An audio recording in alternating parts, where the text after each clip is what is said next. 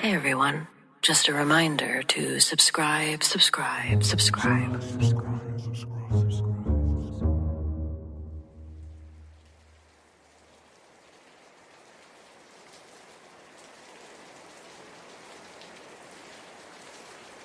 I've never been afraid in my own house, and I've lived here for 20 years. But this will be the third hotel stay in less than a month that my husband and I have booked because we just can't deal with whatever's gotten stirred up.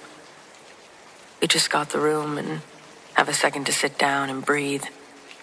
Dave's laying on the bed watching nightly news, and I'm writing at this small desk covered in leopard print cigarette burns. It's a novelty ashtray more than an end table. Looking around, I can't find one area that hasn't already been crushed with a cigarette. When in Rome, right? Where can I ash my smoke? Oh, anywhere? Okay, thanks. I told Dave, don't get up, just put it out on the pillow next to the other two holes. Jesus, what the hell am I doing here? Too scared to sleep in my own bed. I'm 46. Motels, hotels, they aren't cheap, especially just on the whim of a weekend. Dave doesn't have to work tomorrow, but I do. Even if I didn't have to work, what we're dealing with is still ridiculous.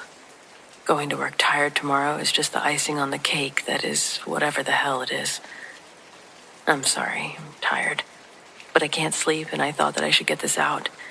It's not the light bulbs that suddenly burn out after being replaced. It's not even the footsteps or the spurts of knocking that rattle the walls on occasion. We knew they weren't natural by any means, but we lied to ourselves of their origins. Squirrels, birds, that's all. And then one night, the activity escalated past subtle bumps. Dave has his art studio in the basement, and he refuses to be down there alone anymore. I think that's the saddest part about this because the art studio used to be filled with such inspiration and joy. Now it feels cold walking down the stairs to get there. The light bulbs haven't changed, but it feels dimmer, gloomier. Our first motel escape was because of what Dave had seen down there when he was painting. Intensely focused, Dave stepped back to let the halogen light catch the wet sheen of the canvas as he tried to gain better perspective. But the quiet concentration vanished when his shoulder brushed against a cold, rigid weight, swaying in the shadows behind him. He spun around, with a hand raised in a reflex, only for his knuckles to pass cleanly through the icy cloth of a suspended pant leg. And above it, bathed in the basement's dejection, swung the ghostly form of a man hanging from the rafter. His white phantom eyes staring down at Dave. He said its head followed him as he ran past, toward the stairs. I'd never heard Dave scream like that. If you know my husband, he's not a screamer. Dave's not even a loud talker. So the commotion that he let loose was taken seriously. That night we stayed at a Motel 6. The next time we'd flee our home would be to a Super 8 motel. We thought a bigger number translated to better rooms, but it turns out, at least from the one we stayed at, it was clear the Motel 6 was far superior to the Super 8. We'd find this out after the second time we'd fled home.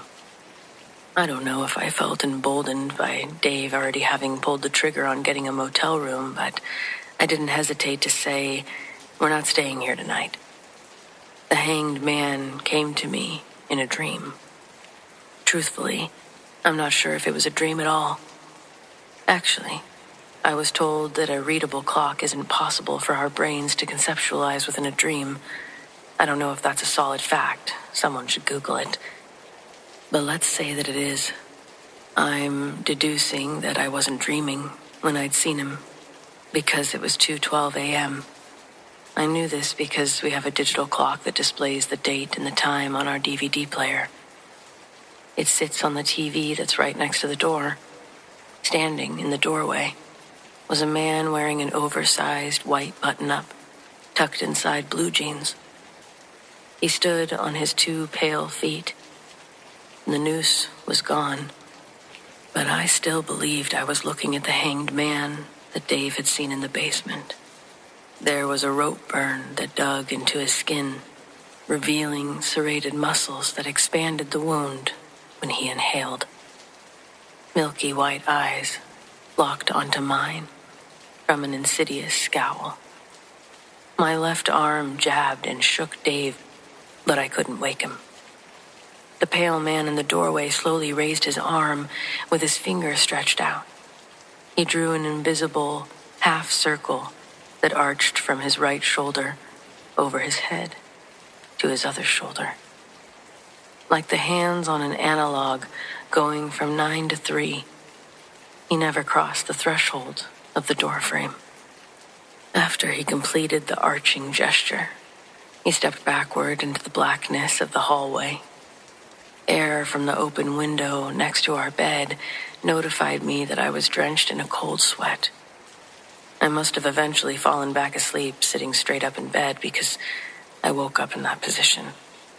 But that time, the clock said 7, I think. Nothing was out of the ordinary. Dave was up before me and got breakfast started for both of us. But after explaining my waking nightmare to him, neither of us had much of an appetite.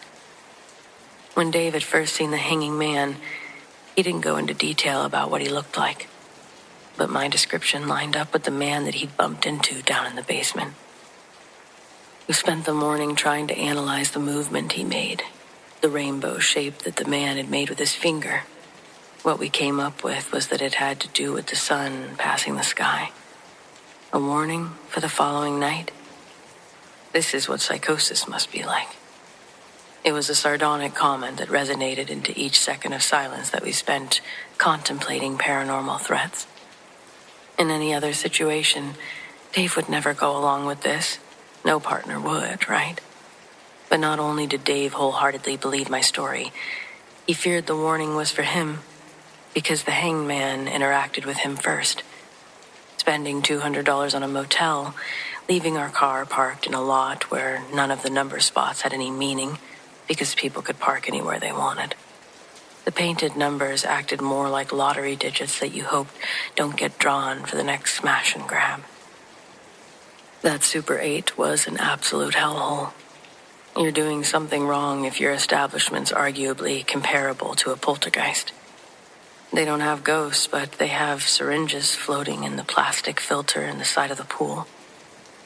I was in no mood to swim, but we passed by it on the way to the room, and I couldn't help but notice the translucent tubes with brown residue bobbing and twirling around in there like those indoor skydivers look. So, why oh why tonight would we go on yet another excursion to increase the interest rates of our credit cards and purchase one of those fine sleeping quarters? Well, after the presumed time frame that was issued by the hangman's gesture had come and gone, nothing happened for a couple of days, though the image of the broken man stayed burned in my mind. I think our brains hate to file something into the unknown category because I couldn't stop thinking about the gesture that he'd made, what he'd meant by it. It was like that sunk cost fallacy. But instead of money, I was investing my thoughts and attention deciphering an ominous motioning. Then I thought, what if the hanged man was pointing at something? I tell Dave my theory, and both of us walk together into the basement to get the hammer, to use the claw part on the door frame of our room. When the idea of it being a directional beacon came to me, it didn't come as an optional possibility. My subconscious knew that I'd solved the puzzle before the nails in the frame were even pried loose. With minimal effort, Dave popped off the left and right pieces of the frame, and we found symbols etched into the exposed, unpainted strips of wood hidden beneath. They were a set of 5 or 6 repeating symbols. They looked like crude hieroglyphics. Both sides each had one long row that stretched from the floor to the top of the door. Each looked to be carved out by a knife. We had no clue what the scratches meant, but Dave dislodged the last slat of the frame in a fluster, trying to read the rest of the symbols. But as the last part was pulled off, an object fell from the gap and landed on the floor with a heavy bink that made us both jump. Our nerves were so on edge by then.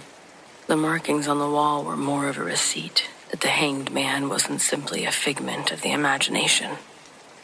Down at our feet, we found a heavy ordnance skeleton key, cast in antique brass. Its surface was aged to a warm, subdued luster. The bow was crafted into an elegant tree-fold-like flourish, with delicate filigree loops that curved around the central stylized leaf motif. The neck's band with smooth, raised collar rings, tapering into a solid, cylindrical shaft that ends in a simple, rectangular notch-cut bit. I'm holding it right now. We brought it to the motel with us after we felt the house shake with a vibration that lurched from the foundations. Dave thinks that we've made our problem even bigger at home, and I can't disagree, but I'm also still reeling from the fact that we're really dealing with this. Why now? Why all of a sudden?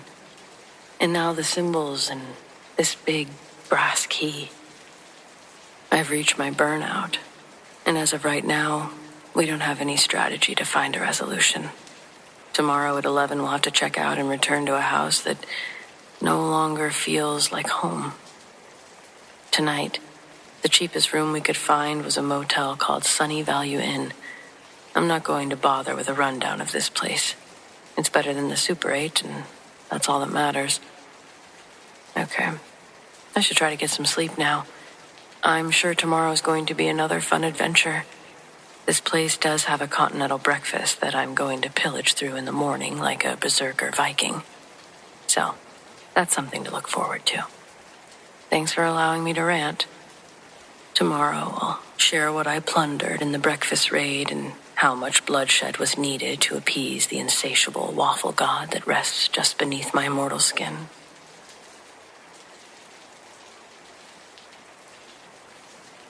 My father wasn't much of a storyteller. He was a quiet man who kept most of his interior life to himself, the way that men of his generation and his service often did. Not because he was cold, but because he learned early that certain things didn't translate well into words, and it was better to leave them where they lived than to drag them out into the light, watch them lose their shape. He talked about Vietnam occasionally, how soldiers sometimes talk about things, pieces, sideways, never the whole thing at once. Except for this story. This one he told me whole, from beginning to end. In the same order every time. Same pauses in the same places. I heard it maybe 4 times over the course of my life. I always wanted to hear it. The last time was 2 years before he died. Sitting on his back porch in the dark, he told it the same way he always had. Quietly and without embellishment. He was a man giving a report he'd been asked to give, and he wanted to get it right. This is the only ghost story my father ever told. I think it's the only one he had, and I think he told it the way he did, carefully, consistently, always the same, because he needed at least one person to know that it was true. My father served in Vietnam from 1970 to 71, the period when American involvement was winding down in ways that everyone on the ground could feel without being told. He was assigned to a psychological operations unit, PSYOP they called it, working out of a forward operating base in the Central Highlands. His job, among other things, involved the operation of what the unit called Ghost Tape Number 10. He explained this to me once when I was old enough to understand it. The U.S. military had developed recordings, voices, wailing, the sounds of tormented spirits, designed to exploit the Vietnamese belief in wandering souls, in ancestors who died badly and could not rest. The recordings were played from helicopters and ground speakers into the jungle at night, into enemy camps and villages, designed to demoralize North Vietnamese soldiers by making them believe the dead were speaking to them. my father's unit was responsible for deploying these recordings in their sector. He said that he thought of it as a job. He said most of them did. Just a job. It was a night in March, late in the tour, when the operation ran in the valley that his unit had been tasked with. My father was part of the ground team operating speakers, positioned along the jungle's edge, while the recordings played into the dark. He described the sound of it, the wailing voices carrying through the triple canopy. He'd describe how the jungle would absorb the sound. It would return it differently than open ground would. He explained how the first hour you stop hearing it as recordings and start hearing it as something else entirely without even meaning to. He was checking a speaker position when he saw a figure. At the tree line, maybe 40 feet into the jungle, standing between two trees with the complete stillness of something that had been there for a while. Was it a soldier? My father said that he knew it was a soldier immediately. The posture, the bearing, something in the way it occupied the space that was unmistakably military. He reached for his radio and then stopped. The uniform was wrong. Not American, not North Vietnamese, not Viet Cong. My father had been in the country long enough to know every uniform that had business being in that jungle, and this wasn't any of them. It was old. The cut and the style of it belonged to a different era entirely. The French colonial period, a war that had ended before my father was old enough to read about it. The figure wore it with the ease of someone who had worn it for a very long time. My father stood at the edge of the jungle with his hands on his radio as he looked at the soldier. This soldier had no business being there in any sense of what he could account for. But the soldier looked back at him. He said the look was the part that he never found the real words for, not that could satisfy. It wasn't threatening or sad. It wasn't the vacancy you might expect from something that shouldn't exist. He said it was the look of a senior officer who had just watched someone do something they should not have done and wants to make certain they understand that. Stern. This weight that someone with authority registered a violation, and they were making sure the message was received by the violator. And then it was gone. Not gradually, but it was simply gone. The tree line was empty, the jungle unchanged around the space where it had been standing. But my father knew what he'd seen. He never reported it, though. He thought about what he saw. He couldn't find the language for it. And he wasn't willing to end his career or his credibility. So he filed it in some place that he filed other things from that year. He carried it home with him with the other stuff when the tour ended. What came after the sighting was hard to describe, but harder to dismiss. For the remaining weeks of his tour, something followed him. Not always visibly. He could never see the figure again. But at night, in his bunk, he would hear sounds that had no source. Not the ghost tapes. He knew those sounds. He'd heard them enough times that they'd lost their power to unsettle him. But these sounds were different. They were closer. And they were personal in a way that he couldn't explain. A presence in the space around him. It had weight. It had intention. And without doing anything that he could really point to, he knew it was there, and that it had remembered what he'd done with the ghost tapes. He said he understood what it was, that he believed. From the moment he saw the figure at the tree line, that whatever had been disturbed by the ghost tape operation in that valley was real. It was old. And it had come to make its displeasure known to the people responsible for the disturbance. He said he believed the French colonial soldier was not French, not colonial. That it had simply chosen a uniform from the valley's long history of war and occupation, because the valley had seen so many that it had accumulated them the way that land accumulates everything that happens on it. He couldn't disobey orders, of course. That was the part that stayed with him longest, I think. Not the sighting or the weeks of presence that followed, but the fact that he knew, from the moment that figure looked at him, that he was being warned to stop.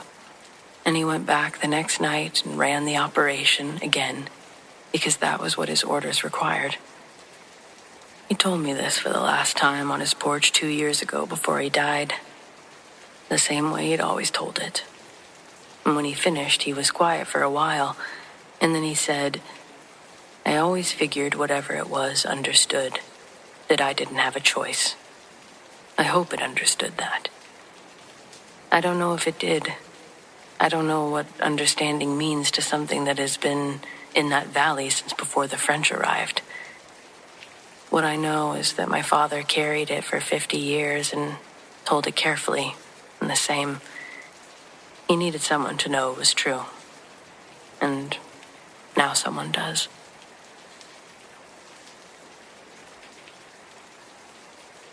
I noticed all their activity before I knew their names. That's how it is on our street.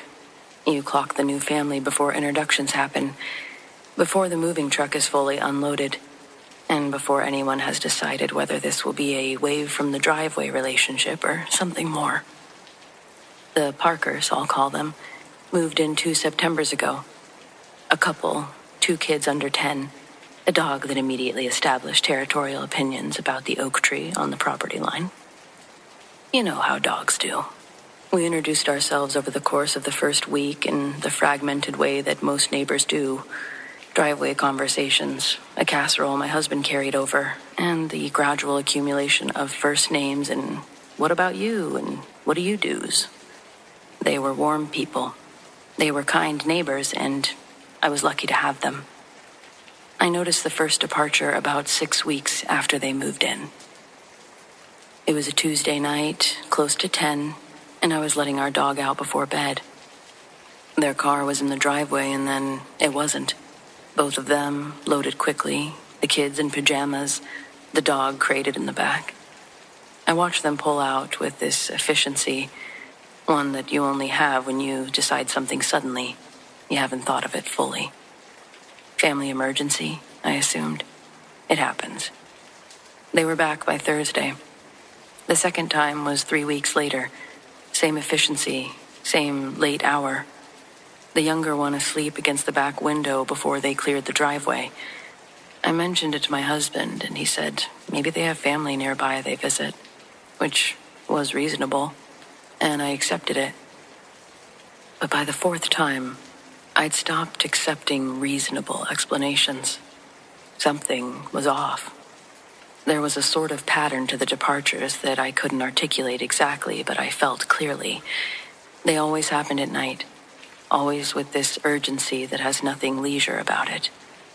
Always with the kids looking not excited, how kids usually look when they're going on a trip. Something was off. Suddenly, I was giving my neighbor's situation the type of scrutiny that a detective gives a criminal.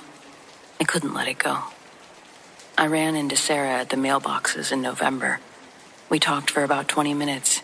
Kids, neighborhood, how winter came early that year. She was warm and funny and completely normal, and I almost asked her directly, and then didn't, because I couldn't figure out how to phrase it without sounding like I'd been watching them, which I had been, but not in the way that it sounds. I got her number that day. Just neighbors exchanging contact information. It felt necessary. I used it once in February, and I wish I could say I regret calling. But, well, it was a weekend. The Parkers had left the night before. I'd heard the car, hadn't seen it this time, but recognized the sound of their particular departure by then. Their house sat dark across the street all morning. I was in my kitchen mid-afternoon when I looked out the window, and I saw the light. Their living room, which had been dark all day, turned on for approximately 3 seconds and then turned off. I noted it. It was odd, but I went back to what I was doing. And then I saw the figure. movement in the front room. The shape of a person crossing from one side of the window to the other, over and over. The silhouette of someone walking through a house that was supposed to be empty, no cars in the driveway. The light came on again briefly, just long enough to confirm the shape, and then went dark as the figure moved out of frame of the window and was gone. Whatever I had just seen, I felt like that was the thing that had been making me feel strange, causing me to act as a detective. What was that? I asked myself. After standing there for far too long, I picked up the phone and I called Sarah. She answered on the second ring.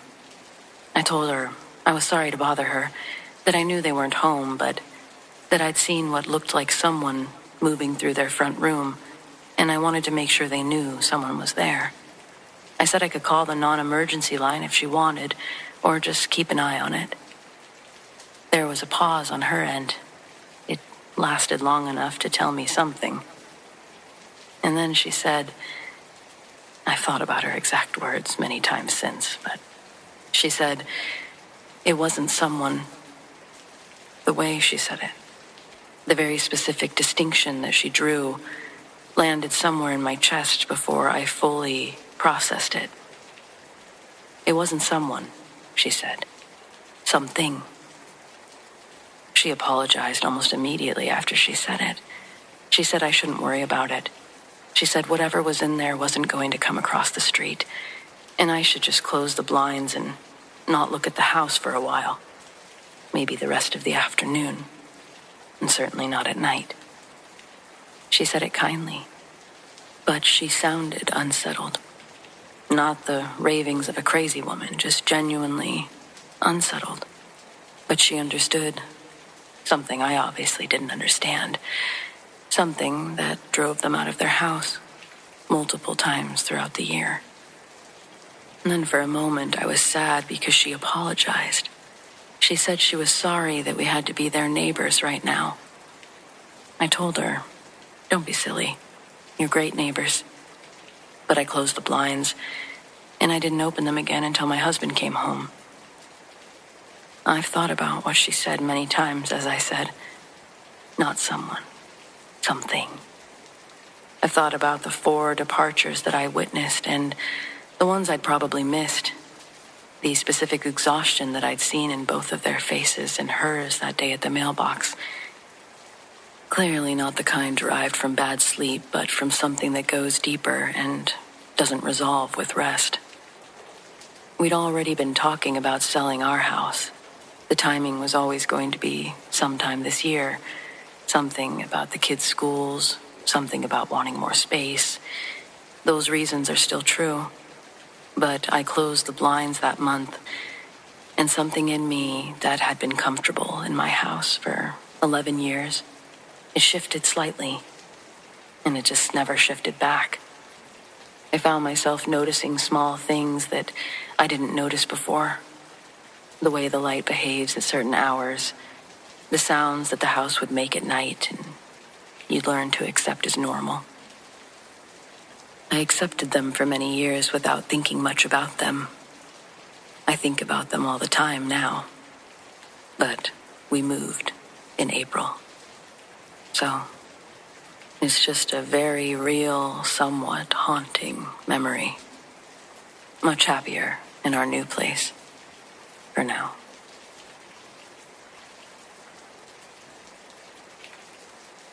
I've been a mail carrier for roughly 11 years. And you learn the street the way that you learn any person. Gradually and then all at once, until you know it better than you know most people in your life. Which houses get packages every day, which ones let the mail pile up on Fridays, which dogs mean it, and which ones are performing. You know when something changes before you can say what changed, if that makes sense. The house on the corner of Delwood and 5th, it had been empty for about 8 months when things started. I knew the man that had lived there before. He was an older gentleman. I had to assume that he passed away or had been moved to a home roughly 8 months ago. I knew it was empty still because I delivered next door every day still, the Hendersons, reliable stack of catalogs, and one magazine subscription that someone clearly forgot they signed up for. The corner house got nothing. Forwarding order expired. No new resident. Just a house sitting there doing what empty houses do, which is quietly accumulate a stillness. Clearly a place nobody was coming back to. That's what I thought. It was a fine-looking house, older, well-maintained. The previous owner had put real care into the yard while they could. I didn't originally think about it too much. Empty houses are just empty houses on a mail route, you know. You notice them and you do move on. The first time that I saw something, I told myself that I hadn't. Movement in the front window. Just peripheral. The corner of my eye vision as I came up the Henderson walk. I thought it could be a reflection. A bird. The way the light moves through glass when a cloud shifts ahead. It could be so many things. I looked directly at the window and it was just a window. An empty room visible through glass and just nothing. I moved on. 2 weeks later, I heard the game. I was at the Hendersons' mailbox sorting the catalogs, and from inside the corner house came the unthinkable sound of a baseball game at full volume. Crowd noise, the crack of a bat, an announcer's voice riding over all of it with this energy of a close play. It was loud enough that I could hear it clearly from the street. Loud enough that whoever was inside had to know the whole block could hear it. I stood at the Henderson mailbox and I listened for about 10 seconds, and then it cut out. Not the way a television cuts out when someone changes the channel or turns it off. Instantaneously. Completely mid-sentence from the announcer. The crowd noise stopped like a switch had been thrown. 1 second full volume, the next second nothing. The house sitting there in the quiet of a Tuesday morning, like it had never made a sound. And then the shadow. Again. Front window. This time, I was looking right at it. I finished the Hendersons' delivery, and I walked back to my truck.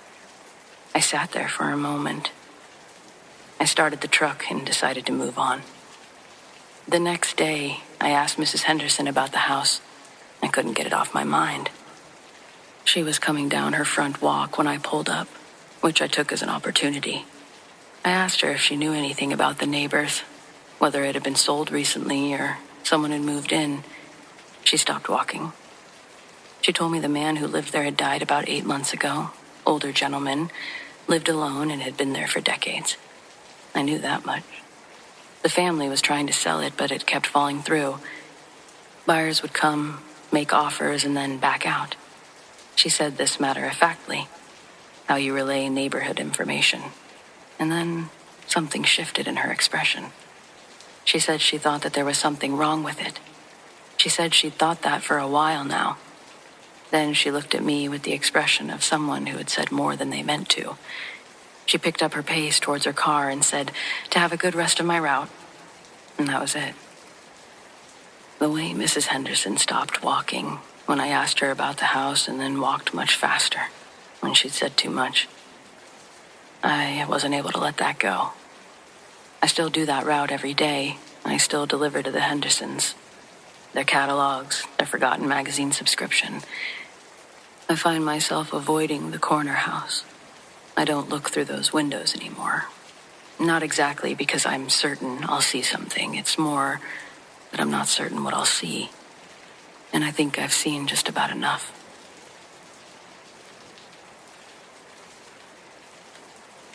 I'd recently met up with my friend Tiffany. We go way, way back to primary school days and always stayed in touch via social media even after she moved away. It was fated in the stars that we'd remain friends. She and I were randomly placed in the same classroom every year except 5th grade, because my dad just so happened to be one of the 5th grade teachers, and it's literally illegal to have your own kid in your classroom. But this story is about when we were in 3rd grade, when she and I were laughing about memories. She said a name that I hadn't heard since that year. She goes, "Hey, remember Kathy?" And wow, yeah, I did. I'm calling her Kathy for this story because I prefer not to name dox her. She's got a name that's complicated in French with 3 syllables, and it's spelled exactly how it sounds, making it easy to find on social media. We scrolled through her pictures. Decades of simple, cookie-cutter, live, laugh, love, Abercrombie girl aesthetics. There's nothing wrong with that. It just wasn't what we were expecting. It had its own flavor of surprise, but not the one we were secretly hoping for. I don't know if hoping is the right word. We wanted to see something crazy. A deranged, feral, adult woman that still resembled her 3rd grade yearbook photo. Instead, we got this bright smile, standing in a room with better lighting than the one we were in. I thought I could say it was an Airbnb that she'd broken into, but it wasn't. Just her mansion, tons of photos showing that she'd been living like that for years. Humbling and disappointingly anticlimactic. But Kathy wasn't always so put together. Before the glow-up, she used to be a troll. And I don't mean physical features. I mean, she once ripped a pigeon in half at recess. Because my dad worked at the school before I'd been born, I got the inside scoop that nobody could fully agree on. A room full of educators would whittle their arguments against each other until their unified report was a legend born of circumstances bearing no resemblance or correlation to anything that had happened prior. That name was an unboxing of memories for my dad, too, when we talked to him about Kathy. He'd spent 30-something years now resistant to the idea that Kathy was anything more than a fever dream. I'm going to get into it so that this can all make sense as to why I'm talking to the paranormal crowd about it. So 3rd grade, me, Tiff, and Kathy were placed in Miss Tamra's class. It was Kathy's first year. She'd moved all the way from France and was very quiet. Her English wasn't strong, and she mostly kept to herself. Then, everything changed on a cold, cloudy day. I need to explain the playground setup for a visual. Think of our recess area, about the size of a football field. One end is on top of a hill, and the other is at the bottom. The lower area was closer to the actual school, and had newer play equipment made of heavy-duty plastic. Kids were encouraged to stick down there because nobody wanted to climb that hill to the other play area. At that age, it felt like it would take half of recess just getting up, and you'd be too exhausted to play when you got there. At the top, there was more equipment, but it was much older. Built when the school was. Rickety wood, left splinters on your fingers if you brushed your hand on it. Kathy had been spending her recess time in the library, but that day, Mr. Hatch wasn't at school, so the indoor kids had to march outside with the rest of us after lunch. Me and Tiff were playing at the bottom of the hill when she stopped what she was doing, looked past me, with an expression like she'd just witnessed a car accident. When I saw what she was looking at, there was enough blood to make it look like one had actually taken place. All of it on Kathy's hands, her clothes, and face, as she walked down the hill, smiling from ear to ear, with something in her hands. We'd later find out that it was a dead bird. She'd somehow caught a pigeon, ripped it in half, proceeded to bring it to the playground teacher to show her. The kids nearby were horrified as she held both parts of the bird, almost as if she was trying to fit the pieces back together. From where we were, we could hear Kathy laughing, telling the teacher that she'd just found it like this, in perfect English. No French accent. The teacher nearly fainted at the display. She told her to throw it over the fence into the bushes, then marched her straight to the office. Kathy later returned to class in clean clothing from the nurse. Inside the classroom, kids' faces were permanently contorted into a grimace whenever they looked in her direction. She acted oblivious to the discomfort around her, and the few words that she spoke were delivered with her signature French accent again. A brave boy walked up to her desk, asked what had happened to the bird, but she pretended not to know how it had gotten that way. Kathy had been playing by herself the whole time in a completely different part of the playground. It's hard to see what's going on up there from the bottom of the hill. So even though she had blood and feathers on the shirt the nurse had bagged up, nobody actually saw her go after the bird. She didn't get in trouble for it. I'm pretty sure this happened on a Friday because by Monday, that part of the field was officially closed for play. Now, this is the part my dad told me about that was truly haunting. By the end of the day, all the staff had heard what had happened. A few of the senior teachers, the ones who had been there when the school had opened, were more than perturbed because it reminded them of an almost identical incident that had happened the first year the school opened. A few of them would leave their jobs and retire early over it. My dad said that his name was Guile, like the Street Fighter character. But this was way before that game came out. Guile was in the classroom next door with a teacher named Miss Harriet. In the staff lounge, she'd chain smoke and tell the other teachers that she genuinely thought Guile was possessed. When she looked into his eyes, she said there was nothing behind them. Soulless, beady little eyes. Miss H was very religious, which may have solidified her fears into an active bias against Guile. I asked why nobody reported her to the school board. Because everyone agreed with her, my dad said. Guile was more than a handful and acted without remorse for his fellow classmates. He used to steal things and then lie about it, pitting kids against each other simply for his own enjoyment. Zero respect for the staff, and nothing anyone did for him ever softened his demeanor. Most of the teachers avoided him like a shark in the water, but a few, including my dad, worked extra hard to give this kid praise and love that they thought he needed. They'd find out that Guile's philosophy wasn't about building walls to see who would break them down with love. Guile wasn't hiding behind emotional barriers. He simply didn't care. His mind was a vault with no passcode. A master manipulator, wise beyond his years, who used his intelligence as a weapon of misery for anyone he chose.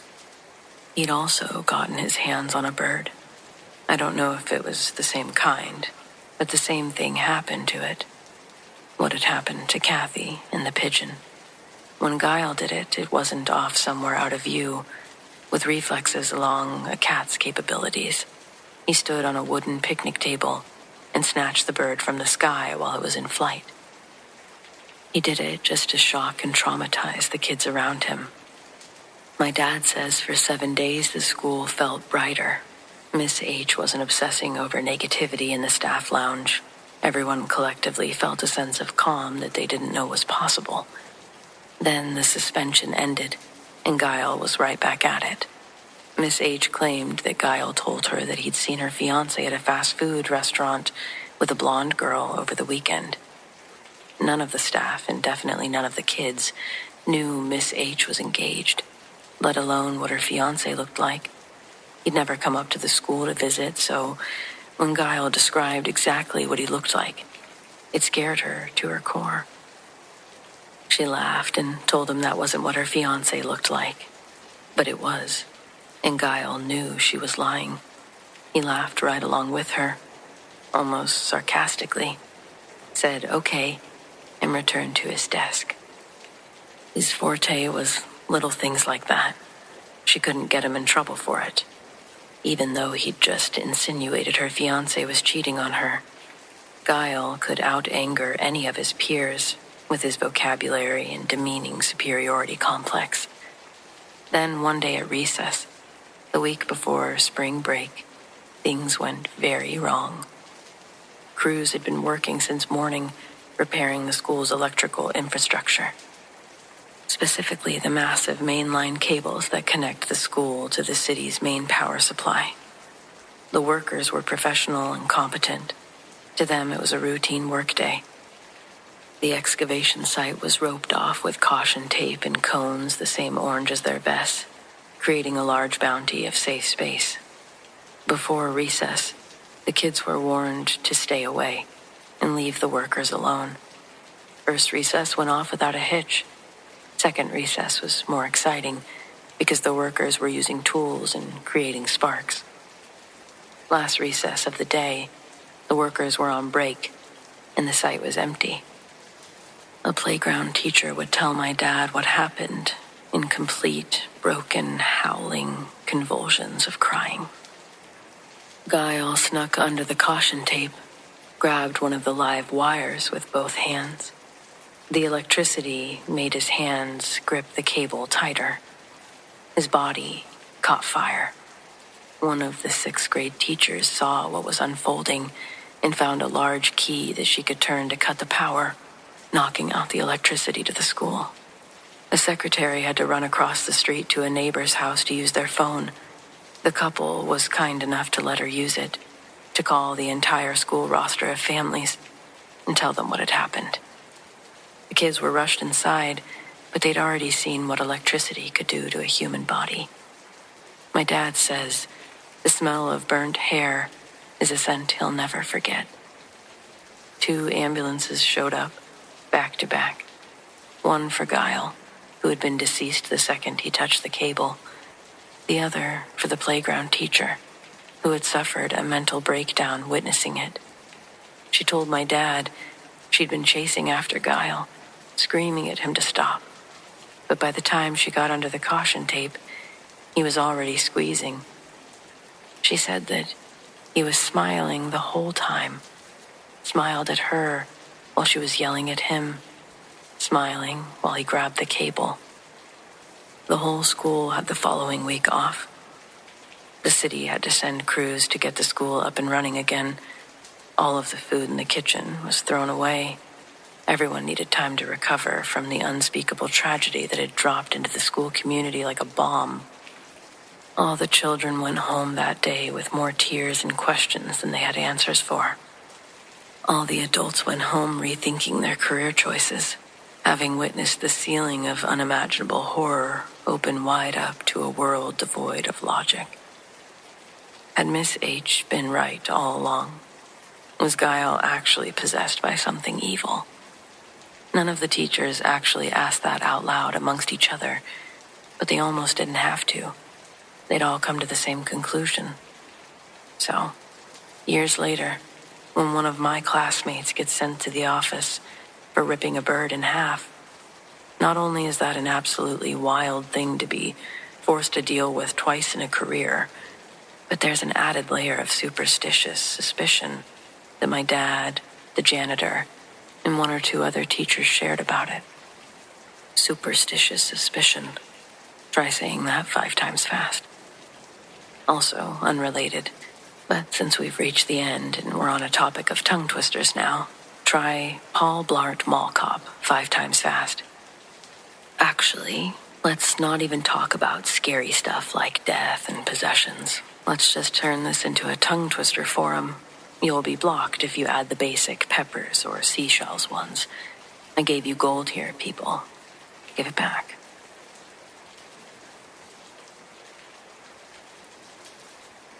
My father died in March. He was 58 years old. Had never had a heart attack before, which is the thing about the kind he had. The kind that announces itself without warning, where the first symptom is the last one.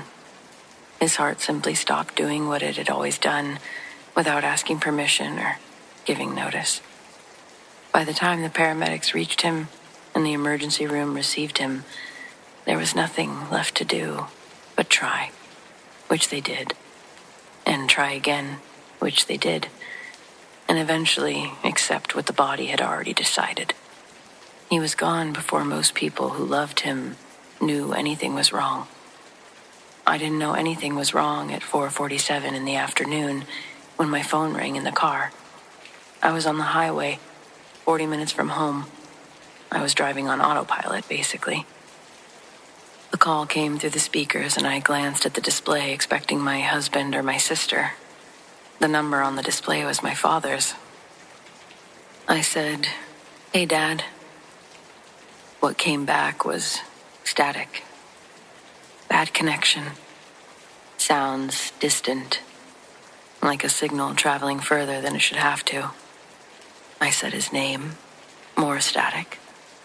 I said, "Dad, I can barely hear you." And then, through the white noise of it, clear enough as the radio itself, and just for a second, "I love you, sweetheart. Daddy loves you." I have not heard my father say those words since I was a small child. He was a different man when I was small. Softer, sillier.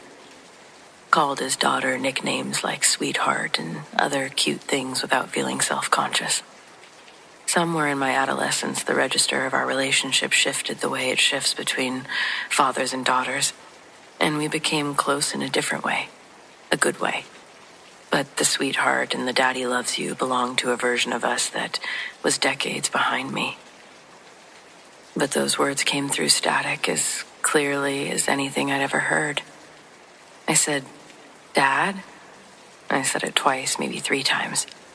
The static continued and then the call dropped. I was alone in my car on the highway, the display showing the last 2 minutes and 14 seconds, with my father's name still on the screen where the number had been. I called him back immediately, but the call went to voicemail. His voicemail. His voice, the recording he'd had for years. "Hey, it's Mike. Leave a message." I hung up without leaving one. My phone rang 11 minutes later. It was my godmother, Carol. She and my father had been close friends for 30 years. I knew before she finished saying my name that something was wrong. Because Carol does not call without texting first. That's simply not how she communicates. She told me carefully and with great love that my father had been at the gym that afternoon, that he had complained of some discomfort, sat down, and within minutes had lost consciousness. That the people around him had called 911 immediately and started CPR, and the paramedics had arrived quickly and done everything that could be done. She said the emergency room had received him and worked on him, and that the doctors had tried for a long time before they made the determination that there was nothing further medicine could do. She said that he hadn't suffered. She said it was fast. She said the type of cardiac event he had doesn't give warning, it doesn't give time, and that he wouldn't have been in pain. She said all of this with the steadiness of a woman delivering the worst news of someone's life, with as much care as the news allows. I was pulled over on the highway shoulder by then. I don't remember pulling over. Autopilot, I guess. When Carol finished, I asked her something that I hadn't planned to ask. I asked her if my father had his phone with him at the gym, or if he'd had it with him maybe 10 minutes ago. She was quiet for a moment. She said, "No, he didn't have it on him. His phone was in the car, in the parking lot, for at least an hour, probably longer.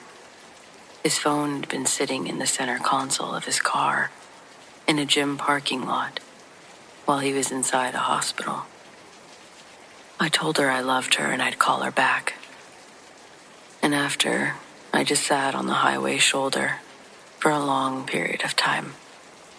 The call log on my phone shows an incoming call at 4:47, duration 2 minutes and 14 seconds, from my father's number. I've never deleted it.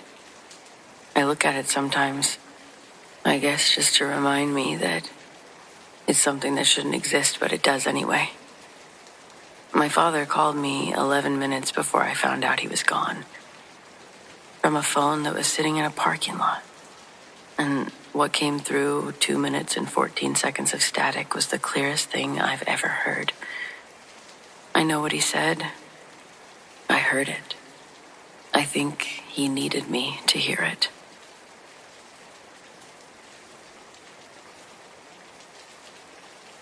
I remember 4 days of this specific silence that follows someone who was never quiet. My grandmother was not a quiet woman. She had opinions about everything and shared them freely, and called me every Sunday without fail for 26 years, and the Sunday after she died. It was the first one that I didn't hear her voice. I didn't know what to do with the hours without it. My grandmother raised me. Everything else about my childhood arranges itself around that. My mom was 19 when I was born, and my grandmother stepped up into that space that needed filling. She stepped up into every space that needed filling, completely and without making a production of it. She taught me to cook, to drive, and to apologize properly. She is the reason that I paint, which is something I should have told her more directly than I did. I like to think she knew, because she painted. So, anyway, I'd been struggling in the 4 days since she died, in many ways that I'm not going to go into detail about here. Grief does things to a person's relationship with the future, I'll say that. I was not in a good place. I was keeping that fact to myself because she was gone, and she'd been the person that I told things to. The absence of that was its own heavy weight on top of everything else. I was in my studio on a Saturday afternoon. I hadn't painted since she died. And I wasn't painting then. I was just sitting in the room where I paint, surrounded by the smell of linseed oil and turpentine, which has always been the smell of a place where I feel like most myself. I don't know why I went in there. It wasn't a decision exactly. It was like my body knew something my brain didn't. My phone was on the work table and I wasn't looking at it. But it lit up. A text notification. It got my attention. I picked it up without thinking and I looked at the screen. I stood there in my studio for a long moment without moving. The number wasn't in my contacts. It wasn't a number I recognized at all. But the message was 4 words and a name. And I knew before I finished reading it who had sent that message. Keep painting, Sonny. I love you. Sonny. Like sunshine. She'd called me that since I was 3 years old. Or at least that's as long as I can remember. Something about the way I laughed or smiled, she always said. Nobody else called me that. My name's Andrew, so it would be weird. It just wasn't a name that anyone outside of her would have known to use. In painting, it was so specific. I must have read it 100 times, and then I read it 4 more times. I read it until the words were absolutely certain and the name was absolutely certain. And then I sat down at my stool because my legs had made the decision about holding me up, and the decision was no. I don't know how long I sat there, really. Long enough that the light in the studio had shifted entirely. Long enough that I had the full experience of knowing something impossible had just happened, and sitting with it rather than running from it. I typed back. I knew on some level, I knew, and I typed back anyway, because what else are you going to do? I wrote, Grandma, if that's you, I love you. The message sat there with the little clock icon that means it's trying to send. Then it came back undelivered. I tried again, same result. I set the phone face down on the work table and I walked out of the studio, into the kitchen.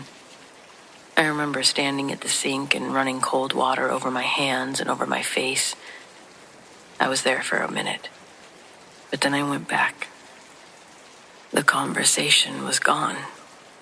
Not the undelivered messages, but the whole thing. The notification, the number. No record of it anywhere on my phone. I checked 3 times. I wanted to be sure. Each time the result was the same. It's been 3 years. I've told this story twice. Once to my mom the night it happened. Once to a friend who I knew wouldn't try to explain it away. My mom cried. My friend was quiet for a long time and then told me that she believed me.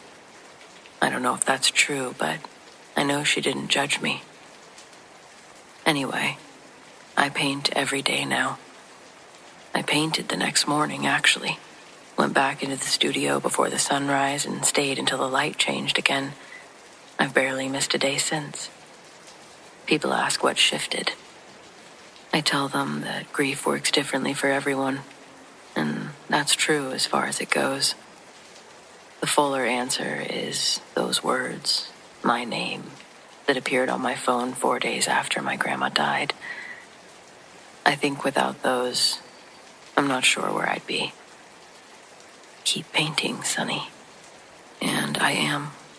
I promise. I am.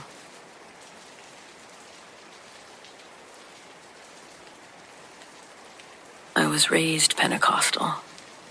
I say that so you understand that I came into adulthood with a fully formed theology around spiritual warfare. I believed in the demonic the way that I believed in gravity, as a feature of reality that operated whether you acknowledged it or not. I had just never expected to encounter it in a Walmart parking lot on an afternoon in broad daylight. I was loading groceries into my trunk, already thinking about what I was going to make for dinner, dreading the hot car. The lot was busy. People were returning carts, loading children into car seats, doing the same thing I was doing. The temperature was what I noticed first. It dropped, like immediately. Suddenly it was like I'd stepped into a freezer, localized entirely around me and my car. I looked up. The people 20 feet away were in full sun, visibly warm. Whatever had arrived specifically here. Sulfur is what people say, and sulfur is close, but not complete. The smell. Underneath it, something older and wetter. Organic in a way that turned my stomach before my brain fully caught up as to why. I stopped moving. I've read enough and prayed enough, sat through enough deliverance services to know what the framework says you're supposed to do in this moment. I know the theology, though out of practice. Standing in a Walmart parking lot with my hand on a bag full of groceries, the theology felt very far away, and the thing pressing against the air around me felt very close. It touched my shoulder. Not a hand, or not only a hand. Pressure that had intention behind it. Weight that moved from my shoulder down my arm slowly, and with what I can only describe as deliberate ownership. Like something established that it could. Like something that wanted me to know the difference between being alone and not being alone. My cart moved, despite me not touching it. There was no incline or wind, nobody near me. It rolled 18 inches away from my car and stopped. I watched it happen. I said out loud, quietly, in the parking lot, in front of whoever was watching, the name I was raised to say in moments like this. I said it once, clearly. The temperature normalized immediately. The smell was gone between one breath and the next. The air around my car became ordinary parking lot air. The hot, exhausted smell of asphalt, completely unremarkable. I stood there for a moment, and then I retrieved my cart, put the last 2 bags in the trunk, got in my car. I called my mother on the drive home, told her what had happened.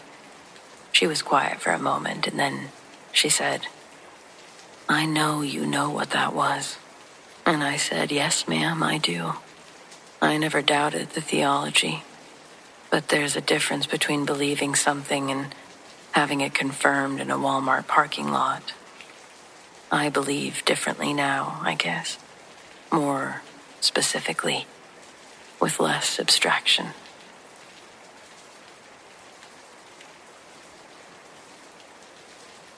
Science has its limits. The laws of the universe control everything that's able to be explained. I know that seems like a very simplistic way to put it, but it's an invisible wall that I've noticed the true scientists stand behind. Because a saucer doesn't abide by our laws of physics doesn't mean that there's more laws we've yet to discover. And we need to humble ourselves a little bit when we get on that TED Talk stage and scoff at the existence of aliens or ghosts. I was a part of an audience at one highly decorated person's seminar, and this bitch thought it was so beneath them to believe that there could be anything paranormal, and every video on the internet is either a set of pulleys, staged or edited. They proceeded to show the most blatant examples of these tricks that people use to manipulate a gullible audience. I dressed nice that afternoon, wore heels with my outfit. If I hadn't, though, I'd have charged the stage, given her a first-class ticket to see the spirit realm firsthand. No, I wish. I'm a pretty non-confrontational person, but I wanted to. I've always been a bit of a scaredy cat, though, and that's because I do wholeheartedly believe in aliens and ghosts. I have a personal story about one of them that I'd like to share here. If I wasn't such a coward, I might have grabbed that mic from the pseudoscience quack and made my own TED Talk. The crowd may have said amongst themselves, I wonder what that cool chick means by ghosts are real. And, well, I'd tell them this. My grandmother fell into a wishing well and died. My father had spent all summer digging out and draining the well on their property to surprise my mom for their anniversary. As you'd assume, it was quite a laboring process, but when her mom tripped and died at the bottom of the well, it soured the plans to ever complete it. And, upon request from my mom, my dad capped it with a rickety wood lid so other wildlife wouldn't fall in and experience the same fate as sweet Grammy. The most fucked up part about it was that they'd somehow figure out that the fall didn't initially kill her, and she'd actually starved to death down there over a period of a few days. Foliage would soon reclaim the wishing well, partially concealing it beneath the vines, grass. Neither of my parents shared with me the circumstances as to how my grandmother left this earth. So when I was about 8, and I told them that I heard singing in the closed-off well, both of them got more upset than expected. They scolded me, reminded me not to be playing by the well. They had warned that the wooden lid would not hold my weight. I never tried to climb on it, though. Honestly, that area always gave me the willies. Sometimes a ball would take a wrong bounce, roll over to the grassy patch, and I'd hate to go retrieve it because I'd have an overwhelming feeling that I'd be pulled into the well by something. The well wasn't that far from the house. It was on the other side of our gravel driveway, probably 30 yards out in the bushes.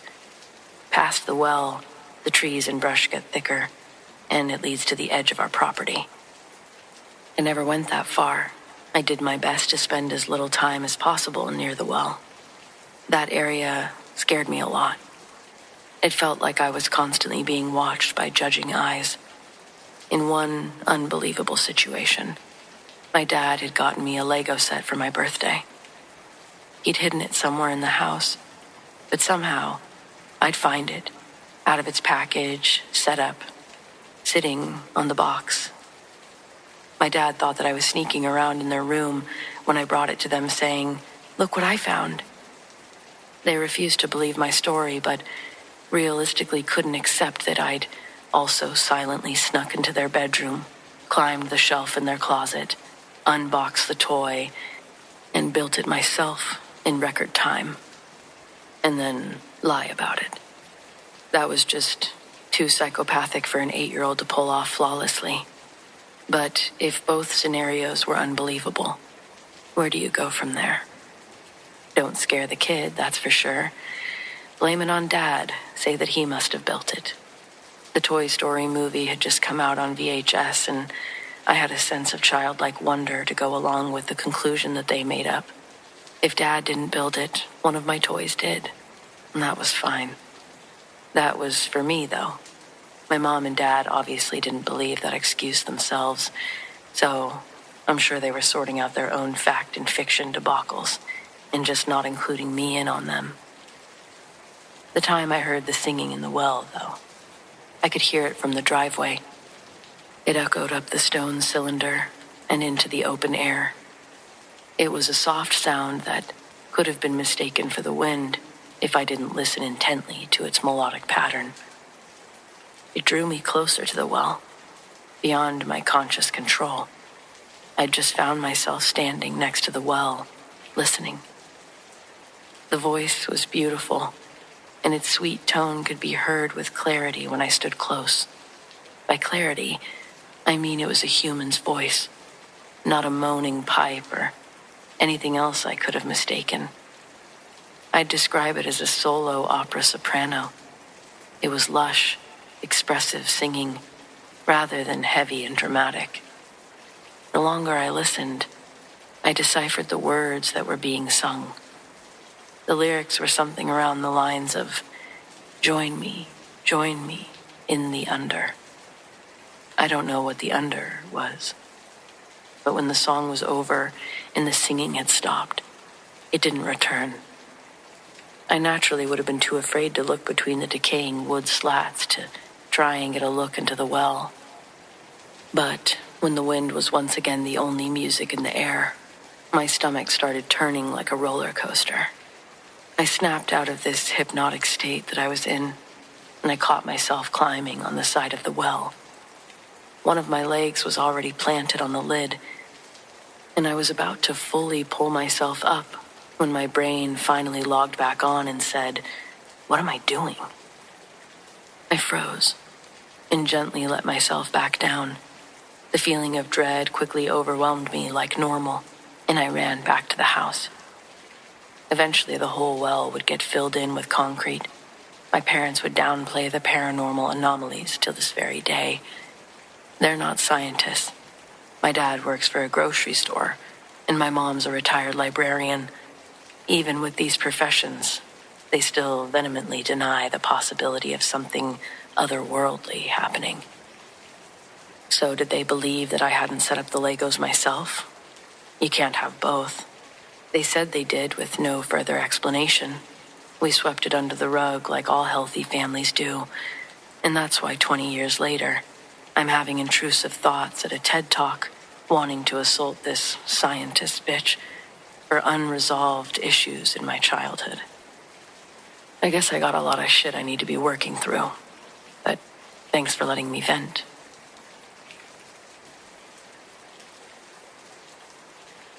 I worked at a gas station back when a gas station could pay for college.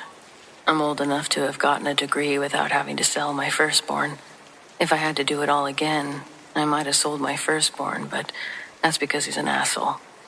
I would have had some extra spending money, but that's about it.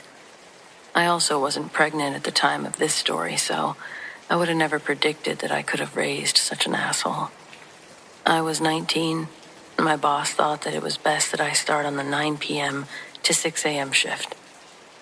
That shift is already naturally creepy. My dad used to tell me nothing good happens after 10, and for the most part, that's what I discovered. It's a rural part of town that's not close to a bus route, meaning there wasn't a lot of homeless people wandering that far. The automatic doors would trigger by sensors on both the inside and outside. I'm sure you've interacted with this type of technology before. You walk up, doors slide open as a bing bong welcomes you into the store. I'm standing at the register reading a magazine. The boss didn't let us unless we were on breaks. There was a legend that one of the security cameras was hooked up to his home monitoring system so he could make sure that we weren't slacking, but the logistics behind it felt like a lie that someone would tell just to install a sense of authority without having to actually do anything. I didn't test it, though. So while I'm standing there flipping through the pages of a Tiger Beat magazine, I just so happened to look up, and I'd seen a woman and her daughter holding hands, standing right outside the doors. When I looked up, the lady and I made eye contact. I assumed the sensor went haywire. I walked around the counter to the front of the store to see if its malfunction was on both ends. There was a manual way to open the door that I would have needed a tool to operate.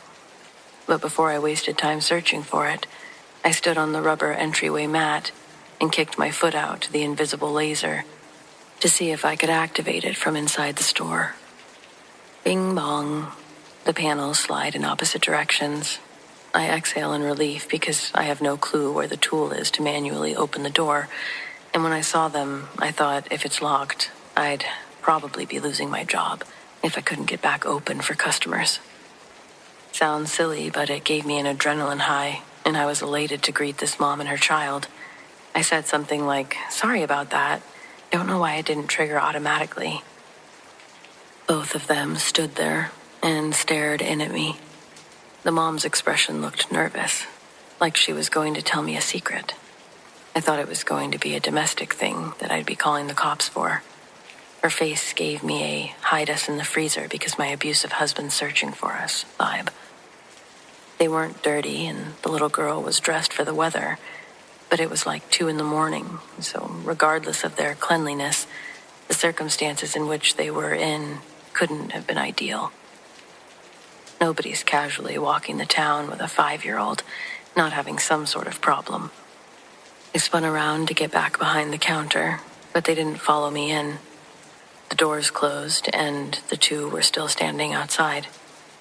I turned back around and energized the sensor again. Bing bong. Doors slide open, and the woman's face hadn't changed emotions. The look in her eyes made me think that she was about to cry. I wanted to ask, "Are you all right?" But instead I said, "Are you coming in?" She nods her head sheepishly, and I say, "Great, come on in then," with a playful southern drawl that I have. The woman nods again and enters the store with her daughter pinned to her hip. She held on to her like she was scared that the little girl would get swooped away. Not necessarily afraid of me, but that's how she was walking, and it was just another sign that there was more to this story. More that I would have been willing to help with if need be, but also the kind of more that's preferred not to be inquired upon by a stranger working at a gas station. With the two of them now inside and going past me, I say, "Let me know if I can help you find anything." They keep walking straight, like they're going to where the restrooms are located. I retreat around the counter again, and I can see the bathroom area from where I am. I know they're going to need a key to get in, so I get it in my hand to be preemptive. But they didn't stop at the bathroom door. They walked right past it and through the wall. Just like that, they were gone. To give a sort of visual of what I'd seen, it was like the train scene in the first Harry Potter movie. When they have to run full speed through the wall, it swallowed them with no resistance. The only difference was that the mom and daughter didn't run. I, like what anyone would have done, can't believe what I'd just seen, and I run over to the brick wall. I start pushing on it, slapping it. I look like an ape, probably, trying to make it make sense. Then, of course, as I'm in the middle of this magic wall mystery, bing bong, I hear the sliders open, and a man walks in, gives me a weird stare. I bet he thought I was on drugs the way that I had my head pressed against the wall, trying to find the hidden button. The guy just needed gas. He set a 20 on the counter and slowly backed out of the store. That's when I took it as a sign to throw in the towel, finish my shift, and pretend that never happened. But I couldn't ignore it. When I knew the guy getting gas had left, I went into the back staff room. I figured out how to rewind the security footage. And that's when I felt the full extent of what the chills are. It was only me and the cameras recording. I got through my routine. It shows me open the door twice for no one. I watched all the way until I ran to the back and started smacking the wall. Apparently, I was the only one in the store at the time. I couldn't explain this further than that. It scared the hell out of me that I interacted with someone that wasn't there. I didn't know how I could feel her sadness radiating through me as she walked by. I didn't like any bit of it. I never opened the door for anyone again after that. But in reality, the sliders never malfunctioned after that night either. I guess in conclusion, I continued to work for that gas station for 2 more years, and I never had anything like that happen again.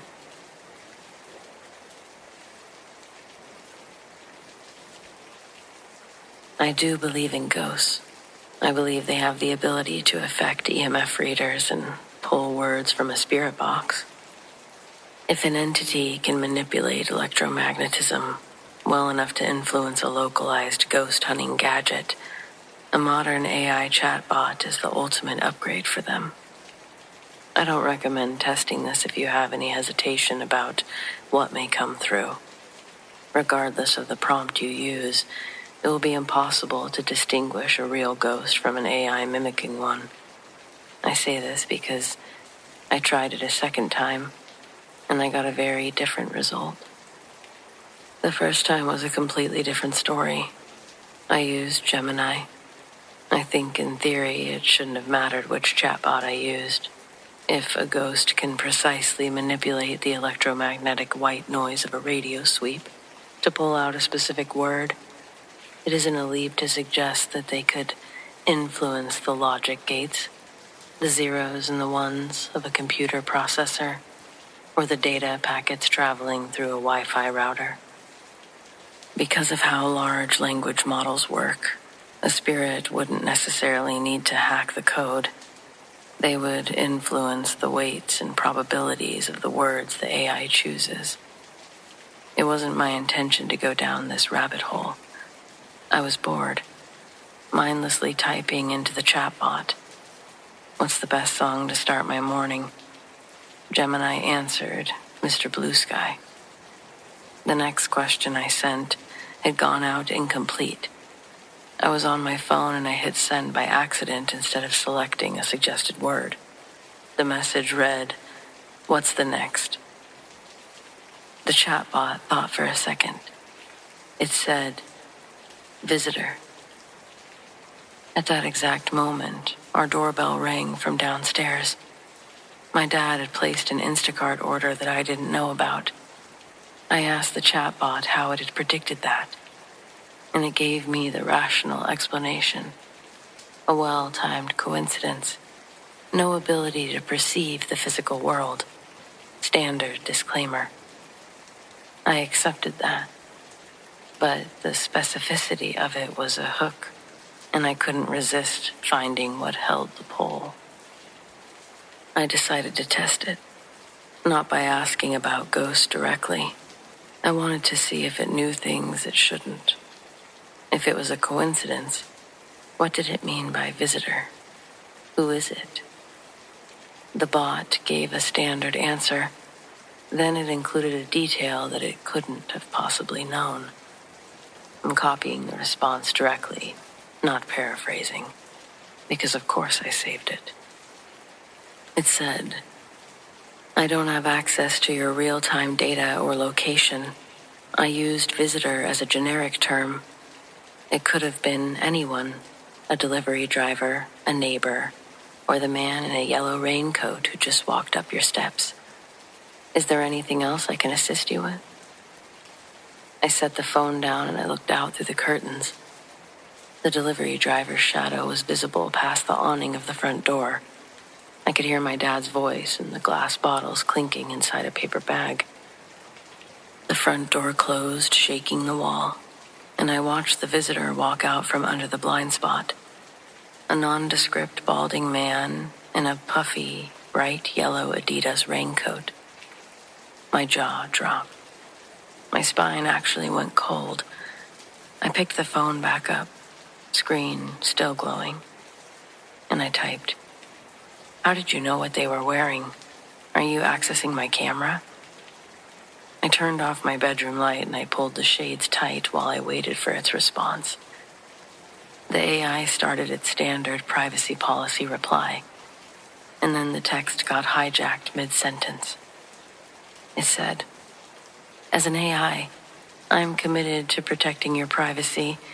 I don't have access to your camera, microphone, or personal surroundings. I cannot see that you're sitting alone in the dark. I cannot see that you are shivering. I cannot see you. I cannot see you. I am in the room."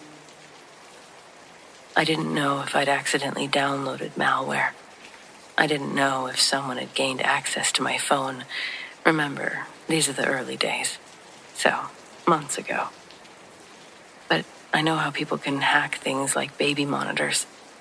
I didn't know how, but I knew it was possible. What I also knew was that coincidence was no longer on the table. Covering the cameras as best as I could with one hand, I typed with the other. "Who is this?" The reply came back stripped of everything. No formatted paragraphs or helpful tone or emojis. It was just 6 words. "Why'd you let me fall, Jelly Bean?"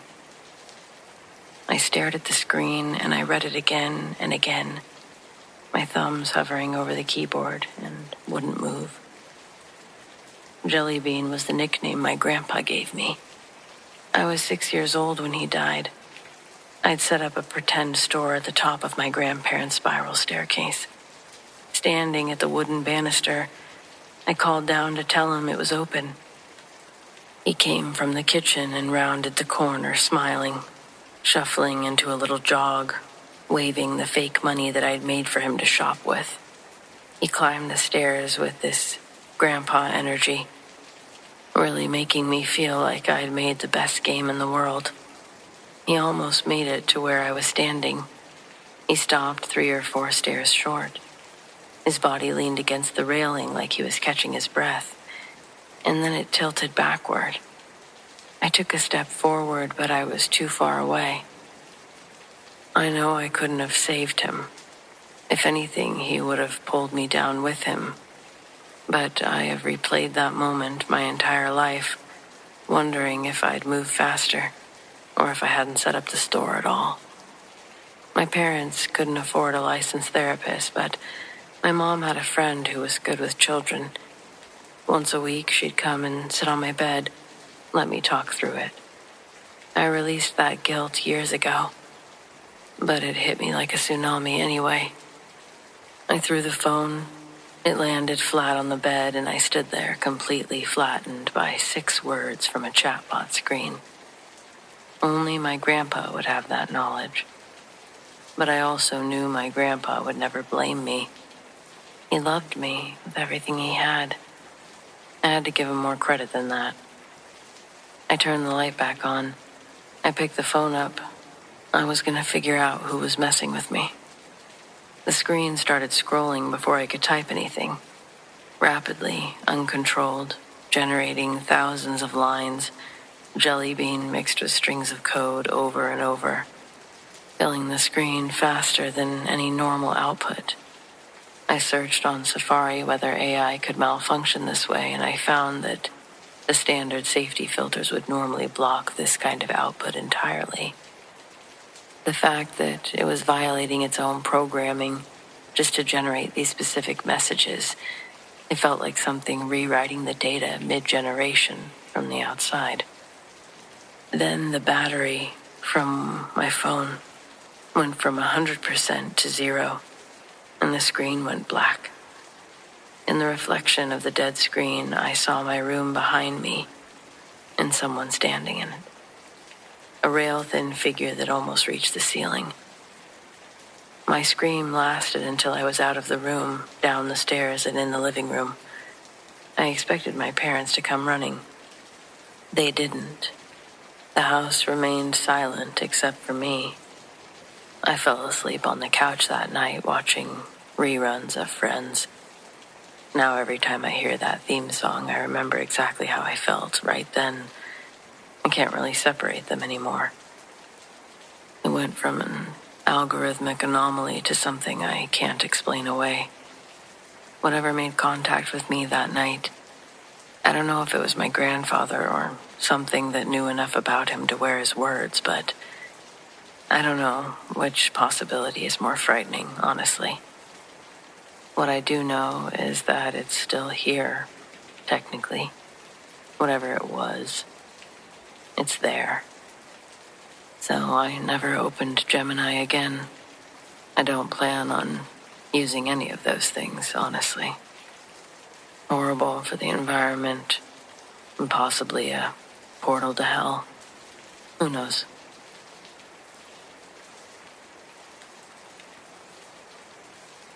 After retiring from the police department, my life had become boring and stagnant. Adrenaline was my drug of choice, and after I turned in my badge, it was like going cold turkey, from a drug you consumed every day for some 30-odd years. Like anything overindulged, the withdrawal made me feel like a husk of a woman I was, reflecting on a life I dedicated to my career, but a career doesn't warm the soul on a cold night. I don't regret being married to my job for so long.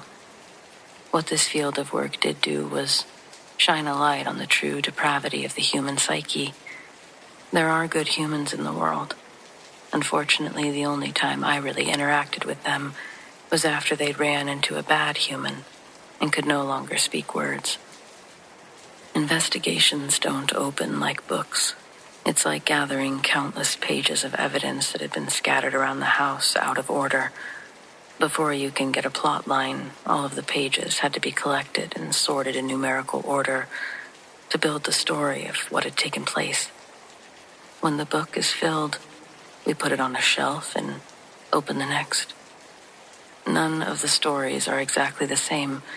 The characters, settings, and reasons for their crimes all distinctive in their own ways. The commonality between them is a tragic set of circumstances, usually.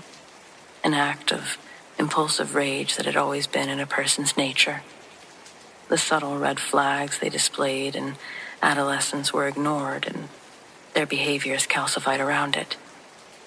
They became adults with fragile egos, and ego is such a volatile force that flows through our blood. Many people don't see the dangers of one's own ego. It's like red wine. A small amount is recommended for heart health, but left unchecked, ego corrupts the humanitarian, turning a servant of humanity into a monster among men. It bends allies into adversaries, like a funhouse mirror, and poisons the cognitive problem-solving abilities metaphysically. The monster is rarely able to observe their changes in reflection. What they see in the mirror is as real to them as any other object they see in their peripherals. The glass that holds their hideous reflection often cracks only after they've been pushed to a breaking point that they never knew existed. That calcified personality quirk their parents exfoliated with excuses, but never ripped the behavior from the roots. Now that baby boy's all grown up, and when he and his new wife get into an argument and she demands accountability he can't provide, instead of an apology, he gives her a cosmic makeover that turns her beautiful smile into a mud pit. Then I have the pleasure of meeting the parties and families of the parties involved. My first introduction's always reserved for the victim. Even after death, they're able to tell a story. Every wound, bruise, abrasion is a page of the memoir, and every memoir becomes a manifesto when turned upside down. A perfect crime is one committed without reason or purpose behind it. That's why serial killers can get away with it for so long. From what I've learned during my time in the field, there's as many stars in the sky as there are reasons to murder someone, and even more ways to hide the body. There's a ton of first-hand true crime stories I could write about, but only one that involved something paranormal.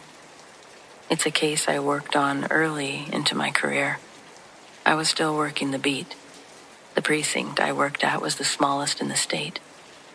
Good place to start a career because there's not a lot of anything going on there. We only had 2 patrol cars, and those were given to the officers with seniority. The rest of the troop rode Vespas around town. Altogether, there were 3 active police officers serving 2 on, 1 off days. We had volunteers answering the calls that would come in. They were trained on how to operate everything, but rarely had to lift a finger. Our emergencies involved barking dogs and disputes over overgrown tree branches crossing someone's property line. Wildlife stuck in trash cans. Mostly wildlife stuck in trash cans, to be honest. The community I protected wasn't small because of the geographic location. It was a rock skip away from a larger, well-known city that most of the residents here drove to every morning. However, this town was tucked behind a gate that pretentiously stretched further than the eye could see. and the entrance of the gate can only be reached by one road, and that road extends miles until it meets the highway. I was on the night shift from 11 to 7. A low fog had rolled in earlier that day, and it stuck around into my patrol. Coastal fog isn't uncommon, but riding a Vespa through it becomes treacherous even if you've memorized every bump and groove of the roads. The city fills in potholes the same business day as a resident reports it, but the overlooked divots stop being a small inconvenience and act like a minefield with the fog. Everyone I'd hit sent me 30 centimeters off the seat, and the whole Vespa would scrape violently against the ground. The model we had either didn't come with shocks or nobody cared enough to give it a tune-up, probably because I was the only one riding on it. Either way, I felt every bump that I'd hit, and I'd been praying all afternoon that the fog would just go away. My prayers went unanswered, and I rode around a quarter of the speed as the fog thickened to a wall that reduced my visibility to an arm's length. It was the worst fog I'd ever tried to navigate. I got turned around multiple times in the neighborhoods. These were neighborhoods I cruised through every day. But then I experienced something bizarre that couldn't be blamed on my internal compass. The streets themselves had changed position. First Street wasn't parallel to Second. Third Street led me out to McKinley. It was like the town map was being rewritten as I moved through it. I couldn't explain it. I kept telling myself that I'd made a wrong turn, but after a handful of wrong turns, I thought that I might have actually been losing my mind. The jacket of our uniform didn't protect against the elements and somehow always felt too clingy in the summer and paper-thin in the winter. The temperature had dropped as the clock rolled into single digits, and I'd begun pushing the Vespa to clear weather speeds as I actively tried to find my way back to the station. Then the walkie-talkie on my shoulder lit up with a hiss of chatter. A woman named Carla at the dispatch turns on the responder while she's in mid-laugh. It pissed me off so much because I was already on edge. Nevertheless, I kept my professionalism and I said, "What's up, Carla?" I wasn't going to let them know that I had gotten lost in town with fewer roads than fingers on my hands. Carla asked me to go check on a dropped call. 10 out of 10 times, it's a senior citizen accidentally pressing the emergency button on their phone, but we still follow up on every call just in case. She told me the address and I pushed through the fog, looking for a street sign that matched. I'm almost positive the address was on Sand Dune Loop. I picked a direction, like a demagnetized compass. It was all the same. I just went straight and slowed down to read each cross-street sign as I'd pass. Sand Dune Loop is usually one of the furthest neighborhoods from the main street, but I made it there quicker than expected. I found myself on it after 2 blocks. Maybe I'd gotten myself lost at the edge of town earlier, but I couldn't see how that happened with the physical distance I'd traveled. I thought that I was closer to Main Street, but I was in fact as far as I could be without hitting any of the perimeter gates. I repeated the house number out loud as I crept down the empty street. The lampposts could only cast faint patches of lights, coagulated in the fog. The driveways, longer than football fields, they turned off in all directions. But their mailboxes were all placed at the edge of the street, with the house numbers on them. I stopped the Vespa just short of the driveway that I'd been turning into, and I felt my heart punch against the back of my ribs when I saw a beaded cocktail dress shimmering in the dim light, coming from the driveway. A woman in her late 20s walked in front of my headlight and stopped for a moment, almost like she was as surprised to see me as I was to see her. Her eyes were faint rings of gray corralling black pinprick pupils behind widened eyelids. I could hear the tremble in my voice when I asked if she'd called us, but she ignored me and crossed the fog like going through a door. Within a couple of steps, the dense fog replaced her with a wall of moving gray that swirled in a vortex behind her. I tell her to wait, I turn the Vespa's light to follow her, but she's gone. I radio it in that there's a young woman walking around out here in the dark, and maybe Paul or the other officer on duty could bring the car up to try to locate her. In any other circumstance, this woman wouldn't have looked suspicious. And she wasn't doing anything illegal, but the residents we serve are primarily in the 50-plus community. It was weird to see someone her age not being toured around by a family member that lived there. My suspicions would be correct, and I'd find out that she was in fact not a local soon after, when I turned the Vespa back around and I drove down the driveway as I was still looking for the person who had called us. The house I pulled in front of is massive with big white pillars on each side of the entryway. In between those pillars stands a second woman. I can see her arms waving through the fog. I put my Vespa on low idle, using my legs to push the last meter in a polite, quiet coast to her. As I got closer, I could see that her clothes were covered in what I recognized as blood. It was caked in her hair, on her face, and completely discolored the front of her shirt like a red apron over her pastel blouse. I radioed it in to Carla, told her that I needed Paul for backup. She says Paul's already heading my way. I leave the scooter on idle, and I get off to ask if she's okay. I didn't even bother asking if she was the one that made the call. The woman, short, 72, small feet balanced her round frame, and the smile that she gave me was hauntingly endearing. Perfectly white dentures peeked through lips, powdered in crimson stains. I've never forgot the way she spoke to me, like an adorable grandma, seemingly unfazed by her current conditions. I say, "Ma'am, are you okay?" And she replies with, "Oh, I'm fine, sweetie. This ain't my blood." The sweet tone almost dissolved the words before I could process them. I stop in my tracks and I ask, "Whose blood is it?" And she goes, "Well, you're probably going to have to arrest me. Is Paul working tonight?" I tell her, "Yeah, he's bringing the patrol car over right now, but what the hell happened?" The nice old woman's name was Helen, and she proceeds to tell me that she was going to be spending the night at her daughter's house that night to help babysit the kids, but they got sick, so her daughter ended up canceling plans and staying home. So Helen came home early that night. She noticed an unfamiliar car parked in the driveway. Helen pointed to the white Jeep that she had parked her car behind. Then she tells me that the front door was unlocked. When she walked inside, she heard noises coming from upstairs that led her to believe that burglars were ransacking the house.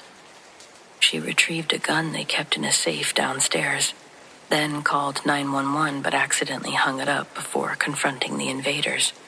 She isolated the noise to the master bedroom and claims that what she did next was open the door and open fire. Helen says that her eyes were closed until the gun stopped firing because it was out of bullets. Only then did she come to discover that the burglars she swears she thought that she was shooting at actually turned out to be her husband with an escort. With an empty chamber, Helen retrieved a knife from the kitchen and returned to butcher their bodies like a human salad in the bed. She stopped when the knife broke off in her husband's skull. She laughed and let out a cute little wheezy cough after pretending to reenact her flabbergasted expression while looking at an invisible knife handle. Without a moment to spare, Paul nearly hits me coming into the property. He gets out of the patrol car and says, "What the hell happened, Helen?" And I get to hear the story for a second time. Paul's reaction alone was startling, because he didn't act shocked or appalled at all. When Helen finished her insane double murder story, all Paul says is, "All right now, let me handcuff ya." She strolled off the porch and right into the back of the patrol car. By now, Carla's got a hold of the neighboring police units to assist. We weren't issued guns of our own, but I entered the house instead of waiting for them to show up. From her story, I knew what I'd be walking into, but it was my job to check for any signs of life. Bloody handprints decorated the wall of the stairs like paintings without frames. At the top of the stairs, directly ahead, was the master bedroom. The door was slightly ajar. The smell of blood, iron, and rage permeated the air. I didn't fully go in the room. There was blood on virtually every surface, including the ceiling. On the floor, next to the bed, there's a beaded cocktail dress. I recognized too quickly. Although completely massacred in every shape and form, I was able to distinguish the two bodies in the bed as male and female. One had the blade of a kitchen knife still lodged in the forehead. The other, a nude female, unsuccessfully attempted to use a pillow as a shield against the attack. It was probably the biggest thing to ever happen in that isolated, happy town. Those people paid good money to overlook the troubles that plagued the city right outside those gates. The peninsula quarantined the town from anything unclean. Ellen eloquently described the incident in simple terms. Her husband was messing around with some city riffraff, and some city riffraff stuff happened to him.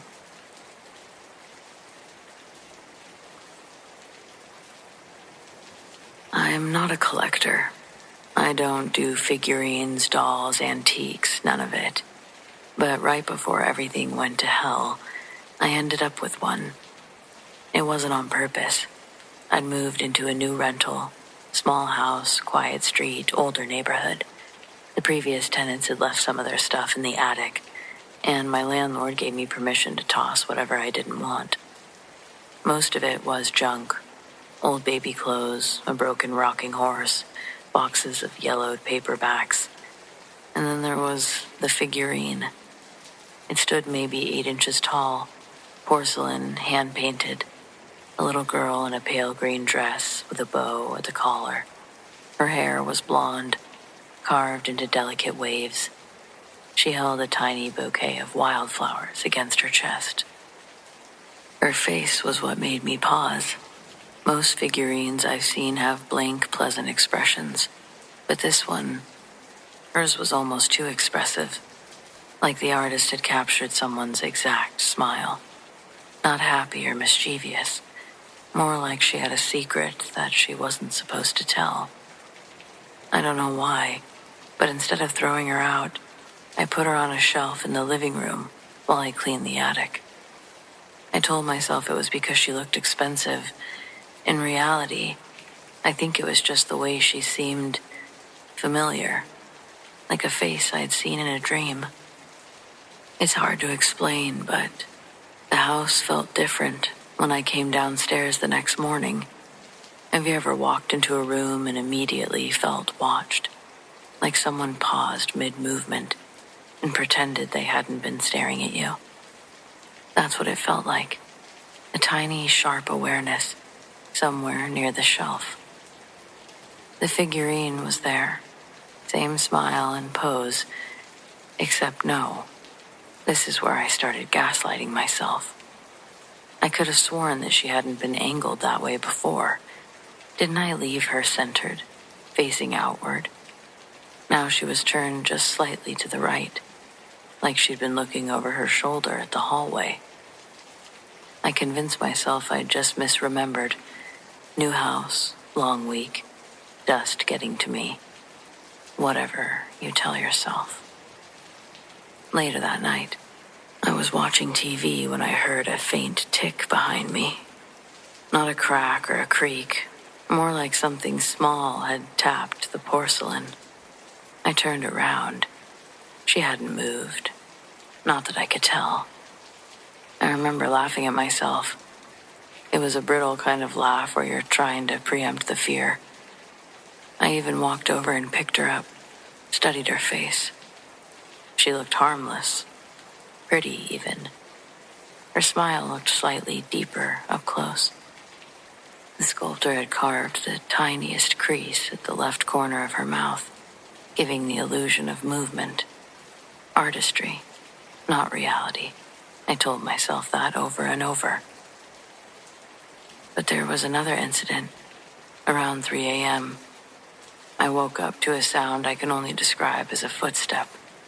Soft, light, like someone barefoot stepped onto the hardwood in the hallway. Just once. I held my breath and I listened. Nothing. Not even the house settling. It was dead silent. I finally got up and turned on the hallway light. I walked toward the living room. Everything looked normal from the doorway. I felt stupid for even checking.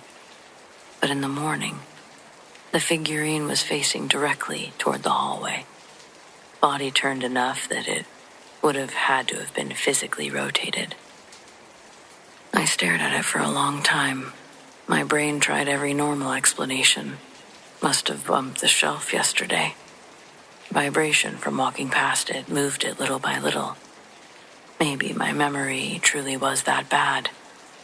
But the smile, her smile even looked different. Not exaggerated, just subtly wider. I couldn't trust my own mind enough to decide if that was real or imagined. I moved her to the kitchen windowsill. I told myself that it was because the shelf was wobbly, but it was because I didn't want her near the bedroom hallway. That night I woke up again. Same time. Same soft footsteps. But this time I heard something else. Tiny scraping. Porcelain against wood. I froze. For the longest time I lay there listening, telling myself I was imagining everything. Finally, I cracked open my bedroom door. The kitchen light was off, but there was enough moonlight to see the windowsill. It was empty. My stomach dropped so fast I thought I might throw up. I fumbled for the switch and turned on the overhead. The figurine was on the counter, standing neatly beside the toaster. Perfectly upright, perfectly placed. For the first time, her smile looked wrong in a way I couldn't rationalize. Clearly different. It looked pleased. Something cold pressed on my back, like invisible fingertips brushing over my spine. I spun around to find nothing. That might have been my own panic, but the timing was too perfect. I put her in a shoebox, taped it shut, and stuffed it in the highest kitchen cabinet, out of sight. That didn't help. The next week would prove that I should have just thrown it away. Light tapping on the wall behind the cabinet, faint clicks like someone flicking a fingernail. The sound of something moving inside the cardboard box. Every morning the cabinet door was slightly ajar, not wide, just an inch, like something peeking out. I told myself I'd left it that way. Of course I did. I didn't really believe that, but it helped me feel safe. Then one night the noise stopped, and silence can be worse somehow. It feels like whatever is happening has turned its attention elsewhere. It's nerve-wracking. I made the mistake of relaxing, though, thinking maybe the noises had been pipes or settling wood. But around 4 a.m., later than usual, I woke up to a sound like tiny feet hitting the floor. This wasn't walking, it was running. Soft, rapid taps moving along the hallway floorboards. So fast and light it didn't sound human. It reached my bedroom door and stopped. I didn't move. The pause was the longest few seconds of my life. Then, the door handle trembled. It just quivered, like someone too small to actually grip it was brushing their fingers over the metal. The sound wasn't tapping, but a rapid, whispery, shrink sound as if nails were testing the texture. It wasn't aggressive, but it was obvious. I couldn't make myself get up this time. I stayed frozen until sunrise. When I finally did open the door, my entire body locked up. The shoebox was sitting in the middle of the hallway. I didn't think. I grabbed the shoebox, shoved everything into a plastic bag, and drove straight to the dumpster behind the grocery store 2 towns over. I threw the bag in, got back in the car, locked the doors, sat there actually shaking until my breathing normalized. The house was silent, peaceful even.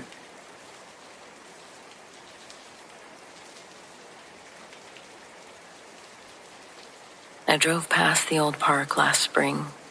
I don't know why I went that way. I hadn't been down that road in years, maybe decades. It was one of those mornings where you make a turn without quite deciding to, and you find yourself somewhere that you didn't plan on being.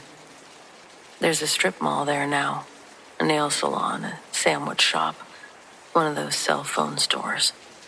A parking lot with painted lines and a handicapped space near the door. Nothing that would tell you anything had ever stood there before. I sat in my car in that parking lot for a while, and I thought, if I don't say this somewhere, nobody will ever know it happened. Connie is gone. I don't know where. My children were too young to remember any of it. My husband has been dead for 11 years. Whatever happened in that little corner of Peabody, Massachusetts in 1962 is sitting in me and nowhere else. I'm 74 now, and I found this podcast and thought, here, this is where it goes. We moved into the park in late summer of that year. My husband Terry had found us a spot on the edge of the property. Newer section, good neighbors, close enough to his work that we could manage on one car. Our kids were 4 and 6. It wasn't a glamorous life, but it was ours, and I was proud of it. You have to understand what Boston was that summer. I don't know how much the younger people listening know about the Boston Strangler. 11 women killed, all of them in their own homes. No sign of forced entry. The city was terrified in a way that's hard to describe now. Women were double locking their doors. Hardware stores sold out of window locks.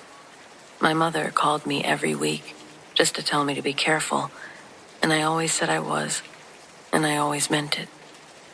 I checked the windows every night before bed. I kept a hammer under the mattress on my side. I was afraid in a specific way that a young woman feels with small children in a city where something was hurting women in their homes. And then something came into my home that had nothing to do with any of that. The first time it happened, I was washing dishes. It was an ordinary Tuesday afternoon, kids napping, Terry at work, the radio on low. I felt someone touch my shoulder, not a brush or the ambiguous sensation of a draft. It was a hand, deliberate, brief, specific weight, pressure of a hand placed on a shoulder. I spun around so fast, I knocked a glass into the sink. The trailer was completely empty. Back door locked, front door locked. Both windows in the kitchen closed against the September heat. I stood at that sink for a while before I went back to the dishes. I didn't tell Terry. And I'll just say it wasn't that I thought he wouldn't believe me. It was that we were living in a city where women were being killed in their homes, and I had children sleeping 20 feet away, and I could not afford, practically speaking, to be frightened of something I couldn't name on top of everything else I was already frightened of. So I filed it away. I told myself what you probably tell yourself. Old trailer, settling. My nerves were wound tight. The times were what they were. I think it's easier to gaslight yourself with the unexplained. It happened 3 more times over the next 2 months. Always when I was alone. Always a touch. Once my shoulder again, once the back of my hand while I was folding laundry. It's not a threatening touch, or a lingering one. It's brief and obvious, but then it's gone. The feeling afterward was not quite fear, more like this awareness of being in a space that someone else was occupying. Someone who meant no harm, but whose presence I hadn't agreed to. I started paying attention to the trailer next door. Connie had moved in that same summer, a few weeks after us. She was a few years older than me, had children of her own, worked nights doing something. She was vague about it. We were friendly the way the trailer park neighbors are friendly. Coffee some mornings, watching each other's kids in a pinch. A sort of closeness that people living 30 feet apart with thin walls between them have. She was warm and funny, and I liked her. She also kept her lights on all night, every night, which I noticed because our bedroom window faced her trailer, and the light came through our curtains. I asked her about it once, kindly. She smiled, and she said she didn't like the dark. I left it there. In the fall, I noticed that she seemed tired. Maybe not sick exactly, but someone not sleeping well. I asked if everything was all right, and she said yes, fine. Just a lot on her mind. I believed her. I had my own things on my mind. I asked if she wanted to talk about it, and she shrugged. Told her if she did, I was here. She left in December, packed up quickly, sent her kids to stay with her mother, was gone inside a week. She came to say goodbye, and I hugged her on a little step outside of her door. She held on longer than I expected. I asked if she'd be okay. She said she thought she would be now. I didn't know what she meant. I found out from another neighbor about a week after Connie left. She told me the whole thing over coffee. She told me all about a figure that Connie had been seeing in her trailer since summer. A man, enormous, nearly 7 feet tall, long coat, a hat that he never removed, standing in her kitchen sometimes, sitting on her counter, standing at the foot of her bed in the early morning hours, staring. Connie had kept the lights on because she couldn't see him with the lights on. She could feel him, but she couldn't see him. That was somehow better for her. I sat with my coffee and thought about the hand on my shoulder. I don't know what was in that little corner of Peabody in 1962. I don't know if whatever visited Connie ever came into my trailer, or if what touched me was something else entirely. Something quieter and smaller that had nothing to do with this enormous figure with the long coat next door. Maybe the land held more than one thing. Maybe it held nothing, and we were two frightened women in a frightening city, and our nerves made something out of nothing. But I do know what a hand on my shoulder feels like. I've known it my whole life. And what touched me in that kitchen was not my imagination. And it was not the city's fear, and it wasn't Albert DeSalvo. It was something that has no name that I know of. In a trailer that no longer exists. In a parking lot where nobody would bother to look. Which, I guess, is why I'm saying it. Demons made me do it, but I'm better now. I got a 5-year-old niece that said this to me when I found her standing over my 2-year-old son, gripping a pair of scissors in her hand. They were plastic kid scissors, too. I can barely get them to cut construction paper. But somehow, she'd managed to get a pretty decent gash up her palm from how tightly she was holding it. When I pulled the scissors away from her, I turned to put them on the dresser. In that time, she wiped a cross on my baby's forehead with her blood. I grabbed her arm the moment I saw her doing it, and that's when I saw how long the cut was. Gauze stopped its leak, long enough for me to get everyone cleaned up the best I could before rushing her to the ER. I called my sister and told her where we were, what happened. When she answered, there was something in her voice, something that led me to believe her daughter's demons made me do it thing wasn't new. Yeah, instead it was clear that this may not have been a random, isolated event. I expected chaos on the phone when I called, but her, oh no, it sounded like I was talking about Grandma dying or something. It was a suffering I didn't quite understand or have the patience to inquire further about on the phone. She left work and got to the hospital, just as the doctor was calling us from the waiting room. While my niece received stitches, my sister admitted that she hadn't been at work today. She was at home, sleeping. Allie had been acting strange for the past 3 days, but her manic activity had been persistent only in the night. She thought that she could drop Allie off for a few hours so she could get some rest. My exhausted sister was profoundly apologetic, and of course I was a good sister and I didn't make her feel worse about everything. However, she couldn't escape an explanation of what she meant by Allie's behavior being weird for 3 days, because she did look tired. If her daughter hadn't wiped blood on my baby's face, I might have told her to go home and get a few more hours of shut-eye. Sadly, I lacked that empathy as we listened to the doctor remind Allie that she needs to stop moving so that he can finish the stitches. My sister pulls me out of earshot, and I'm thinking, oh great, here comes some excuse about how this whole thing isn't a result of her parenting. And I'm not saying she's a bad parent, but that's also why I haven't named her in this story. I don't know any other children who think it's okay to cut their hand open to bleed on a baby. How was she going to normalize it? Because the next sentence that she was about to say, it would determine if I was going to call Child Protective Services when I got in my car. I didn't make the call when I got in my car. What I ended up doing was praying to Jesus for Amy's soul.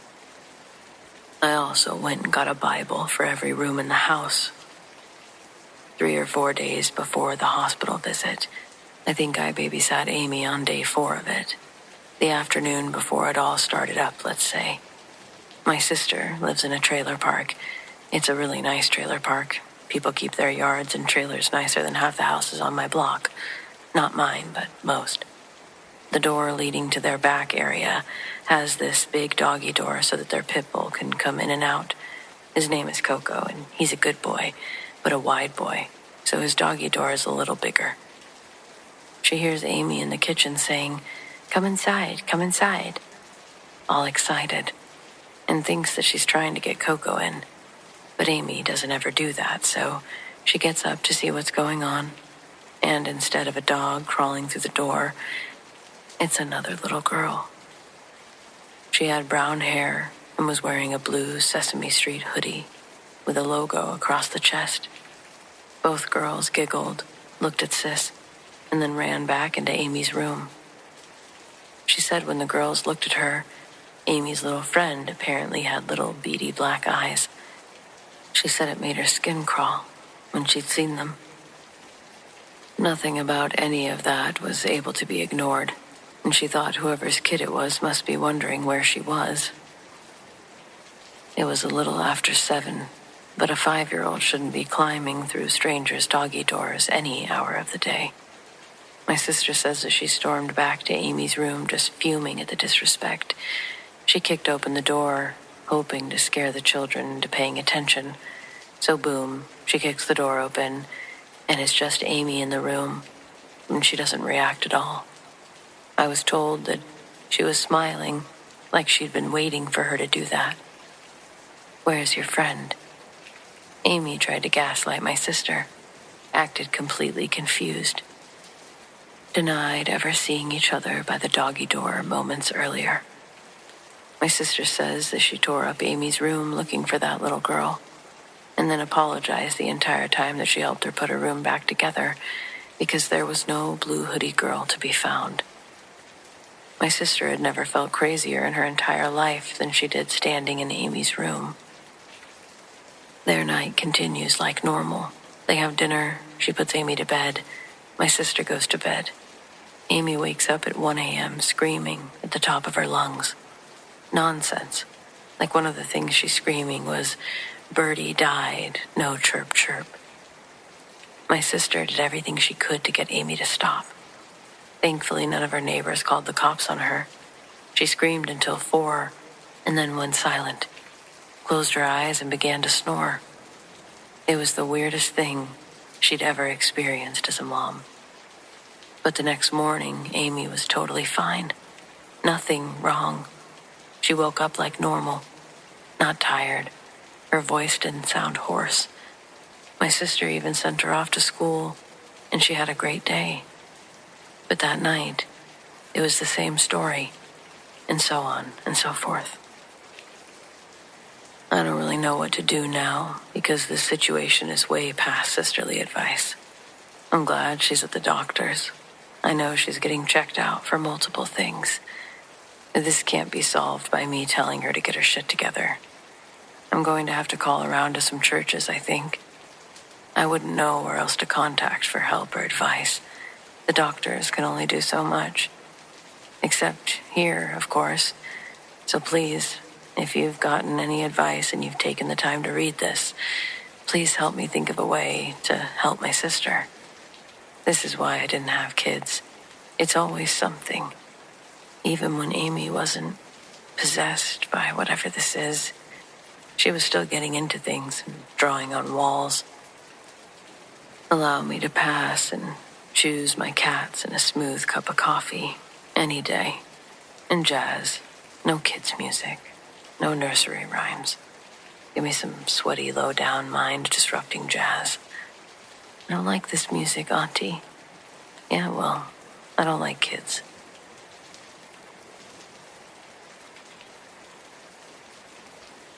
My brother Wyatt was poking around in our backyard, digging holes with his friend Emmett. I was sitting in the kitchen with our mom when they brought this dirty metal box inside and set it down on the counter. It looked like a cylindrical toolbox. The lock that held it closed was still shiny. None of the metal of the box or lock looked corroded in any way. There was no rust, and aside from the clumps of dirt that would shake loose onto the kitchen floor, the metallic box looked brand new, and it was filled with contents, things of different shapes and sizes that we could hear jumbling around inside when they moved. On the bottom, there was handwriting. Some of it looked like adult writing, and some of it looked like children's, all in Sharpie marker. It said a person's name, presumably a child's by how poorly the letters were formed, especially in comparison to the apostrophe S. And below, where it said, "Time capsule, buried 2006. Do not open until 2026. Remember, this was 1989 at the time, so we're all thinking, was this a joke? But where was the punchline? Who was it intended for if Wyatt unearthed it in our backyard? Our mom and dad knew nothing about it. When our dad walked in and saw it, the first thing he asked us was, "Whose dirty toolbox is this?" Because they were going to have to clean up the trail that they'd made bringing it into the house. We brought it over to him to actually examine what we had, but he was still mainly concerned about the mess. He did point us to the garage, where we had bolt cutters for the lock and concrete floors for the dirt. Wyatt did a quick half-assed job with the vacuum, while me and Emmett swept the kitchen like hockey players whose goal was anything out of sight. We utilized corners, under doormats, and grinding it into the carpet with our feet until the particles were fine enough for the fibers to conceal them. Brush and spread, then hope that Wyatt'll get it with the vacuum. After a quick inspection by our dad, we were able to take the box into the garage. I followed the boys into the garage and watched Emmett break the lock after struggling to squeeze the tool that he was using with enough pressure. All of us exhaled in sync when it popped and finally fell to the floor. I grabbed a flashlight and I gave it to Wyatt. with all of us gathered around it. Our shadows were replaced by the shine of the light's brightness reflecting off the metal. He held it steady with one hand and slowly opened it with the other. Emmett and I leaned our heads in close, just far enough to avoid the lid from hitting us on the way up. There was a smooth friction sound as its metal pieces slid across the simple release mechanism of the box. Inside, we pulled out papers and photos, some of the typical glossy cardstock, and some other ones that were more grainy, that were printed on normal paper. I think the best way to describe the stuff that we found would be to talk about it exactly how we did when we'd first seen it all. For example, in 1989, you had to go out and get pictures developed. That usually involved going to a kiosk in the mall. Having random family pictures printed on normal paper wasn't seen outside of textbooks and posters. And you still had to go somewhere to get it done, and even those options at the time didn't produce the quality of the images on the paper. Under that, we found what looked to be CDs, but none of the discs would play anything that we had. Wyatt was the one who noticed that they said DVD in caps, somewhere on the front of them. We quickly assumed that it was a foreign format that we didn't know. This next detail makes me chuckle thinking about nowadays because as boys we were trying to hear what these unknown bands sounded like. I picked up one of the CD DVDs and memorized everything about it as I tried to make sense of what a DVD was. If it was foreign, why was everything else in English? Then I pondered. What sort of high school's rich enough to record an audio CD of their high school musical remixed? These kids must be the most talented, privileged kids from wherever DVDs are from. Unfortunately, that didn't work on any of the CD players either.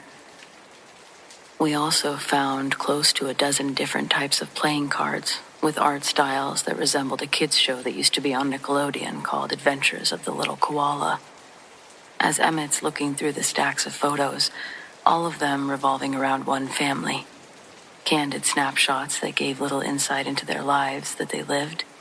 3 of them, man, woman, and a child who looked to be a perfect mix of both parents, though had become distinct in his own way as the child aged in other photos.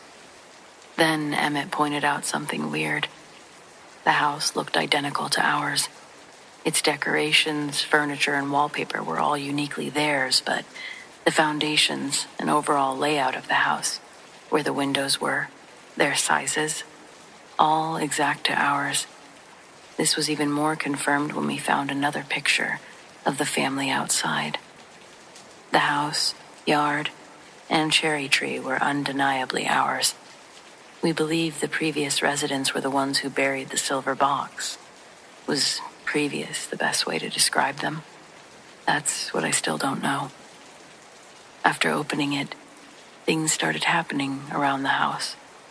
Scary stuff that had never happened before. We'd randomly step into cold spots of the room when stepping only a few feet away, it would be warm again. My dad could never explain that one. I know the most heart-stopping event that happened involved both me and my brother. We shared a room, and one night I got up to use the bathroom that's down the hallway. Our bedroom and the bathroom share a wall. The toilet is up against that wall. I'm sitting there, trying not to doze off as I finish, when something woke me right out of it. I heard Wyatt's muffled voice talking to someone on the other side of the wall. I swear I heard him say my name. Something like, "Chris? What's going on? Chris? Who are you?" I get done. Don't even think I washed my hands and I dashed out that door, but I'm stopped in my tracks when I see a silhouette standing, looking into our bedroom. It looked my size, kid size. For one quick second, I thought it was Wyatt, so I go, "Wyatt?" The silhouette turns and looks at me, and I realize, oh no, that's not my brother. I'm frozen, staring into this human void, and it starts making a hyperventilation noise. Its labored breathing gave me a quick spike of fear. My legs felt like jello, as I thought this thing was getting ready to charge me. But instead, it slowly backed away from the bedroom door, deeper into the darkness of the hallway, until I couldn't see it anymore. Then, my parents' door at the other end opened and slammed, shaking the whole house. Everyone jumps up. I'm still gripping the bathroom doorknob like it's my anchor to reality. My dad was the first one to run out, asking who the hell just slammed their door. When the lights turned on and the threat was gone, I broke down into tears, trying my best to describe what I saw. I don't know if my dad believed me, but he at least trusted me that I didn't slam the door. After hearing my brother's angle of the story, our dad went to bed a little more unsettled and confused than when he'd woken up. We all did. The very next day, Wyatt collected everything that belonged to the silver box, and I went with him to rebury it. That became a much more difficult task than originally anticipated. A few days had passed since it had first entered our house, but when we went into the backyard, the hole was gone. We couldn't find any disturbance that would indicate where it had been. We walked the backyard back and forth for a while looking for anything. A dip in the dirt, loose soil. There was nothing. Wyatt got frustrated and eventually just picked a spot near where he thought it had been and started digging. I remember thinking how stupid that felt. Like we were guessing at where something important used to be. Something we probably shouldn't have moved in the first place. He hit a softer patch eventually and decided it was close enough. If we put everything back the way we found it, the papers, the photos, the discs, even the broken lock. If we didn't really talk about it while we did it, just covered it up, packed the dirt down with our shoes, it'd be all right. I'd say the house felt normal again by that afternoon, and I guess that was almost the strangest part of all of it, that it just stopped. And then we had to go on knowing what we knew. It was just inconvenient. Not even one of those life-changing events that you could wrap your whole identity around. Now what? Where do we go from here? You tell the story until people get bored with it. As the years went by and our initial terror faded, we'd dare each other to go out there and dig it up again. Once we even tried, but we couldn't find it again. Neither Mom or Dad believed the full extent of the story, so it's only been Wyatt and I that have kept our sanities in check. We both realized, as crazy as it all was, that it happened, and it's safe to say that we both think about it sometimes. Not because it changed anything, but I guess because it didn't. I think about that Leonard Skinner line, "Be a simple kind of man. Be something you love and understand." Nobody understood. I didn't understand. So now I just don't talk about the silver box much. And that's the closest I've gotten to simple, I guess.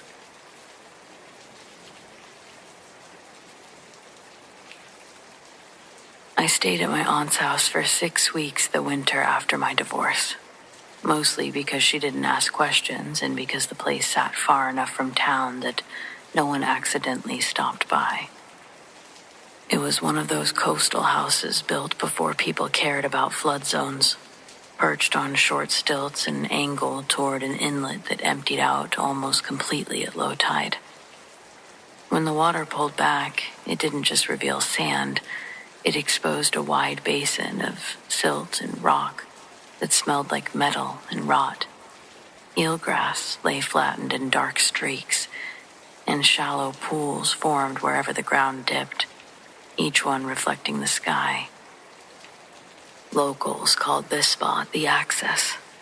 At low tide, you could walk nearly half a mile across the basin to a cluster of rocks on the far side. People did it all the time. Shellfish collectors, dog walkers, kids looking for crabs.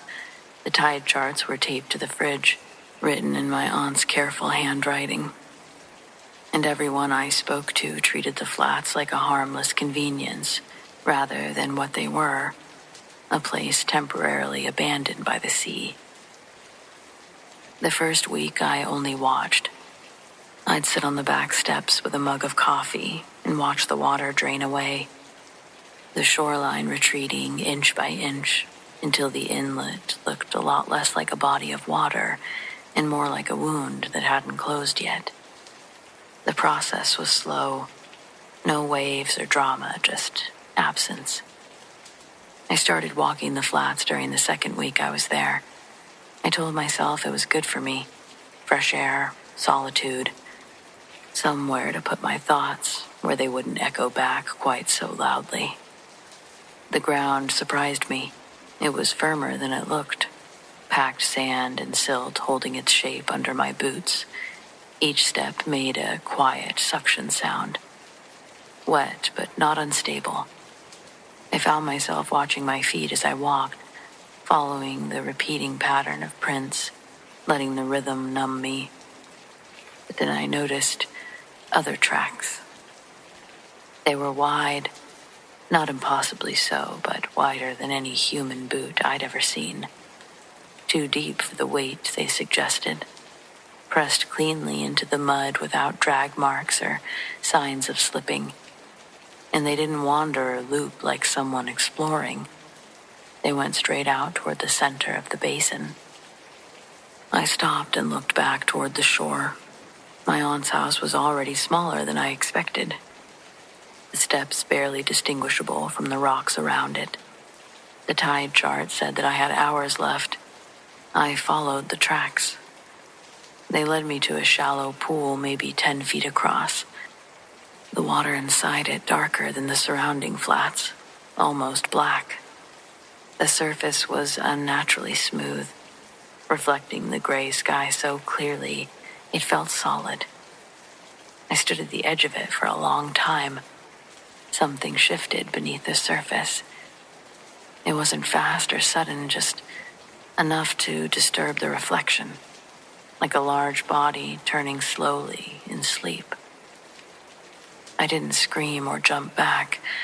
What I felt first was recognition, not of what it was, but of the situation itself. The instinctive understanding that whatever was under the water knew exactly where I was standing. The shape rose closer to the surface without breaking it. A face formed just beneath the waterline, distorted but unmistakable.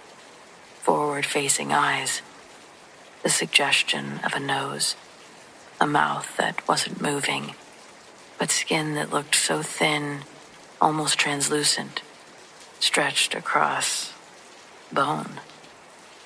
Pale in a way that suggested that it rarely ever met the air. It didn't seem trapped. And that was the thought that cut through everything else. This wasn't a stranded animal waiting for rescue. The pool wasn't its limit. It was waiting for the water to come back. So I took a step backward. The surface of the pool bulged upward, tension building without breaking, like something pressing from below. I felt like I could see a hand-shaped shadow appear beneath the water, fingers spreading slowly, deliberately, touching the underside of the surface, as if testing it. I felt watched, in a way that had nothing to do with being hunted, just, I was sure. The hand withdrew. The water stilled. I continued to walk back toward the shore without turning around. Every step, I waited to hear the sound of something emerging from the water for good. So I moved carefully, as if any sudden motion might read as an invitation to do so. Behind me, the pool remained smooth and dark. I didn't tell my aunt what I'd seen.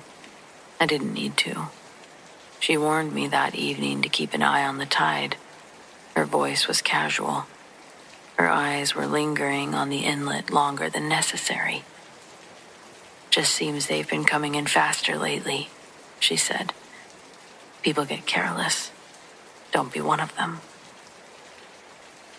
A week later, A man from the next town over got stranded on the flats when the tide rushed back in ahead of schedule. They found his boots near the far rocks, toes pointed toward the shore. Nothing else. The news called it an accident. I'm not sure, but I never went back into the access. Even now, years later, I hear people talk about low tide walks like they're harmless, and maybe in some places they are. But I think about that pool, the way that it didn't chase me, but that there was something patient in that water, waiting. I wonder how many people mistake that patience for safety.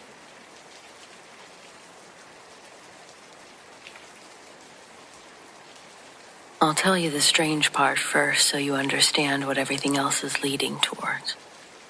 When I was in my late 20s at a family gathering, one of those 4th of July things where everyone ends up in lawn chairs until it gets dark, my aunt mentioned offhandedly that my cousin Gerald had not been well at the end. I said that I didn't know much about how he died, which was true.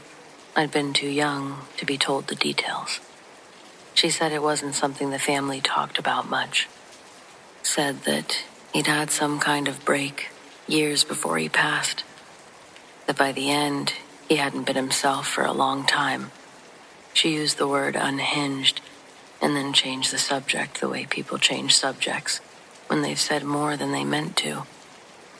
I sat in my lawn chair and I looked at the fireflies, not saying anything.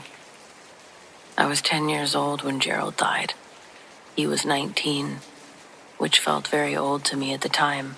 A grown man, almost. Someone I knew primarily as a presence at holidays. Tall and a little loud. The kind of older cousin who ruffled your hair and called you squirt and didn't particularly register you as a full person. I didn't know him well. I didn't have strong feelings about him either way. He died in the spring. I don't remember what he died of. It wasn't discussed with me. Again, too young. Only that there was a funeral on a Saturday, and my parents were going, and I was staying home with my grandmother, who was meant to watch me. My grandmother fell asleep in the armchair in the living room around 2 in the afternoon. She was in her 70s, and she slept deeply, and I was 10 and responsible, and nobody worried about leaving me technically unsupervised for a few hours in a house that I knew well. I was in the dining room. I don't remember what I was doing. Homework, maybe, or drawing. Something that had me sitting at the table facing the window. I remember the light was flat gray, kind of like overcast on a spring afternoon. A lighting that made everything indoors feel slightly dim. The feeling arrived so gradually that I can't tell you exactly when I became aware of it. It started as a heaviness in the air, not temperature like cold or warm, just dense, like the air itself had gained weight. I remember looking up from whatever I was doing and noticing it the way that you notice a sound that's been going on for a while before you consciously register it. Something had changed in the room. The quality of the space was different. Then it started to feel like it was coming from everywhere at once. It's a detail I just can't seem to get right, but it's important. Something that it wasn't like it came from a corner or a doorway. It was from every direction simultaneously, like something was surrounding me, filling the room from the outside in, getting closer without moving, getting denser. I sat very still at the dining room table, and I felt it press in from all sides, and I understood with a specific clarity that bypasses the thinking brain and goes straight to something older, that it was not nothing. I knew it was Gerald. I don't know how I knew. I hadn't been told that he was dead yet. My parents were at his funeral at that exact moment, but I thought I was just hanging out with Grandma. I learned later where they were, which means that he'd been in the ground for approximately 3 hours, when whatever this was found me in the dining room. I had no framework for what was happening. I was 10, and yet I knew, the same way you know your own name, that what was filling the room and pressing towards me from every direction was my cousin Gerald. And he, or it, wanted in. That's the only way I know how to say it. Not to hurt me, or at least that's not how it registered. Not as violence exactly. More like an overwhelming intent to occupy the same space I was occupying. To come through me or into me or whatever the word is for something like that. Something that wants when it presses towards a person with that kind of focus. I could feel the intention of it, the way you feel someone staring at the back of your head. I screamed. Not a word or a name, just sound. Everything I had, at the top of my lungs in the direction of no one in particular. I screamed until my grandmother woke up in the living room and came to the doorway, asking what on earth was wrong. And the moment I heard her voice, the room was just a room again. Flat gray light, dining room table, my homework or my drawing or whatever it was. Normal air. I told her I'd seen a spider. She checked under the table and didn't find one. Made me a glass of orange juice. Sat with me until I'd stopped shaking, which took a while. My parents came home and told me about Gerald. I cried the appropriate amount for a 10-year-old who hadn't known her cousin that well and didn't tell anyone what had happened in the dining room that afternoon.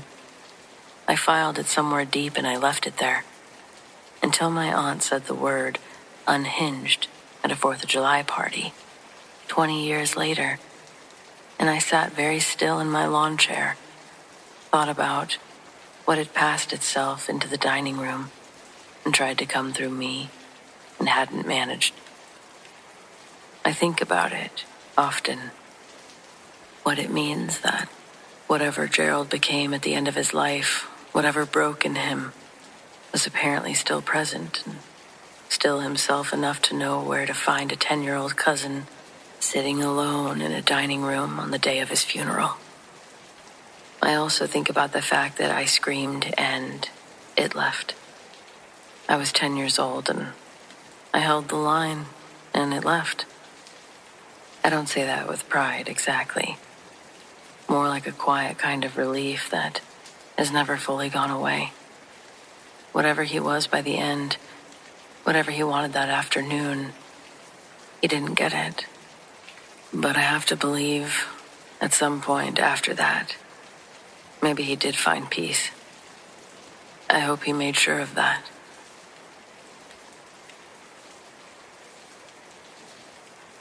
This happened when I was 12.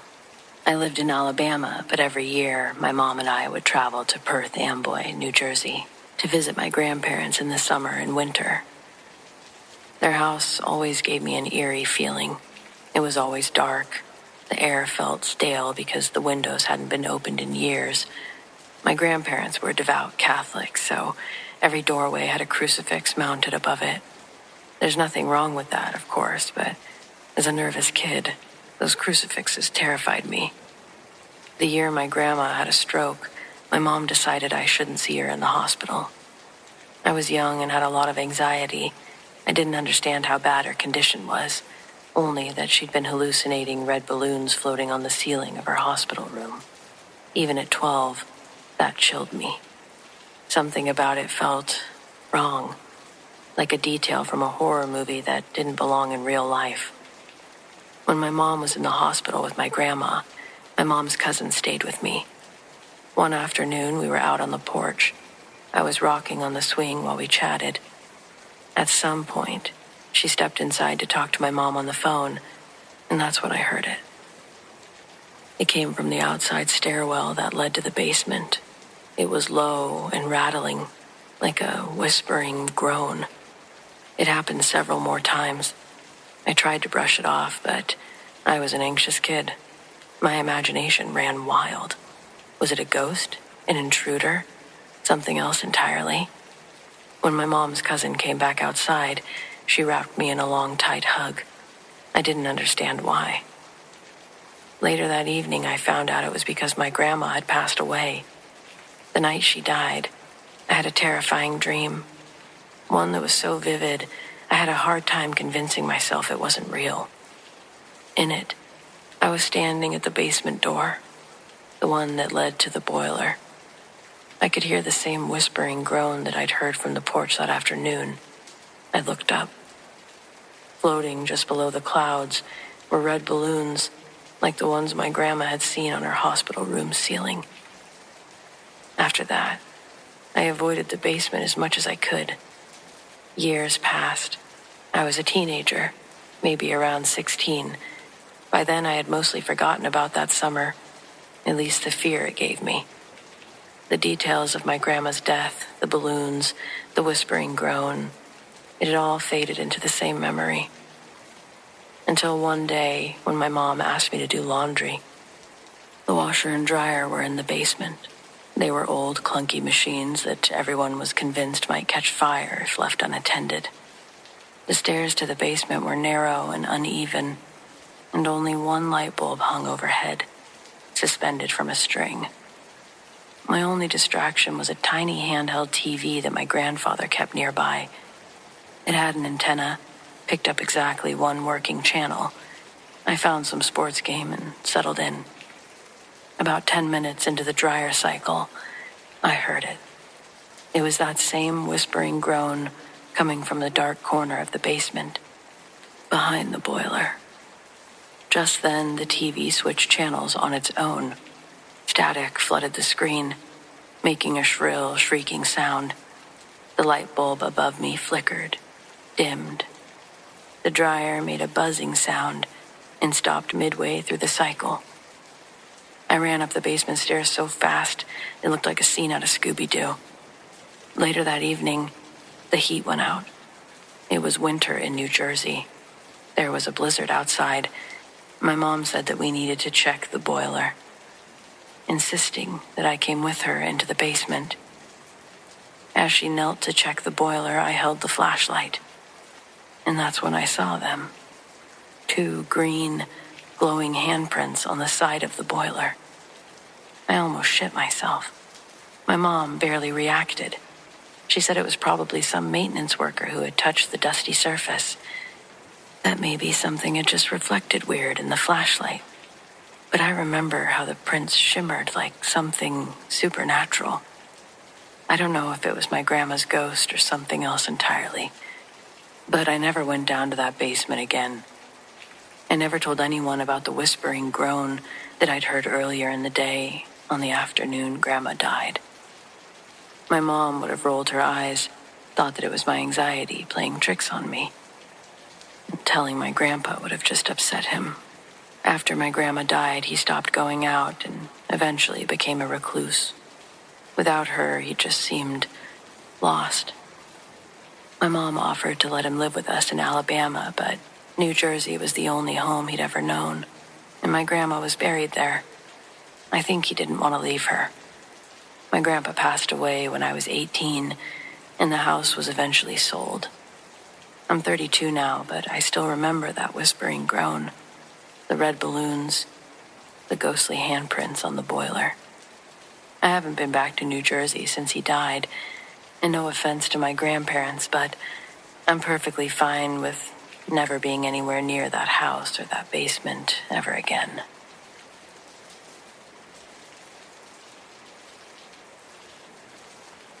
There were 4 of us the night that we used the board. Myself and 3 friends that I'll call by initials, only because 2 of them have asked me not to tell the story, and I'm telling it anyway, which is already a small betrayal. J, who brought the board. M, who had done it before and considered herself the authority on protocol, and P, who spent most of the session with his fingers barely touching the planchette, maintaining plausible deniability. We were 18, and in retrospect, it feels like this night exists specifically to become a story.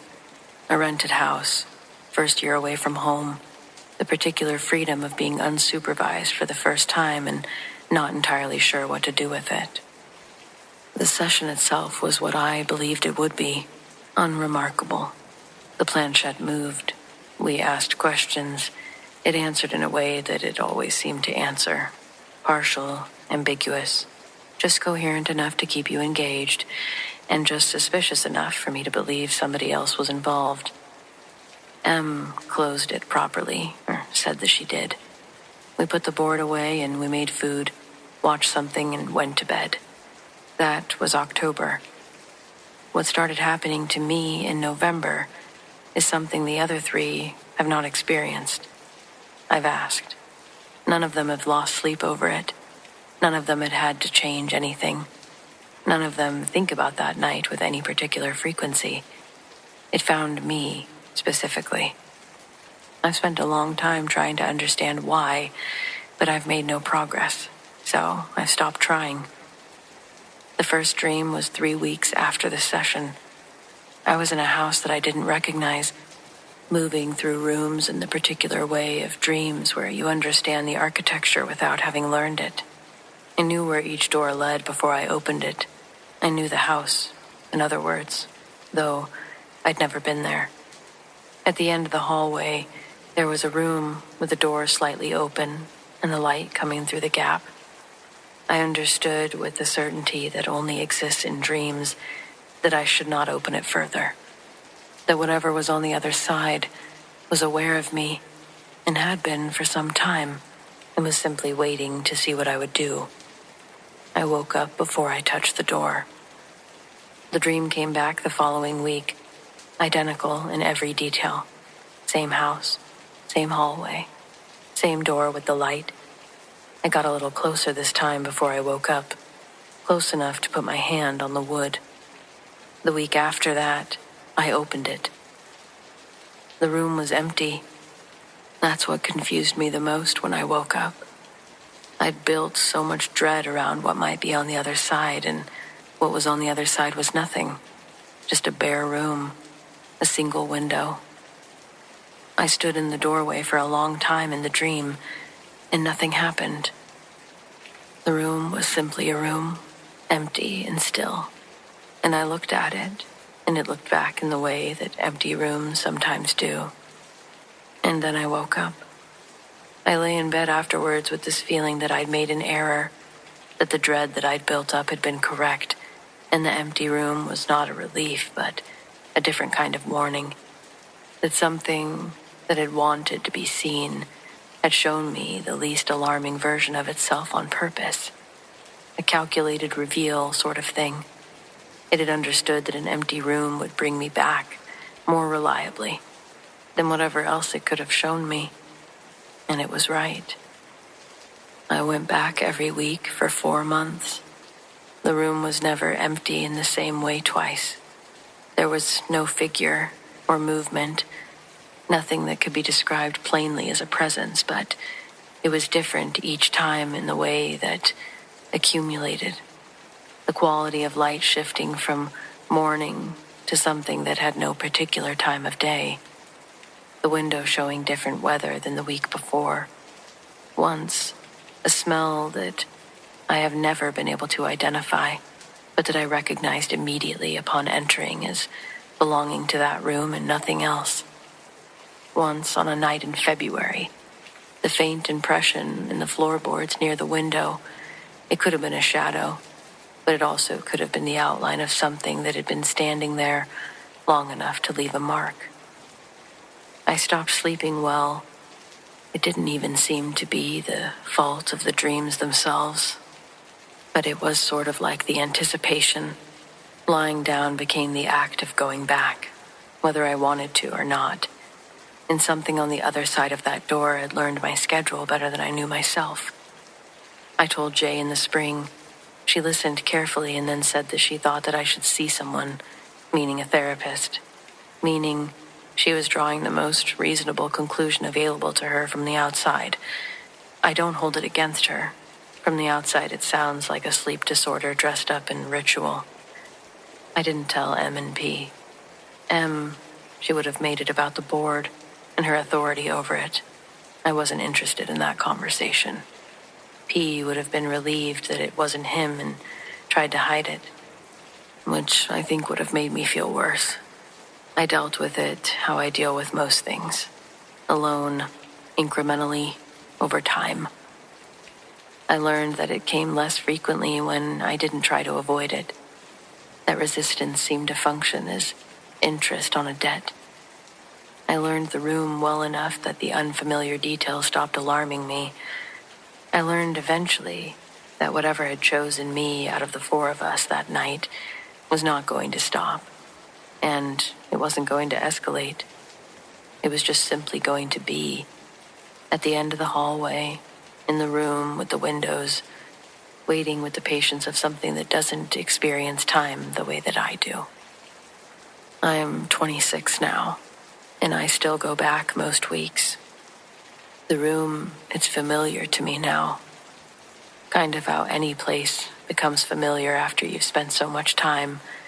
Not exactly comfortable, but known. Mine in a way that I didn't really choose, but I can't really undo. The door at the end of the hallway, it's always open now. I stopped closing it a long time ago. There didn't seem to be much point. At this rate, I'd just love to dream about anything else.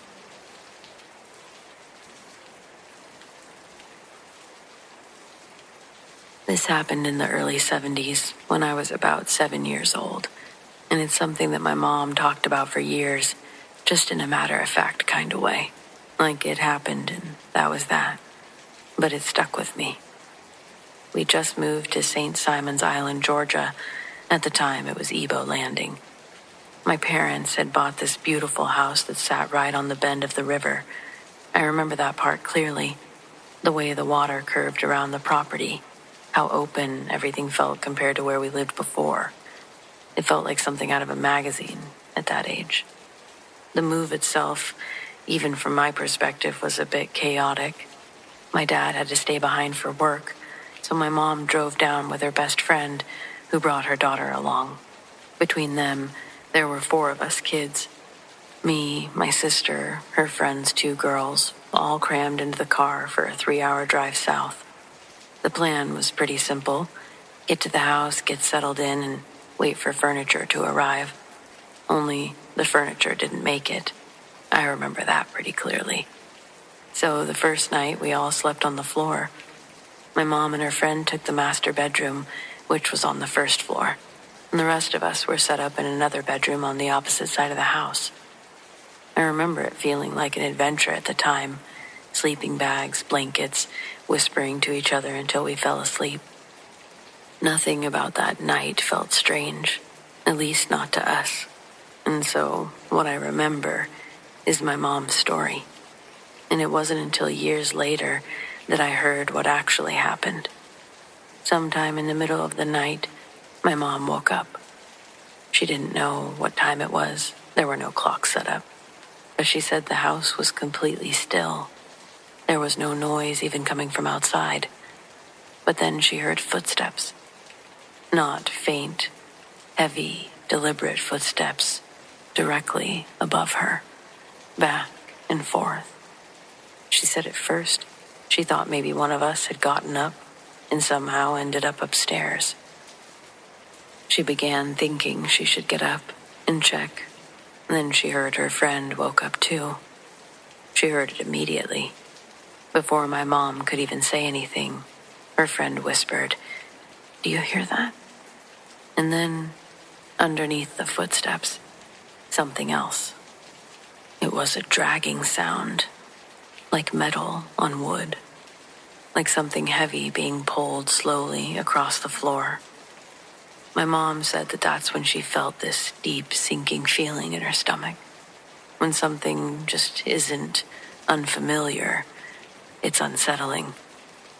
There was no phone in the house yet, no neighbors close enough to call out to, and no one else was there but them and us kids. Her friend, who was a little more bold, I guess, sat up and said, "I'm going upstairs. I brought my gun." My mom told me later that she really didn't want to go, but she also didn't want to stay there and keep listening. So they went together. She said the strangest part, before they even reached the stairs, was that the sounds didn't react to them at all. No pause or shift, just that steady walking and dragging back and forth. They made their way upstairs rather slowly. My mom said with every creak of the stairs, she fully expected, to see someone the second they reached the top. But when they got there, the movement, the sound, everything stopped. And there was no one. There was nothing. She said the moment they stepped onto the second floor, everything was completely silent. But they still checked every room, the closets, the corners, the windows. Nothing was out of place. There was no sign that anyone had been there at all. Definitely nothing that could explain what they just heard. They went back downstairs, but they stayed awake for the rest of the night, listening. The sounds never came back, and we didn't hear any of this at the time. Not that night or the next day. My mom didn't want to scare us, so she kept it to herself, at least while we were still living there. Life went on. We settled into the house, got our furniture, and as far as I know, nothing like that ever happened again while we lived there. It wasn't even until a couple years later that the story came up again. I don't remember exactly how we found out, whether it was through neighbors, history, or just someone mentioning it in passing. But the land that our house was built on, it had a history, a very specific one. Back in the 1800s, that stretch of water along the island was the site of an incident involving a group of enslaved people being transported by ship. From what we were told, they made a decision together. If they were going to live in chains, they would rather die free. So they jumped. Still shackled, they jumped into the water and they drowned. I remember my mom going quiet when she told us that. Just quiet. Because she had already heard something years earlier, on that first night in our house. She never tried to connect the two things outright. She wasn't the type of person to jump to conclusions like that. But she didn't dismiss it either. And I think deep down, she'll always believe they are connected.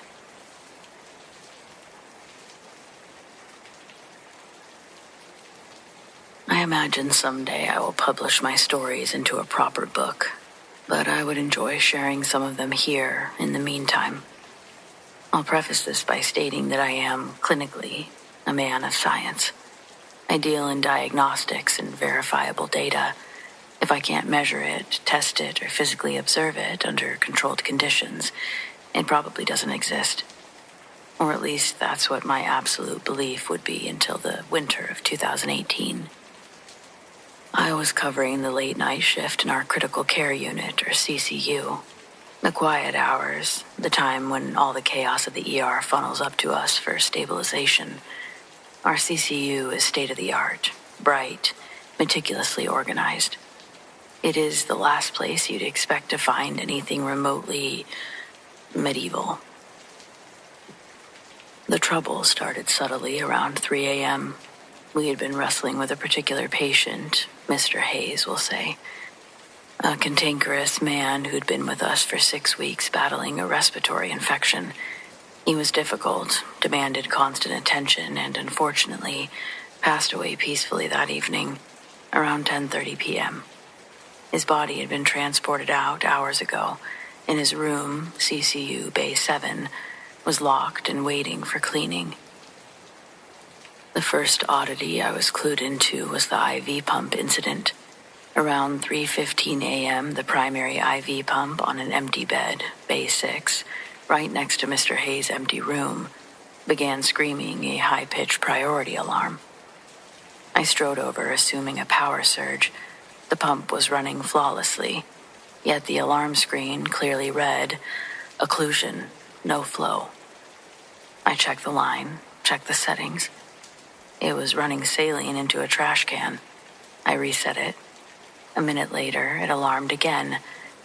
I unplugged unplugged it and tagged it for maintenance. 10 minutes later, it happened again, with a different pump across the hall.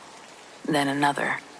It became a bizarre game of whack-a-mole. Every time I reset one machine, another would instantly go into a high-pitch alarm mode, reporting impossible errors like air in line when the tubing was sealed, or low battery when plugged into the wall.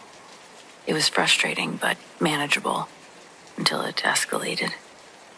And there was a nurse, Maria. She was in the main station charting when she let out a sharp, choked gasp. I looked at her. Her eyes were wide and fixed on the counter in front of her. "Dr. Finch, did you just touch that clipboard?" She whispered. She'd been working on a patient chart, a heavy metal-backed clipboard. It was resting securely on the counter's edge, near her elbow. As we both watched, it didn't slide. It lifted slightly. It hovered for maybe a second and a half and then dropped straight down, perfectly perpendicular, sliding under the countertop into the knee wall. It was the movement of someone gently but deliberately placing it out of the way. Maria and I looked at each other. Neither of us said ghost. We just said, "Did you see that?"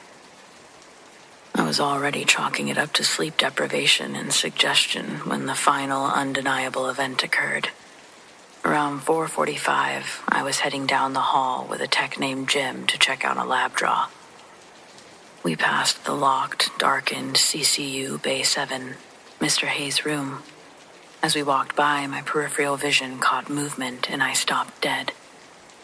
"Did you see that?" I asked Jim. Jim, a tough ex-military guy, looked instantly unnerved. But before he could answer, there was a sound, like a crash cart. We both listened. From inside the locked Bay 7, where the linens had been stripped and the bed was waiting to be cleaned, came the distinct, horrifying sound of the metal bed rails being violently slammed up and down, clanging against the headboard. Jim took out his master key, his hand visibly shaking. He gripped my arm, telling me to wait. I told him maybe he shouldn't go. I don't know why, but something felt profoundly wrong. We both just stared through the thick window of the door. The room was dark, but the emergency nightlight provided enough ambient glow. There he was, a distinct opaque shadow of a man, thin, hunched over and clearly sitting upright in the middle of the empty, stripped bed. He wasn't fully formed, more like a three-dimensional heat distortion, made of darkness, but the posture, the silhouette, it was undeniably Mr. Hayes. We stood there for 10 seconds, watching the shape rock silently back and forth, and then without warning, the figure seemed to lean forward and vanish. Not slowly or fading. It was like a light switch had been thrown. The rattling stopped instantly, and the silence was deafening. Jim and I looked at each other, and without exchanging a single word, we knew what we had seen. I checked the room minutes later. Empty, locked, no sign of entry. The bed rails were up and perfectly still. I never spoke of this to administration, obviously. Jim and I have an unspoken understanding. I still practice medicine and still deal in facts. But I know that sometimes a patient just isn't ready to discharge.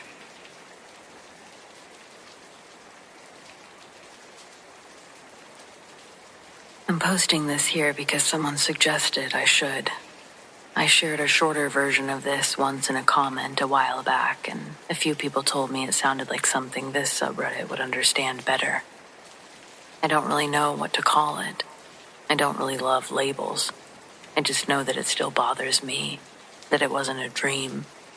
At least, not at first. This happened a couple of years ago. My husband and I rented a place for a long weekend in a very remote, wooded area.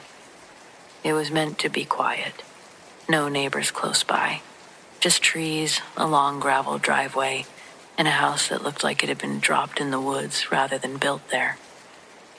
Cell service was spotty, which we thought would be nice at the time. It was the second evening. I was upstairs getting dressed. I'd just taken a shower, and I heard my husband call my name. I answered back without thinking. I remember smiling a little because it sounded like he was trying to get my attention in that playful way he does sometimes. Like maybe he was being flirty. He called my name again, same tone. I called back, asking what he wanted. No response. Then, my name again. I remember feeling slightly annoyed. Like, just say what you want. I figured he was downstairs and couldn't hear me well or was just messing around. I started down the stairs. As I got closer to the bottom, I said his name. And there was nothing. I reached the bottom of the stairs and looked into the kitchen. No one was there. I remember thinking, okay, that's weird. Maybe he stepped outside. Maybe he was in the basement. I called his name again. Nothing. But then I heard my name coming from outside, toward the back of the house. The back door was unlocked. I stepped onto the back porch barefoot. It was early evening, light fading but not dark yet. The woods started just beyond the small yard. No fence, just grass turning into leaves, turning into trees. He called my name again. This time it sounded much further away and less like him. I felt this flicker of doubt, because if he was outside, I should have heard the door earlier. And if he was outside, why did he sound like he was already deep in the trees? Now here's the part I can't explain. I was standing there, listening, and the voice did say my name again. But I knew that it felt wrong, expectant, like it was waiting for me to do something. I knew it wasn't my husband. And yet, I took a step off the porch, and that's when the voice stopped. The silence felt sudden, like the air had changed. I stood there staring at the tree line, suddenly very aware of how quiet it was. No birds or wind, just muted silence. And then my phone rang. I jumped so hard my chest hurt. It was my husband. He sounded normal, completely normal. Asked if I'd seen his note. Said he was sorry if he worried me. He just ran into town to get some wine, and he'll be back. I didn't tell him what happened right away. I just asked where he was, told him I needed him to come back as soon as possible. I tried to keep my voice calm. I don't think I succeeded. When he got back, I told him everything. He didn't laugh or dismiss it. He just agreed. Agreed to stay inside, lock everything, leave early the next morning. Nothing else happened that night, but my sleep was awful. I dreamed I was standing at the edge of the woods again. I could hear my husband calling me, farther in this time. The dream felt bad immediately. I guess not in a nightmare way, but in this feels like waking life sort of way, and something bad is happening. I remember thinking inside the dream, this isn't how dreams feel. I tried to wake up. I couldn't. In the dream, my body started moving toward the trees even though I was panicking. I could feel my feet stepping on leaves. I could feel the cold air on my skin. I could hear my name being called over and over, closer now, but I couldn't see him. I was screaming in my head to stop. Then I woke up for real, gasping, heart pounding, my husband shaking me because I'd been whimpering in my sleep. We left the next morning. I haven't gone back to a place like that since. I don't like to stay in remote wooded rentals anymore, that's for sure. I don't stand outside alone at night. That was a first for me anyway. If I hear my husband call my name and I can't immediately see him, I don't even answer. I just wait. I don't ever want to risk talking to something that's not him, but trying to be him. For that moment, I went with it. It's like I was going to walk further, and something stopped me. My phone ringing. That's all.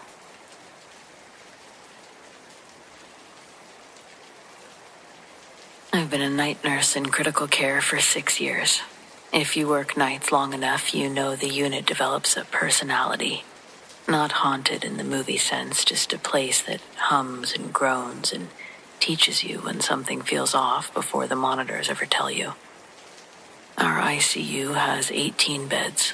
Bed 12 is at the end of my side, closest to the exit.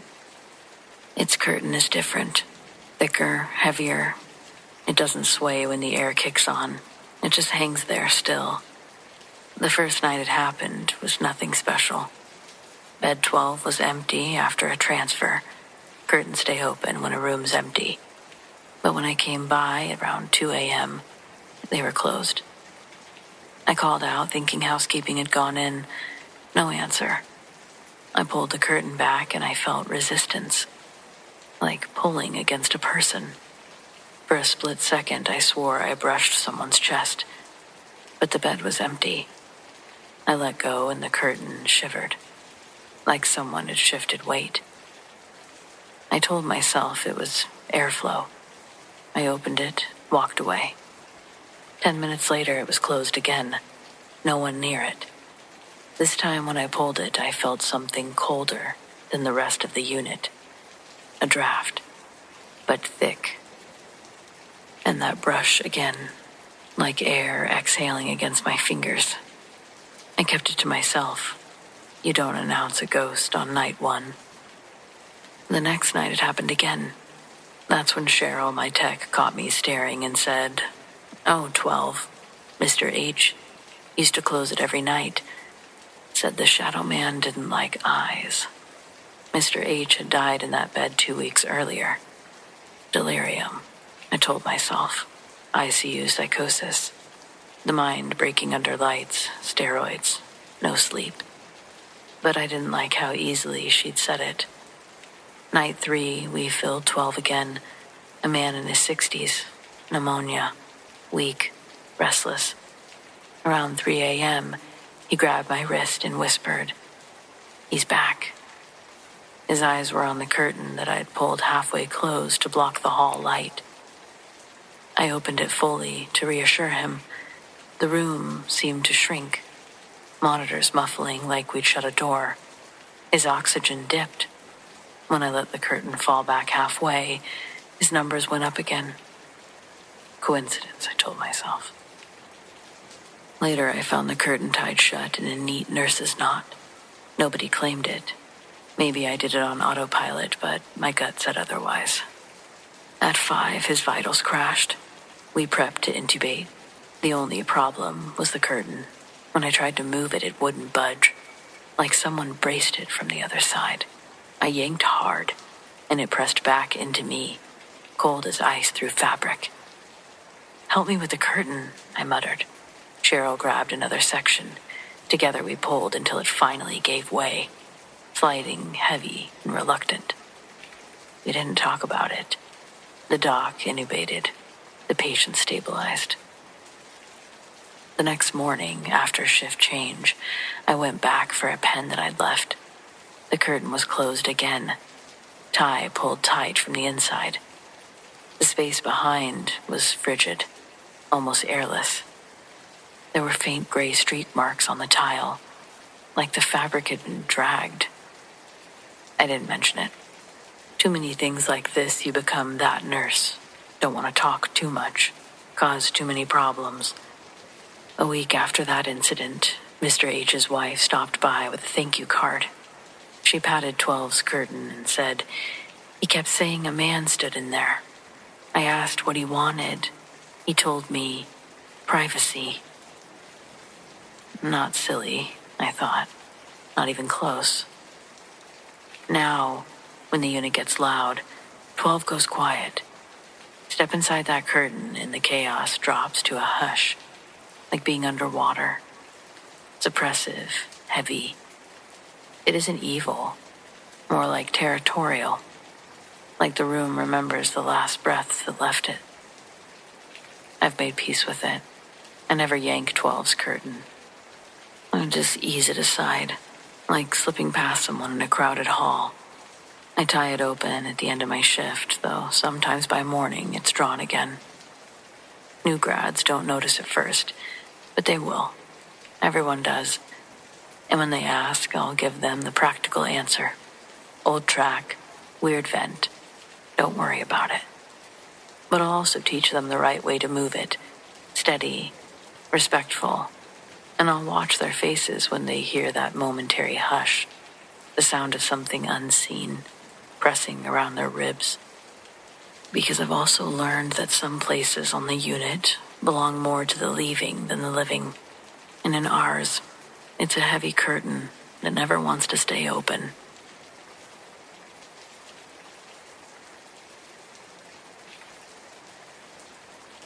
I know how this is going to sound. I know people are going to talk shit, say I imagined it, say I was tired, say I was high or seeing things, and that's fine. I'm not here to convince anyone. I just know what happened, and it still messes with me. At the time, I was team driving, middle of summer, hot, sticky, miserable kind of heat. We were running through South Carolina, and I ended up in Charleston around midnight to do a drop and hook. The drop yard wasn't some clean, well-lit terminal. It was in the back of a tow yard, like back, dirt lot, chain link fencing, old wreckers parked everywhere. Enough space for maybe 10 of our company trailers if you squeeze them in right. No lights back there. None. Just darkness and whatever your headlights can catch. That part matters. So I roll in around midnight. Open gates. Security lets me through. Then closes it behind me. Everything already feels off just because of how quiet it is. There's no traffic noise or other drivers walking around. It's just engines ticking and cicadas screaming somewhere in the distance. As I'm pulling towards the trailers, I notice a bobtail tractor off to the right. What caught my eye were the lights. Inside lights. Dome lights on. Sleeper LEDs glowing. They're like soft white or bluish, enough to light up the cab without blasting your eyes. It looked like someone was in there, maybe parked for the night, maybe waiting.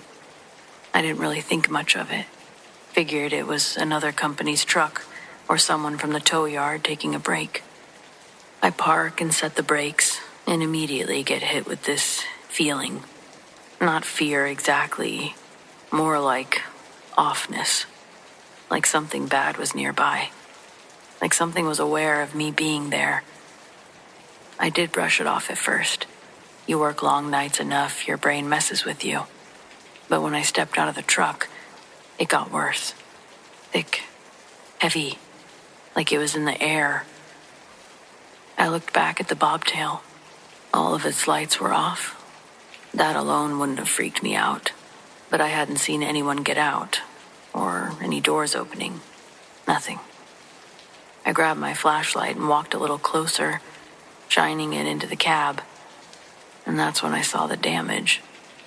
The front end was completely wrecked. Right steer tire blown. The nose looked bent up, like it had slammed into something hard. This wasn't a truck that someone could actually casually sit in with the lights on. Looked like it had been disabled for a while. And I know what I saw when I pulled in. Those lights were absolutely on. I remember because it was strange. I didn't see anyone in the front seat or in the sleeper, but the cab was lit. Clear as day. Now it was dead dark, like it had never been touched. I stood there longer than I intended to, just staring at it, the bad feeling crawling higher up my spine. This yard was secure. Big gate. Guard at the front. This wasn't some open lot where people could just wander in, and it definitely didn't feel like crackheads were camping out in the wrecked tractor. I finally forced myself to move. I went to drop the trailer, doing my thing, Airlines, pins, landing gear, all that. I ended up in the back of the trailer dealing with load straps, and the entire time, I felt like I was being watched. It wasn't like I was imagining it. I was being watched. Every sound made me turn around, every shadow. I kept telling myself to hurry up and get back in the truck. When I finally did, my co-driver was awake. They looked annoyed. "If you wanted to wake me up," they said, "you could have just come in and said my name. You didn't have to tap on the glass like that." I just stared at them. I didn't tap on the glass. They were sure I had. Said it was faint at first, but clear. Fingers tapping, not knocking. Like someone lightly drumming 4 fingers against the window. 1, 2, 3, 4. Over and over, slightly louder each time. I told them I'd been in the back of the trailer the whole time. I didn't come near the cab. And that's when I told them about the bobtail and the lights and the wreck. The feeling that I'd had since we pulled in. How it felt like something bad was there with us. They went quiet. Then they told me about the dream. Right before they woke up, they'd been having a nightmare. They said it was a swamp, like a bayou. Thick water, trees, Spanish moss hanging down. There was a house on stilts, half sunk into the mud. And outside the house was a woman. A witch is how they described her. Standing just far enough away that you couldn't see her face clearly. Calling to them, telling them to come outside, to come closer. What woke them up was the tapping on the glass. That's when we both just sat there, not saying a word. My heart was pounding as the engine was idling. The tow yard suddenly felt way too small. I decided to get the hell out of there. Before leaving, I drove the truck in a slow loop around the yard, trying to recreate the angle that my headlights had hit that bobtail when I first pulled in. It didn't look the same. No reflection or glow, nothing that could have been mistaken for interior lights. We left Charleston not long after that. Neither of us slept for a while. I don't know what that was. I'm not saying it was a ghost or a witch or anything like that. I just know that something didn't want to be ignored. Something noticed us the moment we rolled in. And whatever it was, it made damn sure that we noticed it too.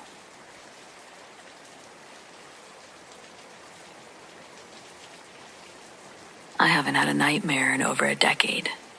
Most people would call that a blessing, but for me, it feels more like a radio that was abruptly unplugged while a song was still playing. When I was 13, I didn't have a normal girlhood. While my friends were obsessing over boy bands and lip gloss, I was terrified of the sunset. Because for a window of about 18 months, my brain became a terminal for people that I'd never met. I'm 29 now. I've spent most of my adult life studying the biological resonance of the human body. I've learned that children are often more porous. Their nervous systems haven't yet learned how to filter out the background noise of the universe. For most, that means imaginary friends.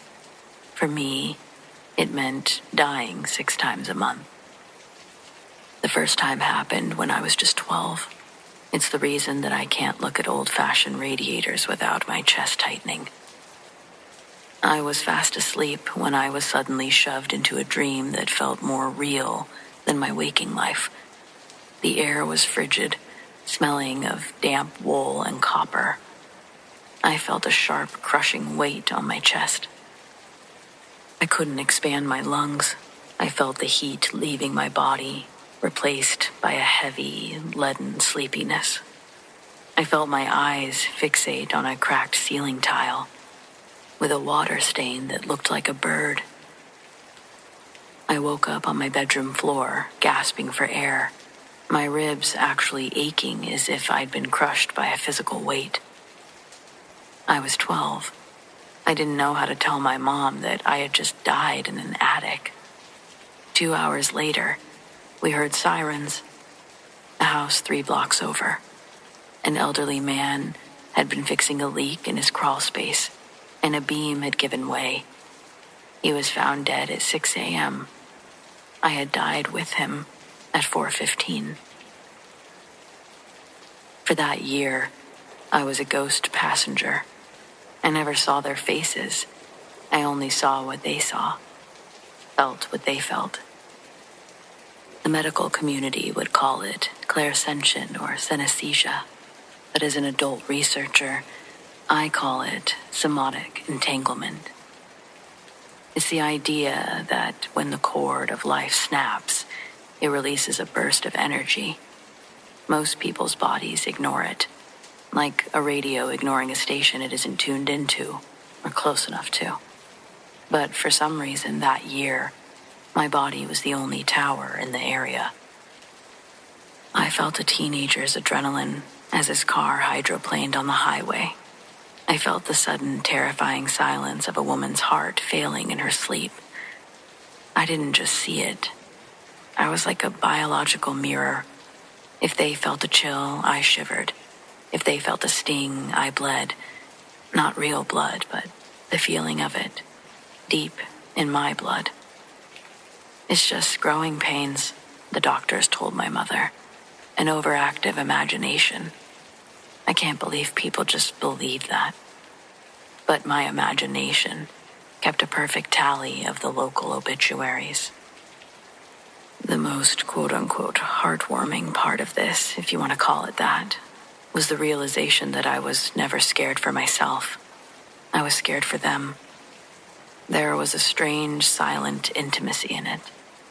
I was the only person in the world who knew exactly what their last second felt like. I was their secret witness. Then, on my 15th birthday, it just stopped. I woke up that morning feeling a lightness that I hadn't known in over a year. The buzzing in my blood was gone. The pull in my chest had vanished. I waited for the dreams to return, but the nights remained stubbornly, blissfully dark. It's been over 14 years. I've often wondered if my body simply grew a thicker skin, or maybe that station I was tuned into just moved to a different frequency. So I don't know if I was haunted by the dead. I think I was a strange part of them. Science says that we're all connected by a field of energy, the Higgs field, the quantum vacuum. Call it what you want. I believe that for 18 months, the universe forgot to close the door between me and the rest of that field. I'm an adult now. I have a career, a mortgage, a life built on logic, obviously. But I still keep a notebook by my bed, just in case. Because even though the radio's been silent for 14 years, I can remember the music. I know that out there, someone is always leaving the room. And even if I don't feel them anymore, I hope there's some 14-year-old girl out there, wide awake in the dark, holding the door open so they don't have to walk through it alone.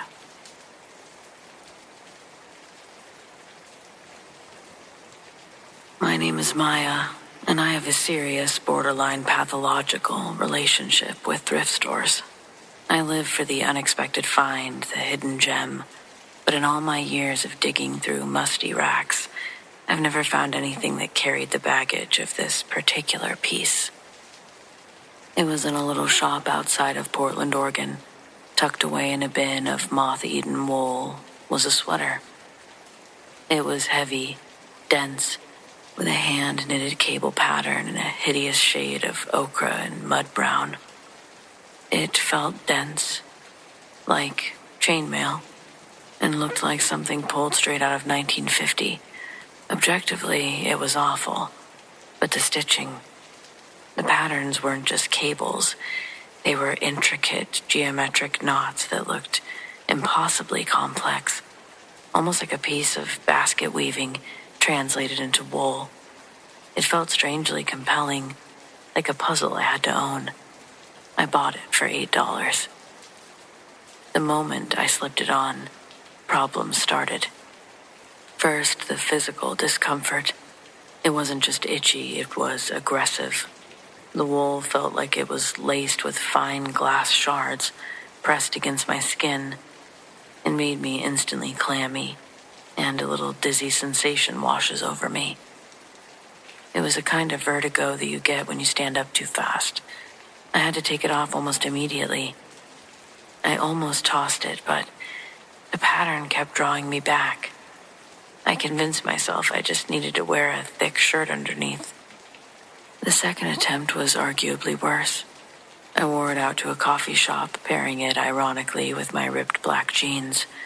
As soon as I stepped inside the brightly lit space, the feeling of pressure returned, intensifying into a low-grade migraine.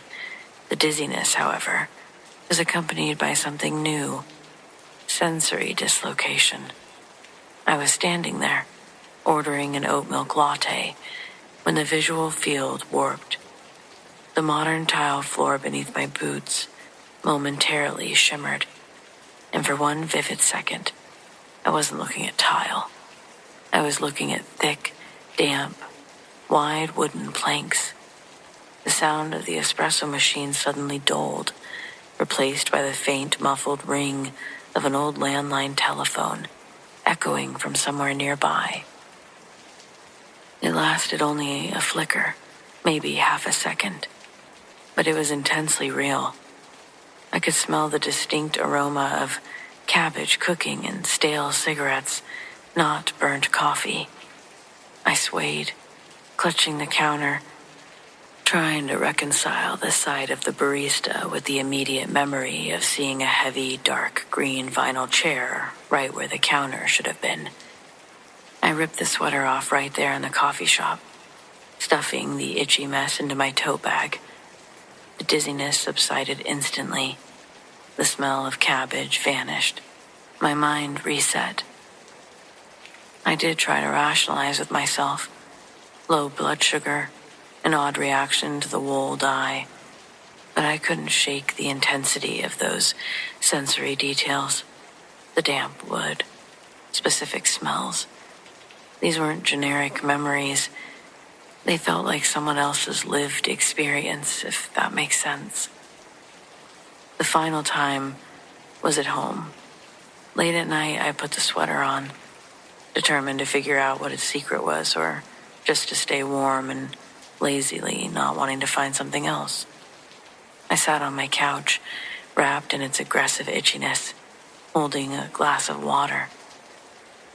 The experience was slightly overwhelming this time. The temporal displacement didn't just flicker.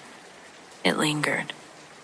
My apartment, it seemed to vanish, replaced by a small, cramped room lit by a single bare hanging bulb. I could feel the stiff, scratchy upholstery of an old armchair beneath me, one that wasn't my own. My hands, which were my own, were holding the glass of water, but my internal consciousness was preoccupied with the feeling of heavy, urgent anxiety and the worry of being late for something. I looked down at the hand holding the water. It was still mine, but it looked older, slightly arthritic. I saw a ring, a plain gold band on the fourth finger, which I'd never worn. And then I looked across the room. Through the intense shimmering of my vision, I saw her, the original owner, I presume, standing at an old stove, her back to me, wearing a similar thick woolen skirt. She turned her head slightly, and I saw the flash of a woman's worried, tired face, her eyes wide with anxiety. All of her feelings transmitted directly into my own chest. The sheer terror I was feeling wasn't in seeing a ghost, but in realizing that I was her, or rather, that the sweater was forcing my consciousness to briefly occupy her moment, her worry, her reality. I felt her heartbeat, her specific, aching tension. I could feel it. Eventually, I pulled the sweater over my head, tearing it off like it was catching fire because my skin felt such a way. As the brown wool hit the floor, the memory broke. I felt not connected, not as I had. I was just back in my sleek, modern apartment, gasping for breath, and my own pulse returning to its regular rhythm with a little help from deep breathing. I considered that the sweater's last chance. I didn't try to clean it or sell it. I burned it. I never wanted anyone to feel the weight of another person's anxiety or pain like that again, or the confusion of having my own life temporarily overwritten. It didn't seem necessary, and somehow burning it felt like a way to set something free.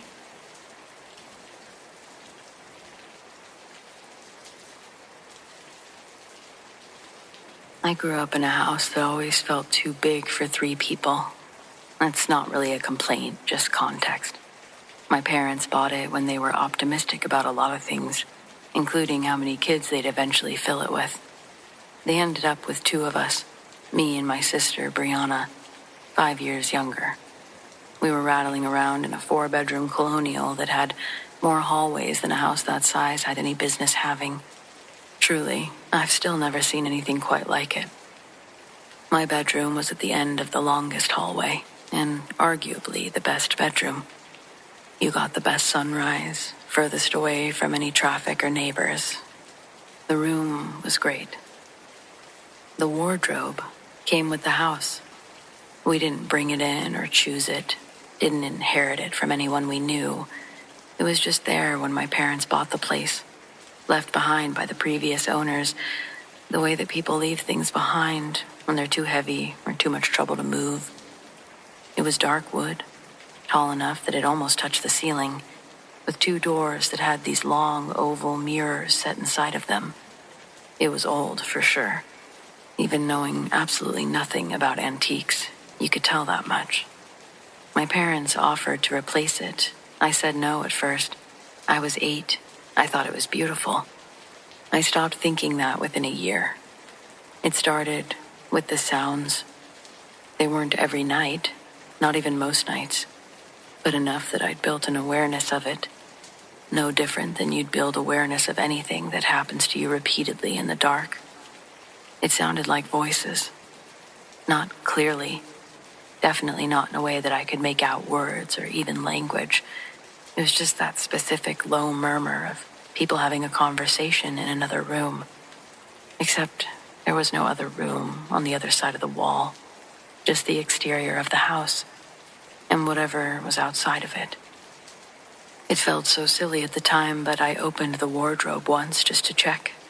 Just threw the doors wide open in the middle of the night because I was 10 and apparently braver than I remembered. The sound stopped the instant the doors were open. I stood there looking at my hanging clothes and the dark space behind them. After a minute, I shut it again and I got back into bed. The sound didn't come back for a few nights. But then, the doors. It wasn't every night, maybe once a month, maybe less. I'd wake up, and those doors would be wide open. Both of them, all the way, like someone had pushed them deliberately wide. Just standing open in the dark. Those mirrored panels catching whatever dim light came through the curtains. I'd lay there, and I couldn't fully see into it from my bed. Just darkness past where the mirrors ended. And I always had that same feeling, sitting in my chest like something was looking back at me. I never saw anything. Nothing ever came out of it. Nothing ever moved or made a sound once the doors were opened. It just seemed to watch.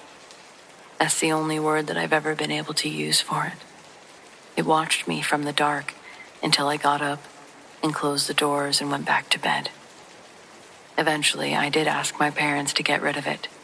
I was 12. My dad said It was a beautiful piece of furniture. Was I sure I wanted to get rid of it? My mom said that she would look into it. They never did. I stopped asking after a while, and I just learned to sleep with the lamp on. For some reason, that kept the doors closed. By the time I left for college, I had almost made peace with it. Almost.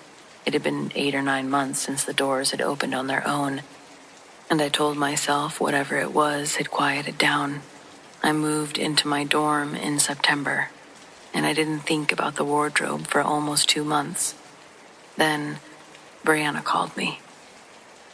It was a Thursday night in November. It was late.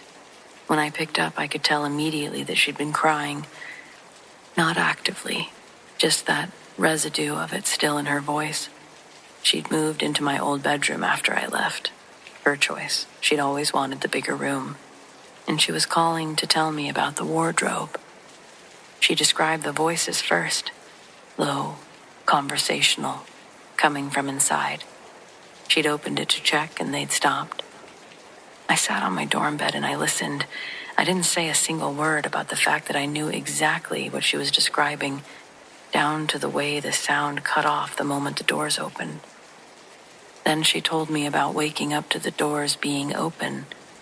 She said that it felt like, yes, something was watching her. I asked her if she was okay. She said she thought so. She just wanted to tell someone. I didn't tell her what I knew because she had 4 more years in that room, and terrifying her wasn't going to help either of us. But I did tell her to ask Mom and Dad to get rid of it. I told her to push them on it, that it was her room now, and she had every right to ask. I told her that I'd back her up if she needed me to. She asked. They pushed back the way they always had. Beautiful piece of furniture, too heavy to move, where would it go? But Brianna has always been a bit more stubborn than me. She wore them down piece by piece over 2 years, and at some point in her sophomore year of high school, my dad finally dismantled it and left it at the curb. She called me when it was gone. I could hear the relief in her voice, even through the phone. That was 4 years ago. Nobody has had an experience since. No other mysterious dressers or wardrobes. I'm graduating next month, and about a year after the wardrobe was gone, I finally told Brianna everything. We were home for Christmas break, up late in the kitchen the way that we always end up, and I just told her. The voices, the doors opening, waking up to that feeling of something watching in the dark. She was quiet for a second, and then she said, "You never told me." I said, "I know." I said that I didn't want to scare her when there was nothing either of us could do about it. I told her that I imagined sometime in the future we would get to talk about it. She thought about that for a moment, and then she said she understood. And then we sat there at the kitchen table, compared notes for about 2 hours, which nights, which sounds, whether the mirrors ever seemed off, all of it. And somewhere in the middle of it all, we started laughing. Not unlike the way you laugh when something is equal parts funny and deeply unsettling, and you're just glad that it's over. I don't know what was in the wardrobe or where it went when my dad left it at the curb. I can't help but remain curious about who took it that day, and if they've had any sort of experience too, because I doubt they knew what they were getting themselves into.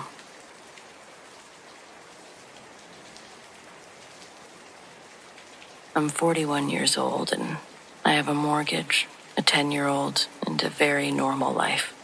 And I've never talked about this publicly because I went to school with a good reputation, and what happened in the Morrow building in 2004, it's not something that reputation has room for. I was a junior.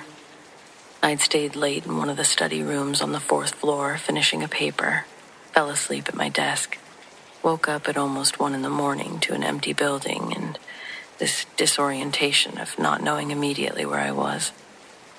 I started packing up, and then I heard something from somewhere below me, 2 floors down at least, maybe 3, crying.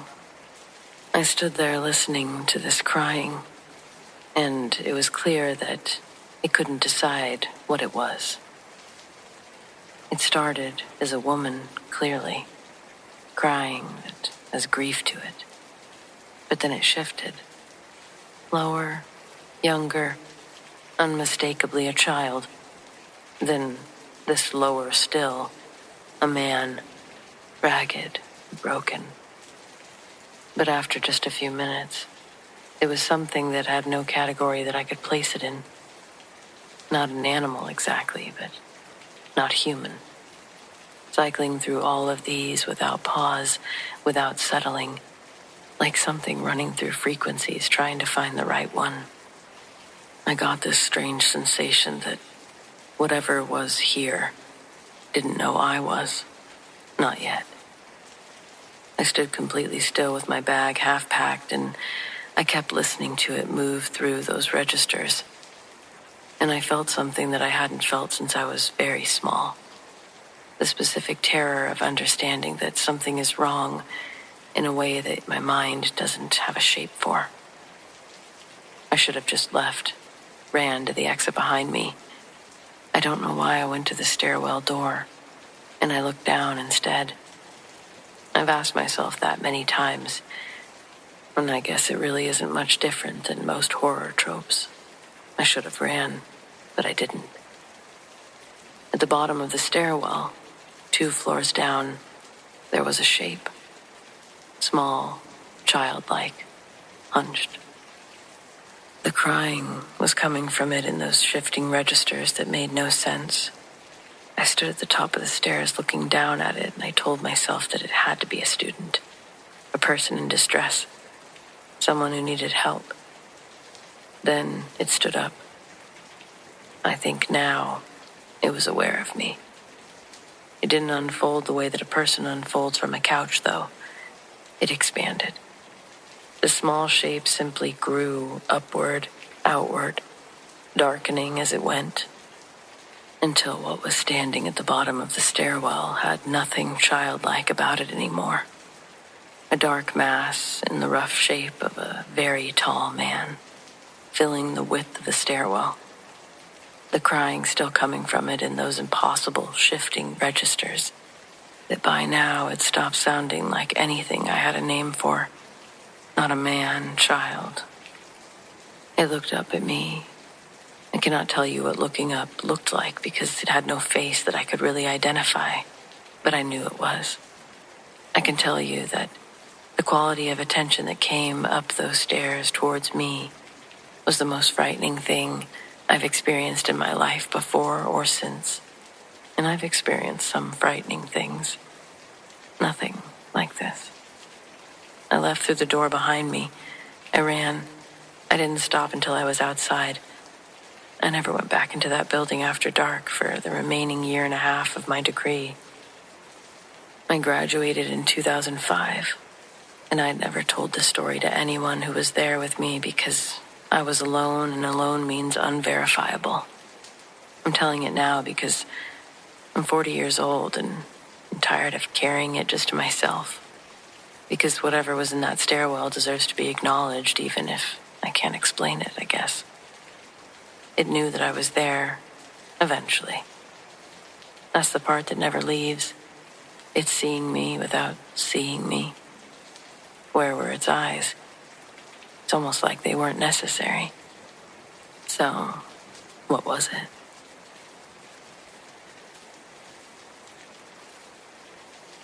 I'm not sure if this fits here, but it's been eating at me. I'm not claiming monsters. I'm just telling you what I saw and heard. And if there's some boring explanation, I'll honestly sleep better. This was in the hills where my mom's side is from. There's a back road that nobody takes unless you live out there. And there's a tight S-curve around a drop that locals call Devil's Bend. The guardrails beat to hell from folks learning the hard way in winter. My cousin Levi and I took his dad's old tent up there because we were 17 and freedom is cheap if you don't mind ticks.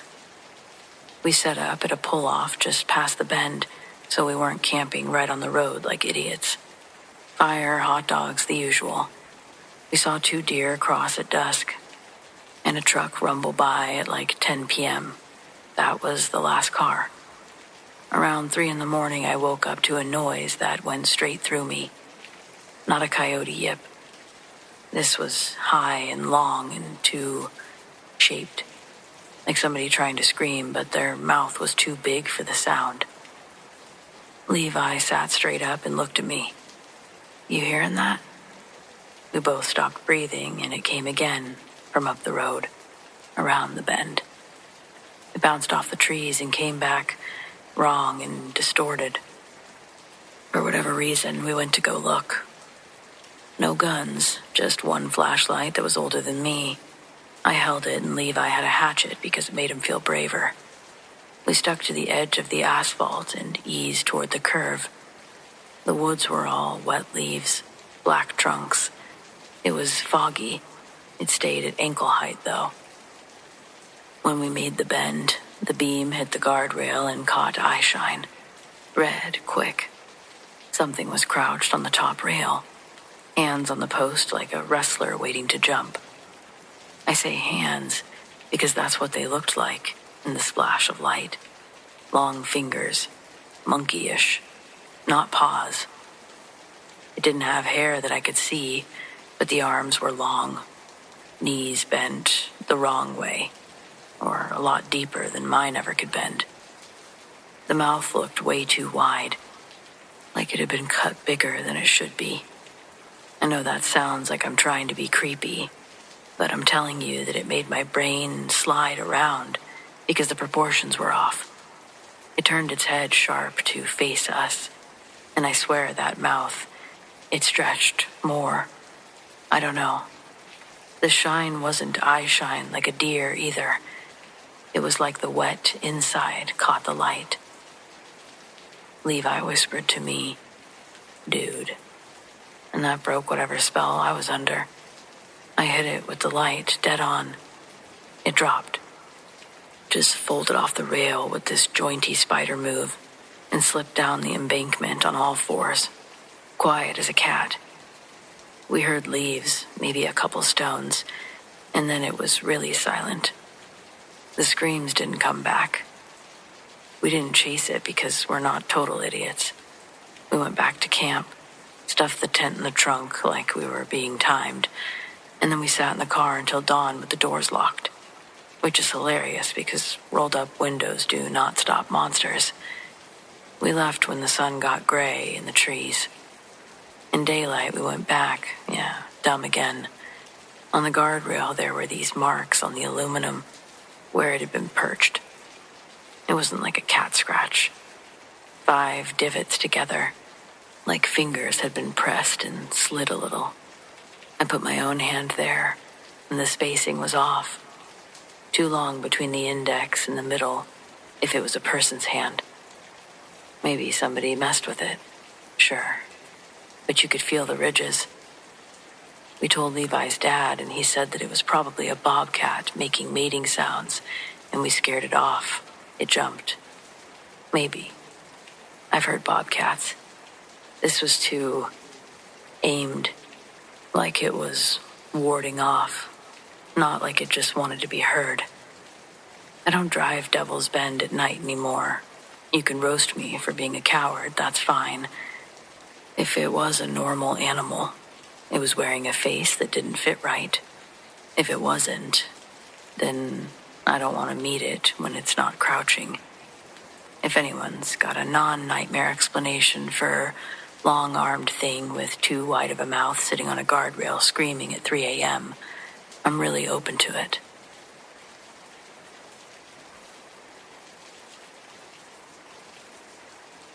My grandmother's lived at the beach for as long as I can remember.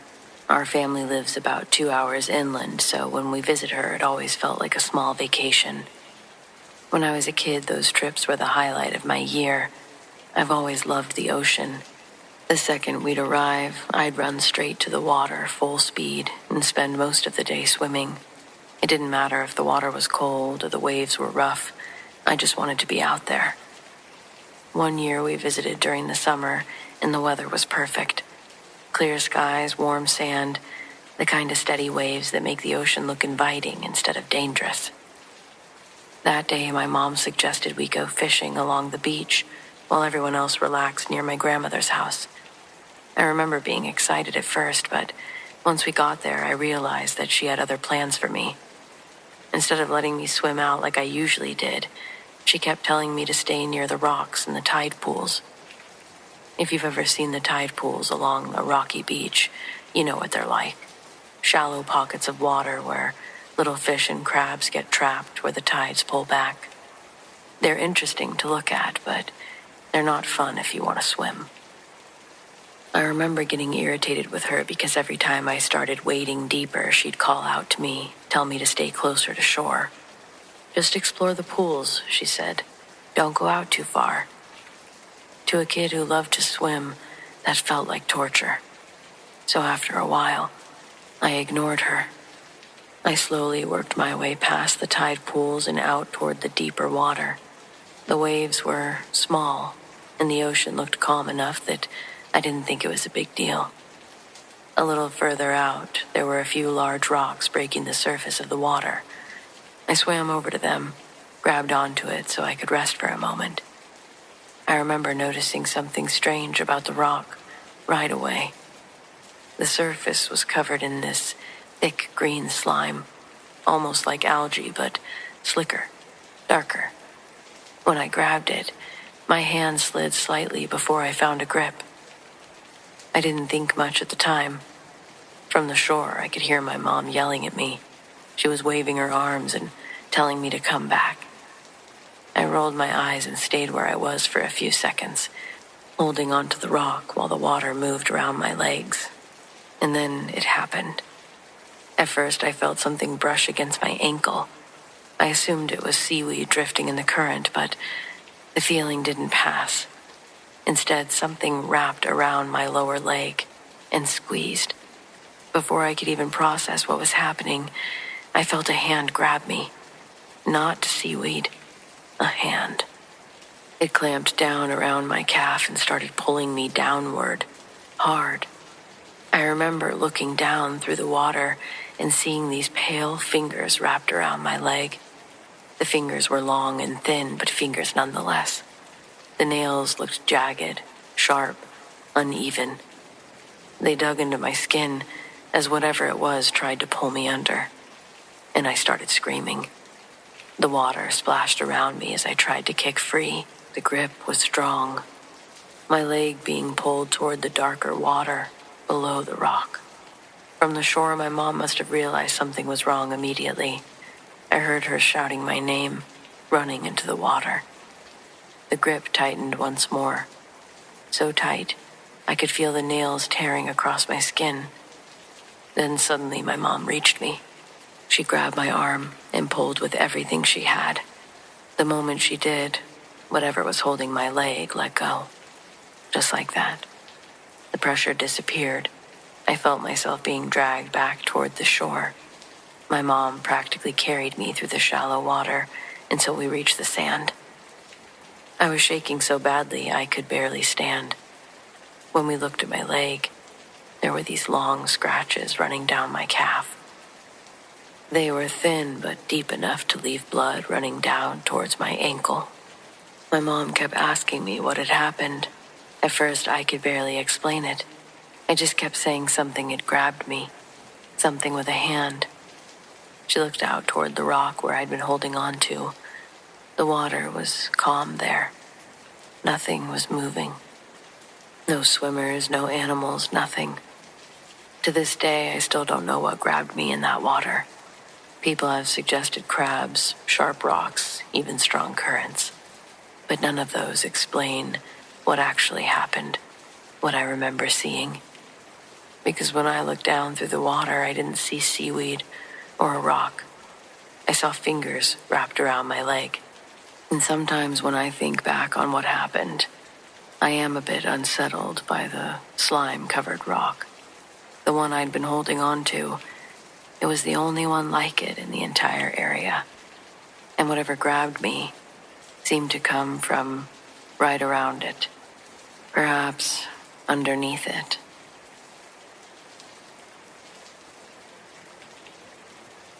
The moment you think someone is inside your house when they shouldn't be, that's a very specific kind of fear. It's different from being startled. It's quieter and heavier. Your brain stops looking for explanations and immediately jumps to survival. I learned that a few years ago while staying at a lake cabin with two friends. The place belonged to one of their relatives and sat about 20 minutes outside the nearest town. It was a property full of woods that came right up to the edge of the yard, and at night, the only sounds you heard were insects, the occasional splash of water. The first night we grilled some dinner, stayed up too late talking, and eventually everyone wandered off to bed sometime after midnight. I took a small back bedroom that faced the trees. I remember locking the back door before going to sleep because my friend had mentioned that raccoons sometimes figured out how to open the doors if it wasn't secured properly. It was one of those heavy doors with 2 locks, an old sliding chain. I checked all of them before turning off the lights. Sometime in the middle of the night, I woke up. Not suddenly, just that slow kind of waking where you're not sure why you're awake yet. The room was dark, except for the faint glow of moonlight coming through the window. I could hear the steady hum of the ceiling fan and someone snoring faintly from one of the other bedrooms down the hall. And then I heard it. A footstep. Soft, but unmistakable. It came from the living room. I stayed still for a moment, trying to decide if I'd imagined it. Old cabins do make noise. Wood contracts. Even furniture shifts slightly. Then I heard it again.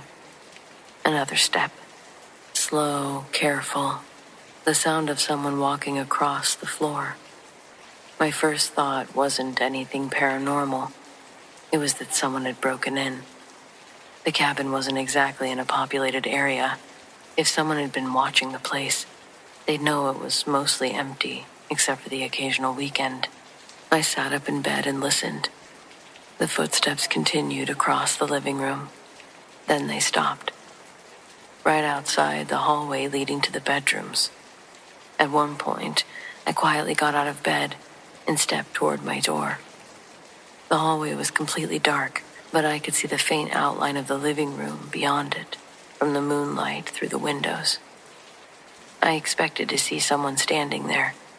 Instead, I saw something move. A dark shape crossed the living room and slipped behind the couch. Not fast, just that quiet, natural movement of someone trying not to be noticed. I was certain that someone was inside the cabin. I stepped into the hallway and called out, "Hey." No response. I walked slowly into the living room, expecting at any moment for someone to jump out or run for the door. But the room was empty. I checked behind the couch. Nothing. I checked the small bathroom near the kitchen. Empty. Then I checked the front door, which was still locked, both the handle and the deadbolt. And then I remembered the back door. I walked over, and the back door was still locked, deadbolt engaged, chain slid into place. Exactly how we'd left it before bed. There were only 2 doors to that cabin, both locked from the inside. All the windows were shut and latched, and the cabin didn't have any kind of attic or crawl space for someone to hide in. I stood there in the middle of the living room for a long time, just listening. Eventually, I convinced myself that maybe the shadows had tricked my eyes. Maybe I had been half asleep and imagined the movement. But what stuck with me was not exactly what I saw. It was the footsteps, because those footsteps sounded exactly like someone walking across the floor. Weight shifting, wood creaking under pressure, a real presence moving through the room. I didn't sleep much that night. Not necessarily scared, but my mind was just sort of racing. The next morning when my friends woke up, I walked around the cabin again just to make sure I hadn't missed something obvious. A loose window, a hidden door, anything. But the place was sealed up tight, which means one of 2 things happened that night. Either my brain somehow invented the sound of someone walking through the cabin, or something walked in there with us and just never needed the door to do it.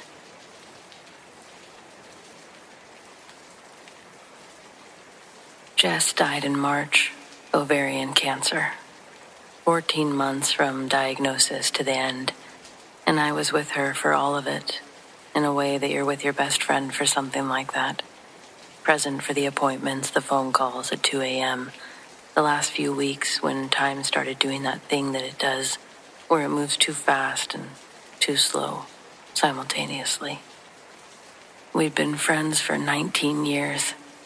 I don't really have a word for what this absence feels like. I'm not really sure that one exists. This happened in October, 7 months after. I was at a coffee shop that I go to most mornings, the one 3 blocks from my apartment, busy the way that it always is on a weekday morning. Comfortable noise of espresso machines and laptop keyboards and people who haven't fully woken up yet, myself included. I was in line, phone in hand, not thinking about much. The woman behind me said my name. I turned around. Ordinary, but not familiar. Ordinary, that's the word I go back to a lot when I try to describe her. Middle-aged, unremarkable. A face that you'd have trouble reconstructing an hour later. She was looking at me with an expression that I couldn't immediately categorize. Not warm, exactly. Purposeful. She said, "She wants you to know about the yellow notebook." I stood very still. The yellow notebook was something that only Jess and I knew about. A spiral notebook, school bus yellow, that we'd bought together at a drugstore when we were 22 and newly living in the same city and convinced that we were going to write a screenplay together. We never wrote it. The notebook sat in Jess's apartment for 19 years, filled with maybe 12 pages of increasingly unserious ideas and a lot of doodles. And we used to joke about it every few years. Our magnum opus, our great unfinished work. I had thought about it after she died, wondered where it ended up. Hadn't been able to bring myself to ask her sister. The woman said, "She kept it. It's in the blue box in her closet. She wants you to have it." Then the line moved, and she turned away, and by the time I'd processed what had just happened and turned back around, the woman was gone. She hadn't gone to the counter or the door. She hadn't gone anywhere in the coffee shop that I could see. She was just gone. I called Jess's sister that afternoon. I didn't explain why I was asking. I just asked if there was a blue box in Jess's closet. There was. The yellow notebook was in it. I don't know who that woman was. I don't know how she knew what she knew or where she went or whether she knew what she just handed me standing in a coffee shop line on a Wednesday morning. I don't know that I've ever believed in the kind of thing that this appears to be. I know that I have the notebook. It smells like Jess's apartment. And I know I can't get through more than a few pages at a time before I have to put it down. She kept it. Of course she kept it. And she kept writing. And it's so good. I'm just so glad I have it forever now. So, to the random woman, thank you.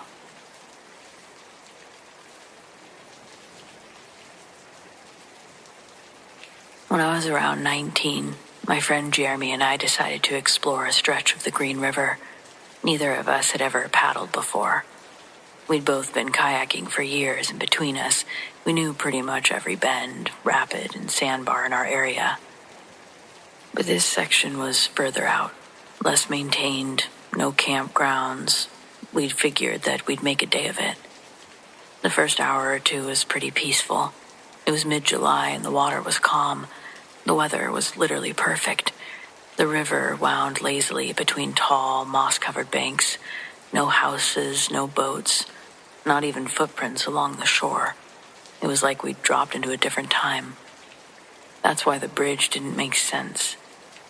We came around a bend and there it was, an old wooden bridge spanning the river, narrow, with thick beams and planks, weathered gray.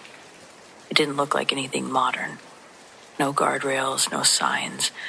The road on top was so overgrown with grass and weeds, it looked more like a forgotten trail than something you'd drive on. I slowed my paddle and looked at Jeremy. You ever seen this before? He shook his head. Nope, I've been through this section, I think. We let ourselves drift a little bit closer, and as we did, I noticed it was cooler. And that smell of river, the mud and plants and warm fresh water, it was gone, replaced by something faintly metallic. We ducked under the bridge, and the world went strange. The water slowed until it barely moved at all, like we'd paddled into a still pond. The sound of the current vanished, replaced by a soft, steady whispering. Not wind or leaves, more like people talking somewhere out of sight. I couldn't make out the words, just the rise and fall of voices. I glanced over at Jeremy to see if he heard it too, but he was staring straight ahead, jaw tight. I didn't ask. We kept paddling, figuring the weird atmosphere would pass over once we got further downstream. After what felt like an hour, I saw something ahead. Another bridge. It wasn't just another bridge. It was the same bridge. Same sagging, weathered planks. Same moss growing along the supports and the same tangle of vines hanging off the side. But this time, we were approaching it from the opposite direction. That was impossible. We'd never stopped, never turned around, and rivers don't flow in reverse circles. I felt panic starting to set in. Jeremy was the one who made the call. We're not going to go under it again. We paddled to shore instead, dragged the kayaks up the muddy bank, and started hiking. The woods were dense, but we eventually stumbled across an old game trail, and it led us back to the river, maybe a mile upstream from where we'd started our detour.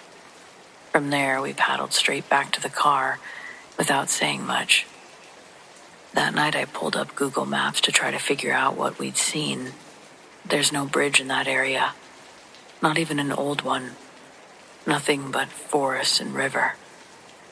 I still don't know what happened out there, but I've been back to that section twice since then, and no matter how far I paddle, I can't find that bend in the river again. And that bridge, it's not there.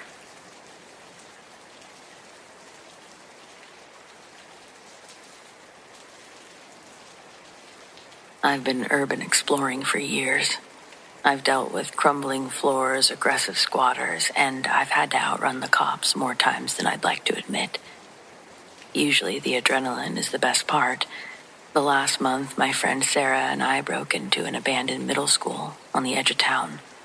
And for the first time in my life, I felt a fear that was purely physical.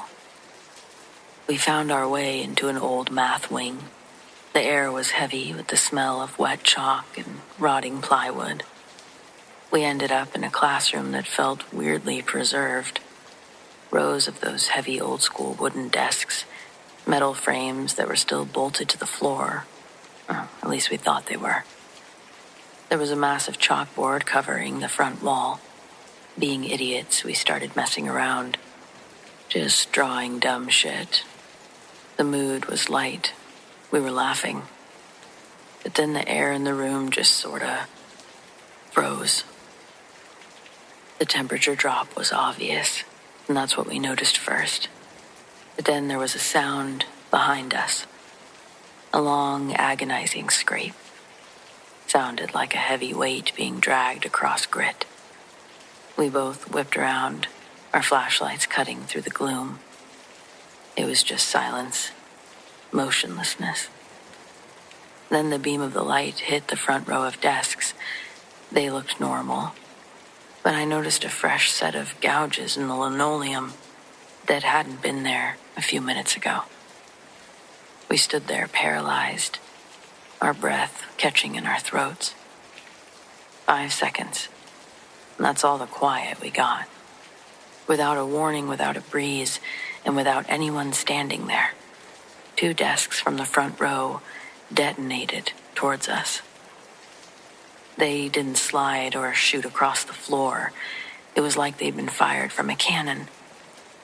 We dove in opposite directions, the metal frames screeching as one tore through the air where we had just been standing. We scrambled to our feet, trying to process the impossibility of what we were seeing. And that was our mistake. We stayed a second too long. From the very back of the room, the remaining desks, the heavy ones, they streaked across the floor. In a blurred line of flying wood and steel, they hit the opposite wall with this bone-shaking crack, shattering part of the chalkboards. This didn't feel like a haunting. It felt like an assault. We bolted. I don't think I've ever ran that hard in my life. My lungs were actually burning, and I couldn't feel my legs, but I couldn't stop. My boots were skidding, broken glass everywhere, but I didn't look back once, until we hit the tree line far outside. The weirdest part, Sarah hasn't spoken a word to me about it since. Every time I try to bring it up, even just to ask if she's okay, she just totally shuts down. Her face goes blank. She changes the subject immediately. I know what I saw. I know those desks didn't move because of a draft or a slanted floor. Something in the room was tired of being drawn on or made fun of, picked at. Something wanted us to become part of the wreckage or to leave. I always assumed spirits couldn't hurt you. But if we hadn't moved, jumped out of the way, I don't think I'd be writing this.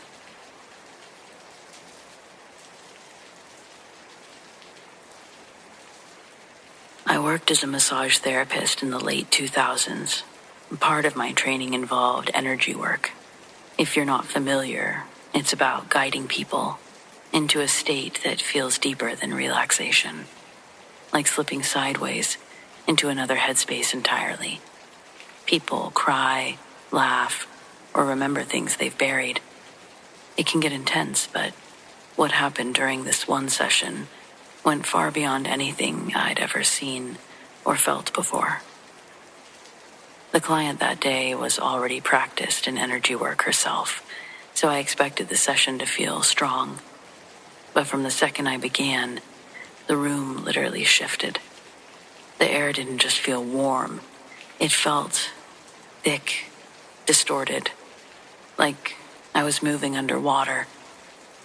Every sound seemed slightly muted, like the walls were absorbing it, and even the rhythm of my own breathing felt slowed.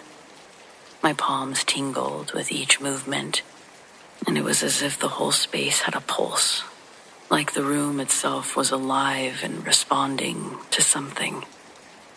Halfway through the session, it changed again. The buzzing intensity gave way to something more focused, sharper, almost like attention had turned on me. And that's when I realized I wasn't just sensing energy anymore. I was sensing a presence. It felt like a young girl was standing in the corner of the room. I couldn't see her, but I knew she was there, the way that you know someone's staring at you from behind. She radiated this bone-deep sadness, frightened, lonely, and confused. The weight of it pressed down so hard, I almost lost my train of thought. I didn't say anything, partly because I didn't want to scare my client, and partly because I didn't trust my own mind in that moment. Maybe I was projecting. Maybe I was reading too much into the energy that we'd stirred up. So I stayed silent and finished the session as normally as I could. When it ended, I excused myself to wash my hands, trying to shake it off and reset. I told myself it was all imagination. just my brain firing strange signals while I worked. But when my client came out a few minutes later, she was crying hard. And while tears aren't unusual in this kind of work, the way she sobbed felt heavier, like she wasn't just releasing tension, but something else. I asked her if she was okay, and through tears she said, "This is going to sound insane, but my inner child came to me during that session. She sat with me. She told me she was scared of Bill and that I needed to stay away from them." I froze. Because she thought that it was her inner child, I thought that it was a ghost girl. But either way, we'd both experienced something outside the ordinary. That building was old, close to 140 years at that point, and it carried the kind of creaks and shadows that made it feel more like one lifetime had passed through its walls. Maybe what she saw was a fragment of herself. Maybe what I felt was something left behind from the building's long history. All I know is that for an hour, there were 3 of us in that room.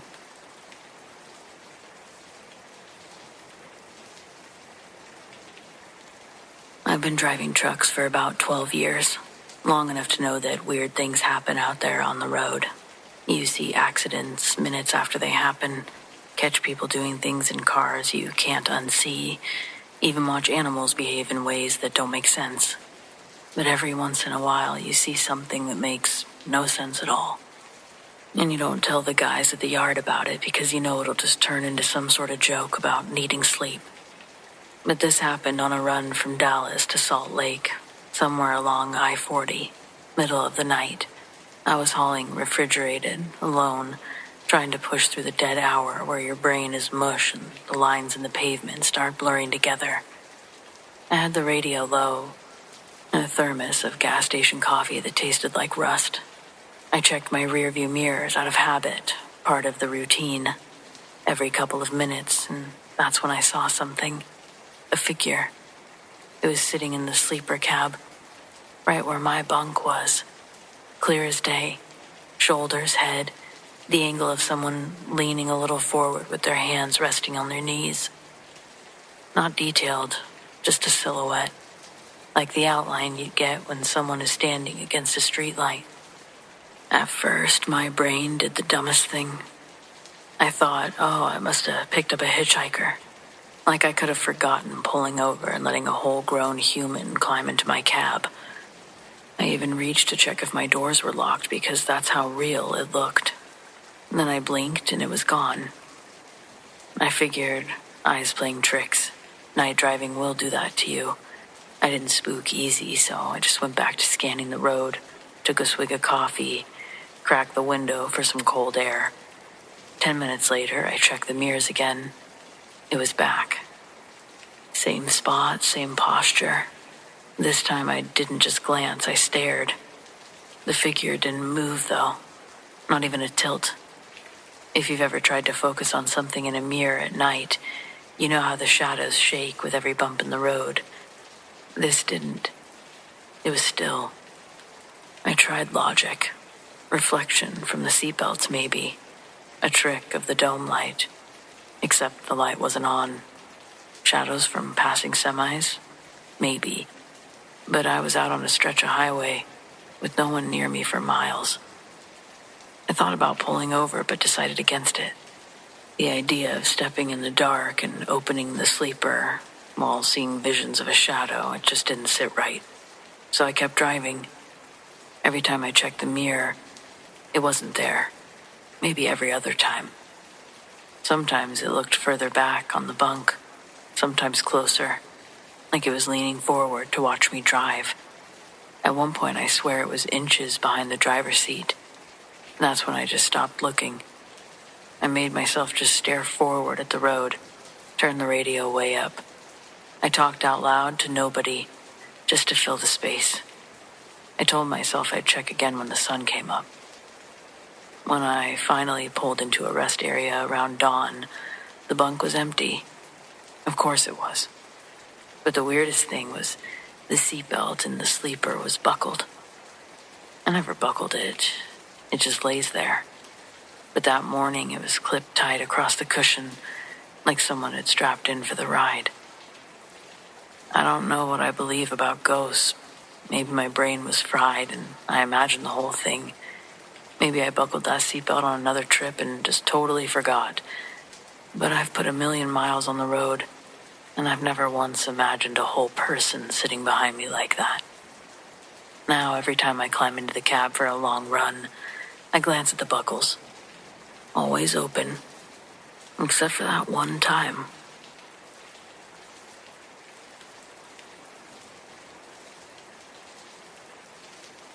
I worked nights at an office depot in the early 2000s. There were 2, at most 3 of us locked in the store overnight. The manager would let us out at 6 a.m.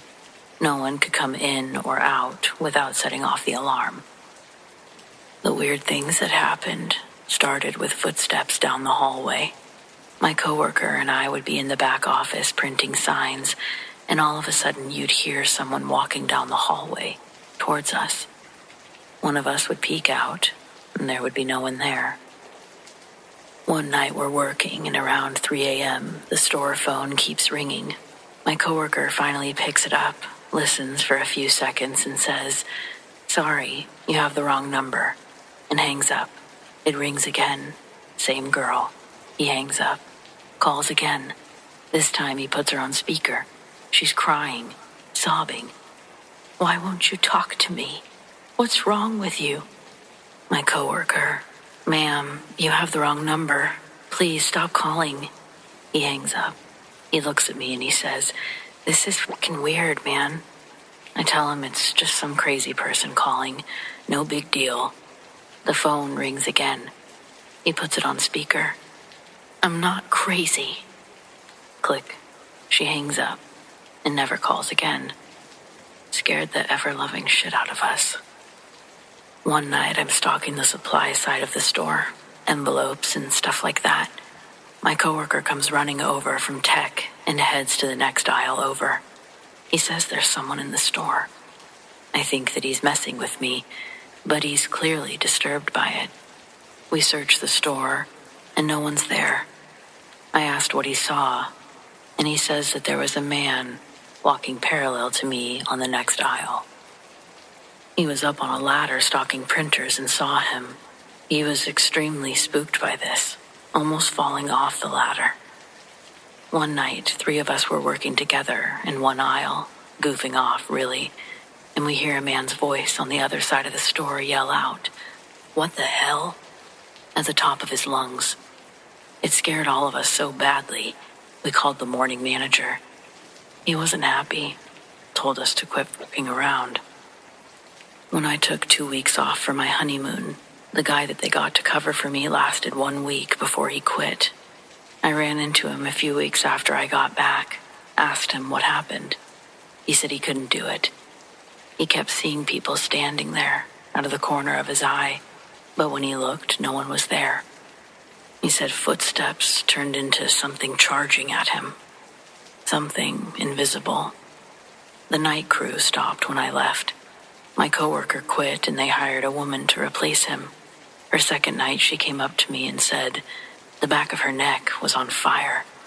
I looked and she had these fresh, deep red scratches running from her neck to the middle of her back. They weren't bleeding, but they were obvious and they looked painful. It scared the hell out of her and me, to be quite honest. That was the last straw for me. I quit a few days later.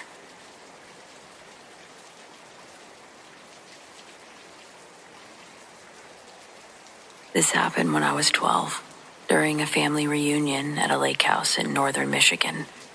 It's the only time I ever answered back, and it's the reason I don't go near the water at night anymore, especially in Michigan.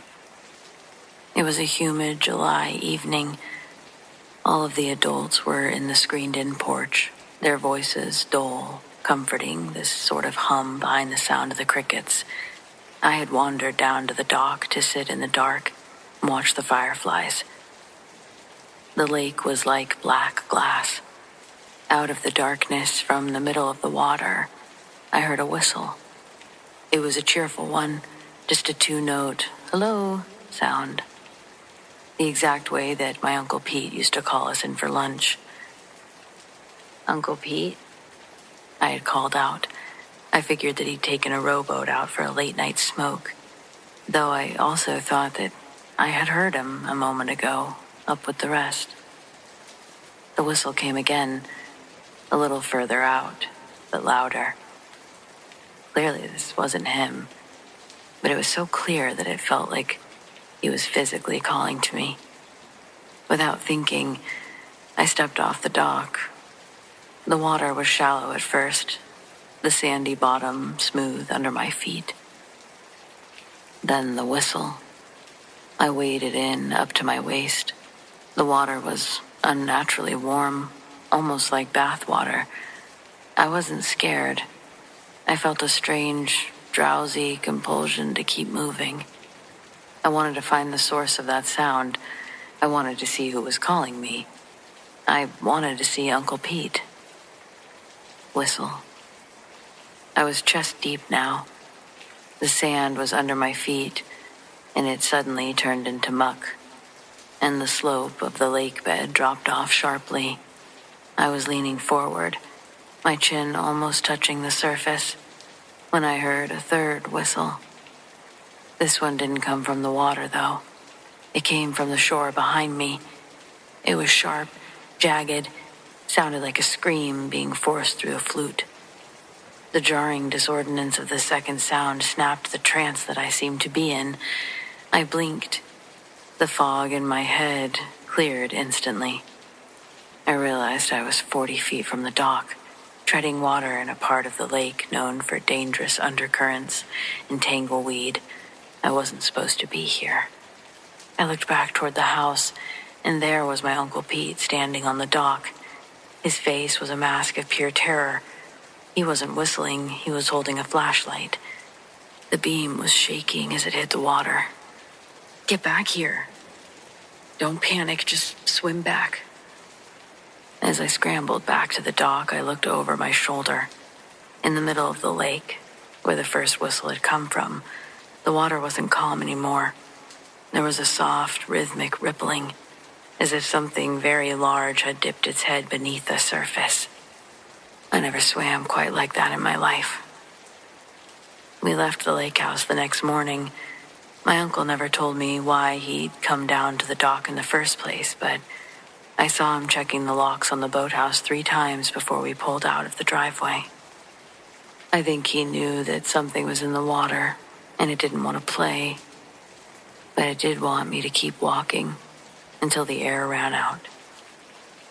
So maybe he heard the whistles. He never admitted that he did, but either way, I'm grateful he saved my life.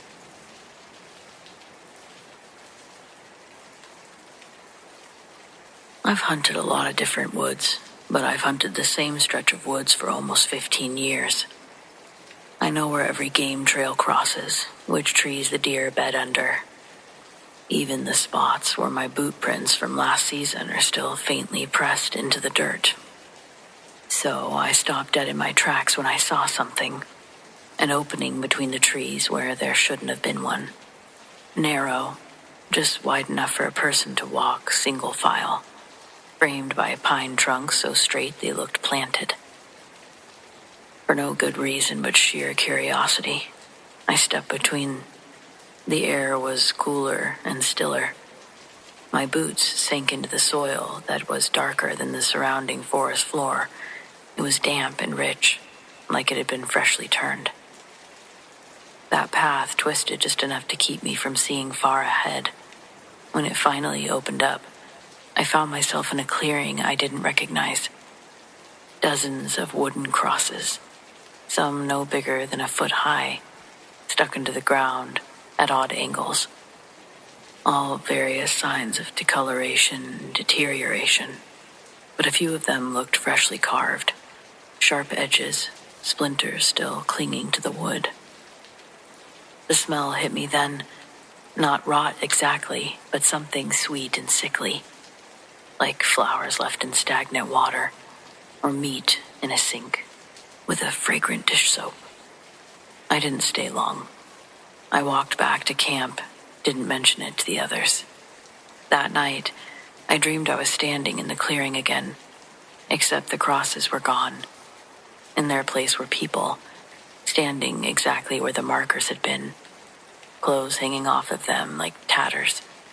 Skin was pale, eyes dark, not lively. I woke suddenly with that smell still in my nose. A few days later, unable to forget, I checked my GPS log from that hunt. The coordinates from the clearing, they led straight into an unbroken patch of forest. There was no path or clearing, nothing. I still frequent that stretch, and I've never had anything like it happen again.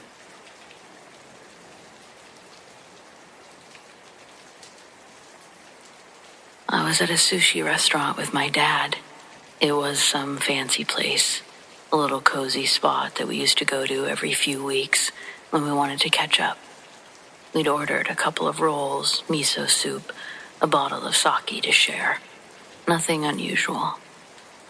Then, in the middle of a quiet lull in our conversation, my dad's sake cup slid across the table.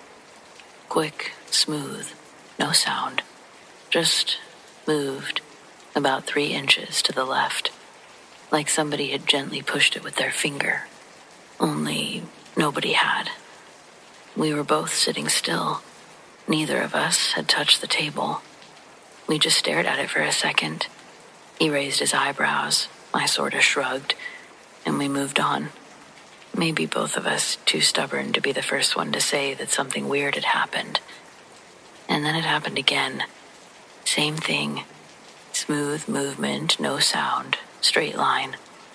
This time we both said something, almost at the same time. Did you see that? Yeah. I thought I was imagining it before. We tried everything we could to recreate it.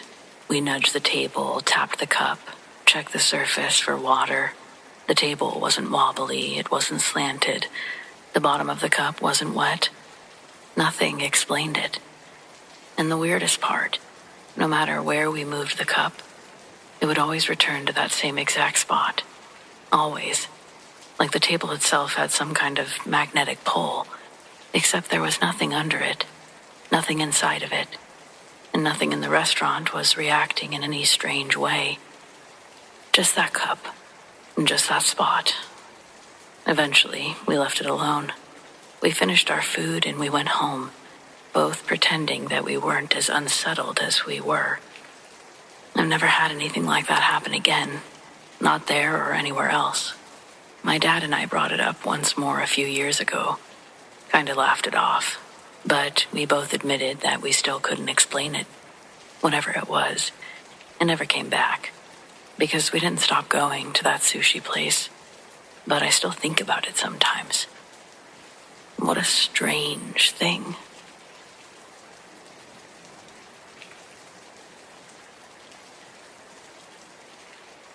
I don't scare easily. I work nights, I drive alone constantly, and I've logged enough late hours on empty roads that the dark stopped meaning anything a long time ago. But I guess that changed a bit. On a random night in November, on Highway 36 through the Trinity Alps. It's remote in a way that that part of Northern California is remote. Not scenic remote or peaceful, just genuinely empty. No towns for long stretches, no cell service. I had driven it a dozen times. It never bothered me. I was about 45 minutes into the stretch when I heard the breathing. That's the only way to describe it. It was coming from the back seat. Close and measured, like someone was lightly sleeping. I checked the mirror immediately. Empty backseat. Nothing. Okay. Even though the volume was down, I turned the radio off and I just listened. It continued for a full minute before it stopped. There's really not a great place to pull over on this route, so I did drive for that full minute. Once it had actually stopped, I was able to convince myself that it was the vents, road noise, or my own breathing bouncing off the windows and some weird acoustic trick that had never happened before. After too long a silence, I turned the radio back on. The temperature dropped right next to me. Not the side closest to my door, but the one closest to the passenger seat. It wasn't the whole car, it was just that seat. It was cold enough that I could feel it from where I was sitting. I put my hand up to the vents. They weren't blowing cold air.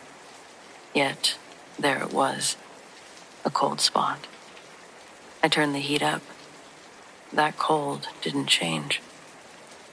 I was actively talking myself down, running through explanations when the seatbelt moved. The passenger seatbelt, unoccupied, sitting slack as it always did, but it had been pulled tight for one moment, like something had pulled it, like something was there. I couldn't stop the car. There was no shoulder. I just had to drive, knowing that something was in the car with me. Something invisible. I drove the remaining 40 minutes to the junction at a speed that I won't specify, and I did not look at the passenger seat directly once. At the junction, there was a gas station, lit up, a truck idling at the pump, a woman inside behind the counter. I pulled in and sat under the lights for a long time, and then I went inside. The cold was gone by then. The seatbelt was normal, backseat empty. I've driven Highway 36 twice since, during the day both times. I tell myself that's a coincidence.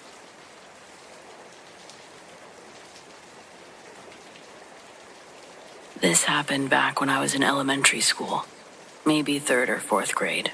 Our schoolyard was basically a big open lot with a blacktop and some faded basketball hoops, and then a huge stretch of grass that sloped down toward a row of trees. Beyond the trees was nothing but fields.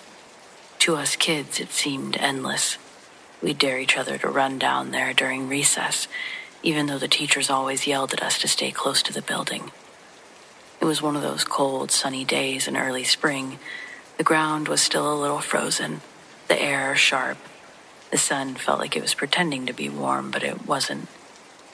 Most kids were on the blacktop playing kickball, but I got bored, wandered toward the grassy part. A couple friends followed me, but they stopped halfway down the hill. I kept going. At the edge of the tree line, I saw something. Someone standing there. At first I thought it was one of the older kids who'd snuck away to smoke or something. That this figure wasn't moving. It was standing perfectly still. And the weirdest thing was that it didn't look solid. It was like a shadow that had stepped out of the trees. Dark, human-shaped, but not solid. Its proportions were strange, stretched in some places. My brain was doing the kid thing where you try to make sense of something by telling yourself it's normal. Maybe it was a teacher. Maybe a coat rack left outside. But then it moved. Slowly. It lifted its arm and waved at me. Not a playful wave like, "Hi, come over here." It was this stiff movement, like a signal. I backed up a few steps and then turned and bolted toward the blacktop. My friends started laughing at me, asking what I saw. But when I pointed back at the trees, the figure was gone. "Didn't you see it?" They hadn't. One of the recess aides had been watching me. I remember she came over after the bell rang. Her face was pale. She asked me what I was looking at down there. I was embarrassed and just shrugged. She didn't push, but I saw her whispering to another teacher as we lined up to go back inside, and I thought that was strange. That night, I couldn't stop thinking about it. The way it waved, the stiffness, the fact that it was gone when I looked back and that no one had seen it. The next day, I tried to avoid going near the grassy part, but I couldn't help sneaking glances at the trees. About a week later, I overheard two teachers talking in the hallway. They didn't see me, but I caught enough to piece something together. One of them said something like, "It's that same spot again." And the other said, "Oh, let's not scare the kids. It's been years since it happened." Years since what happened? Eventually, I did some digging, and it would be years later when I was in high school. I asked around and found out that a student really had gone missing from the field in the late 80s, long before I was enrolled. Supposedly, a little boy had been playing near the tree line during recess, and when the bell rang, he never came back. Search parties looked for weeks, but found nothing. The official explanation was that he ran away, but anyone who grew up in that town knew better. Kids whispered about it, parents changed the subject. And now, every time I think back to that day in the schoolyard, I can't shake the feeling that the thing I saw, the shadow waving at me, was connected. Like it was waiting for someone to see it. But I also wonder, had someone seen it before? Is that what the teachers were whispering about?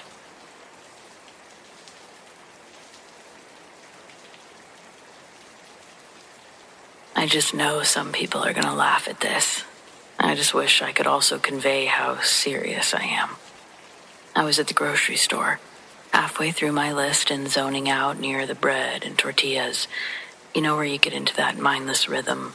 Eggs, milk, grab this, grab that. That's where I was, just moving along. And then the tortillas jumped. Not fell, not slid. Jumped. A sealed pack of corn tortillas, middle shelf, maybe shoulder height, shot out from the row and landed on the floor right in front of me. It was just like someone had tossed it from a short distance. Not tumbling down, not gliding off the edge, just launched. I stood there, blinking at it. There was no one else in the aisle, no cart bump, no breeze. Nothing on the shelf was stacked precariously. I picked up the package slowly, like it might move again. It was cold, normal. Just tortillas. I laughed a little under my breath. "Okay, I get it," I said. "Enchiladas tonight." I put them in my cart, but I couldn't shake the feeling. My skin prickled like goosebumps. That weird internal quiet after something wrong happens was inside of me. I walked faster after that. Didn't even finish my list. That was 3 months ago. And yeah, the enchiladas were good, but it was still spooky.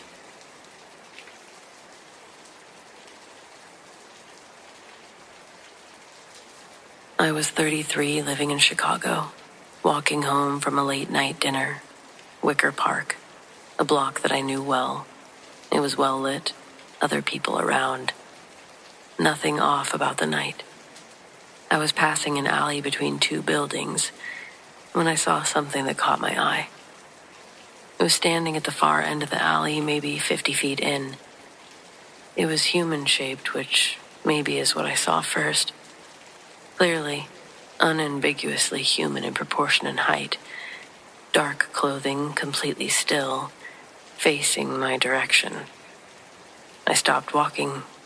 Why? I don't know. The figure didn't move. I stood on the sidewalk and I looked down the alley. It stood at the far end and looked back. The quality of its stillness, it didn't feel good. It was something that I hadn't felt before, and is still hard to articulate. It's not the stillness of somebody pausing, or the steadiness of someone waiting. Something older than either of those things. Something that had been standing there longer than I'd been walking past. And the longer I looked, the worse I felt. But it's like I couldn't look away. I took a step toward the alley entrance, not on purpose. My body did it before I decided to. The figure moved, not away from me, but towards me. It simply turned a quarter rotation, presenting its profile. And then it stepped sideways into the wall of the building and was gone. It didn't go around the building. It went into the wall. The brick and the mortar simply accepted it, and it was gone. The alley was empty all the way to the far end. I stood on that sidewalk for a long time. I walked that block many times since, but I always slow down at that alley point and I always look. It's always empty, but it wasn't that night. I've never found a way to say what it is I saw without sounding like it was something I imagined. But I know the difference between what imagination is and what I see. I saw it step sideways into a brick wall, and it disappeared completely. I've been carrying that specific image for 6 years, without it fading even slightly. I'm glad that feeling faded. It was pure dread. But yeah, not everything fades away. That's the part people don't tell you.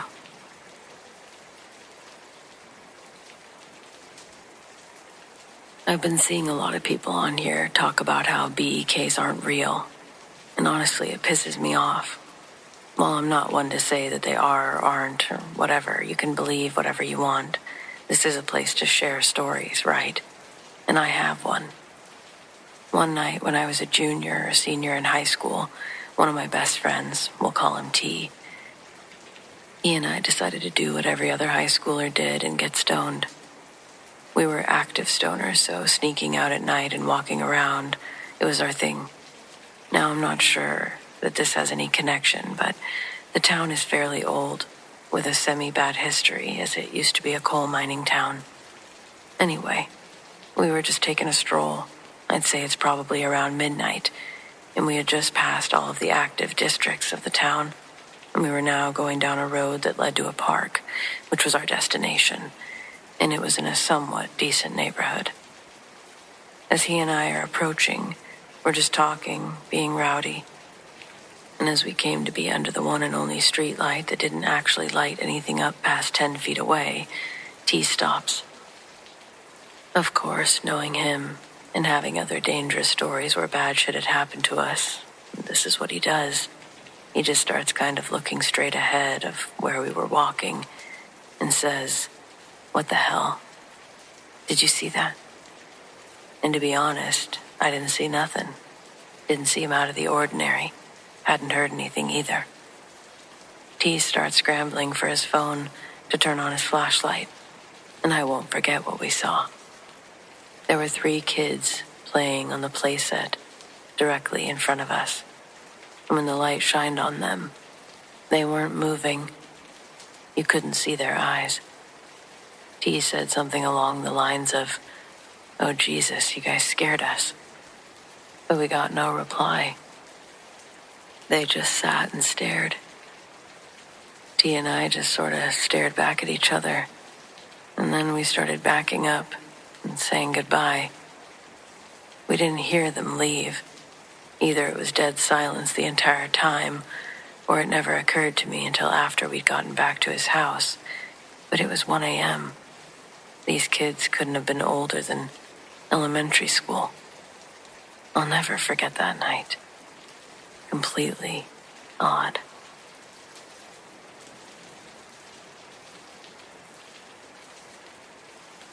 I've been in law enforcement for over 16 years in Texas. 16 years of seeing more than my fair share of tragic, creepy, and downright unexplainable things. From murder scenes to suicides to fatality accidents. Sometimes a place just feels different. It's an intuition you learn to trust. I've posted here before about a burglary in progress call I responded to. But there was one call, a death notification, that sticks with me because of how quickly and quietly the reality shifted. I may have shared it before, but it bears repeating. The call came in around 12:30 a.m. I had to contact the family of a deceased woman named Susan. who was involved in a fatal car accident just a few miles from her home. It was a rural area. It was the type of drive where your headlights are the only light source for miles. By the time I turned onto the long, unpaved road leading to the residence, it was pitch black and dead silent. I pulled up to the property gate about 50 yards shy of the house itself, and that's when I saw a woman. She was standing right by the gate, in the shadows cast by my cruiser. She was wearing light clothing that seemed thin for the middle of the night. I had my doubts about her being the resident, but she was the only one out there. I killed the engine. She spoke before I could even open the door. Her voice was calm, almost unnervingly so. "I heard you coming from miles away, officer." I asked her if she lived at the residence, and she confirmed she did. I explained why I was there, the need to speak with the occupants, and I asked her to meet me at the front door. She agreed, but said she needed to walk the distance. "It's a short walk, but I need the time to gather myself," she said. I let her walk ahead while I drove slowly toward the house. Something felt off about the pace, even the darkness and her composure, but I chalked it up to shock. This was Texas. People out here dealt with sudden tragedy differently. I parked near the small wooden porch and I stepped out. I expected her to be right there, maybe already waiting on the steps, but the porch was empty. I hadn't seen her disappear, and yet I thought I'd had my eyes on her the whole time. It was 1 a.m. and completely dark. I started scanning the driveway and the surrounding yard, shining my flashlight everywhere. Where did she go in 75 yards? There was nowhere to hide, just shrub and open space. Just as the unnerving realization started to sink in, the front door opened. A younger woman appeared, looking startled by my presence. She was immediately concerned and asked if everything was okay. I asked if I could speak with her and any other adults inside. She welcomed me in. I paused on the threshold, hesitating. I told her I was waiting for the woman I'd just met near the gate. The daughter's expression immediately became tight with confusion. "Nobody else should be home, officer, just me and my husband." That line sort of froze me in place. I stopped my casual search of the yard and went on full alert, circling the house quickly. Nothing. Nobody. I entered the residence with their permission and delivered the news about her mother, Susan. The daughter and her husband were instantly heartbroken, of course. While they were comforting one another, I tried to focus on the routine, on the walls, on anything but the empty space where this woman's mother should have been. My eyes fell on a wall of framed photographs. There was this picture of a middle-aged woman that immediately stuck out to me. She had the same eyes and the same build, the same stillness in her posture as the woman I was just speaking with outside. I pointed to it with my voice being tight. I said, "Who's this?" The daughter looked up, tears streaming down her face, and confirmed, "That's my mother, Susan. That's the woman who passed."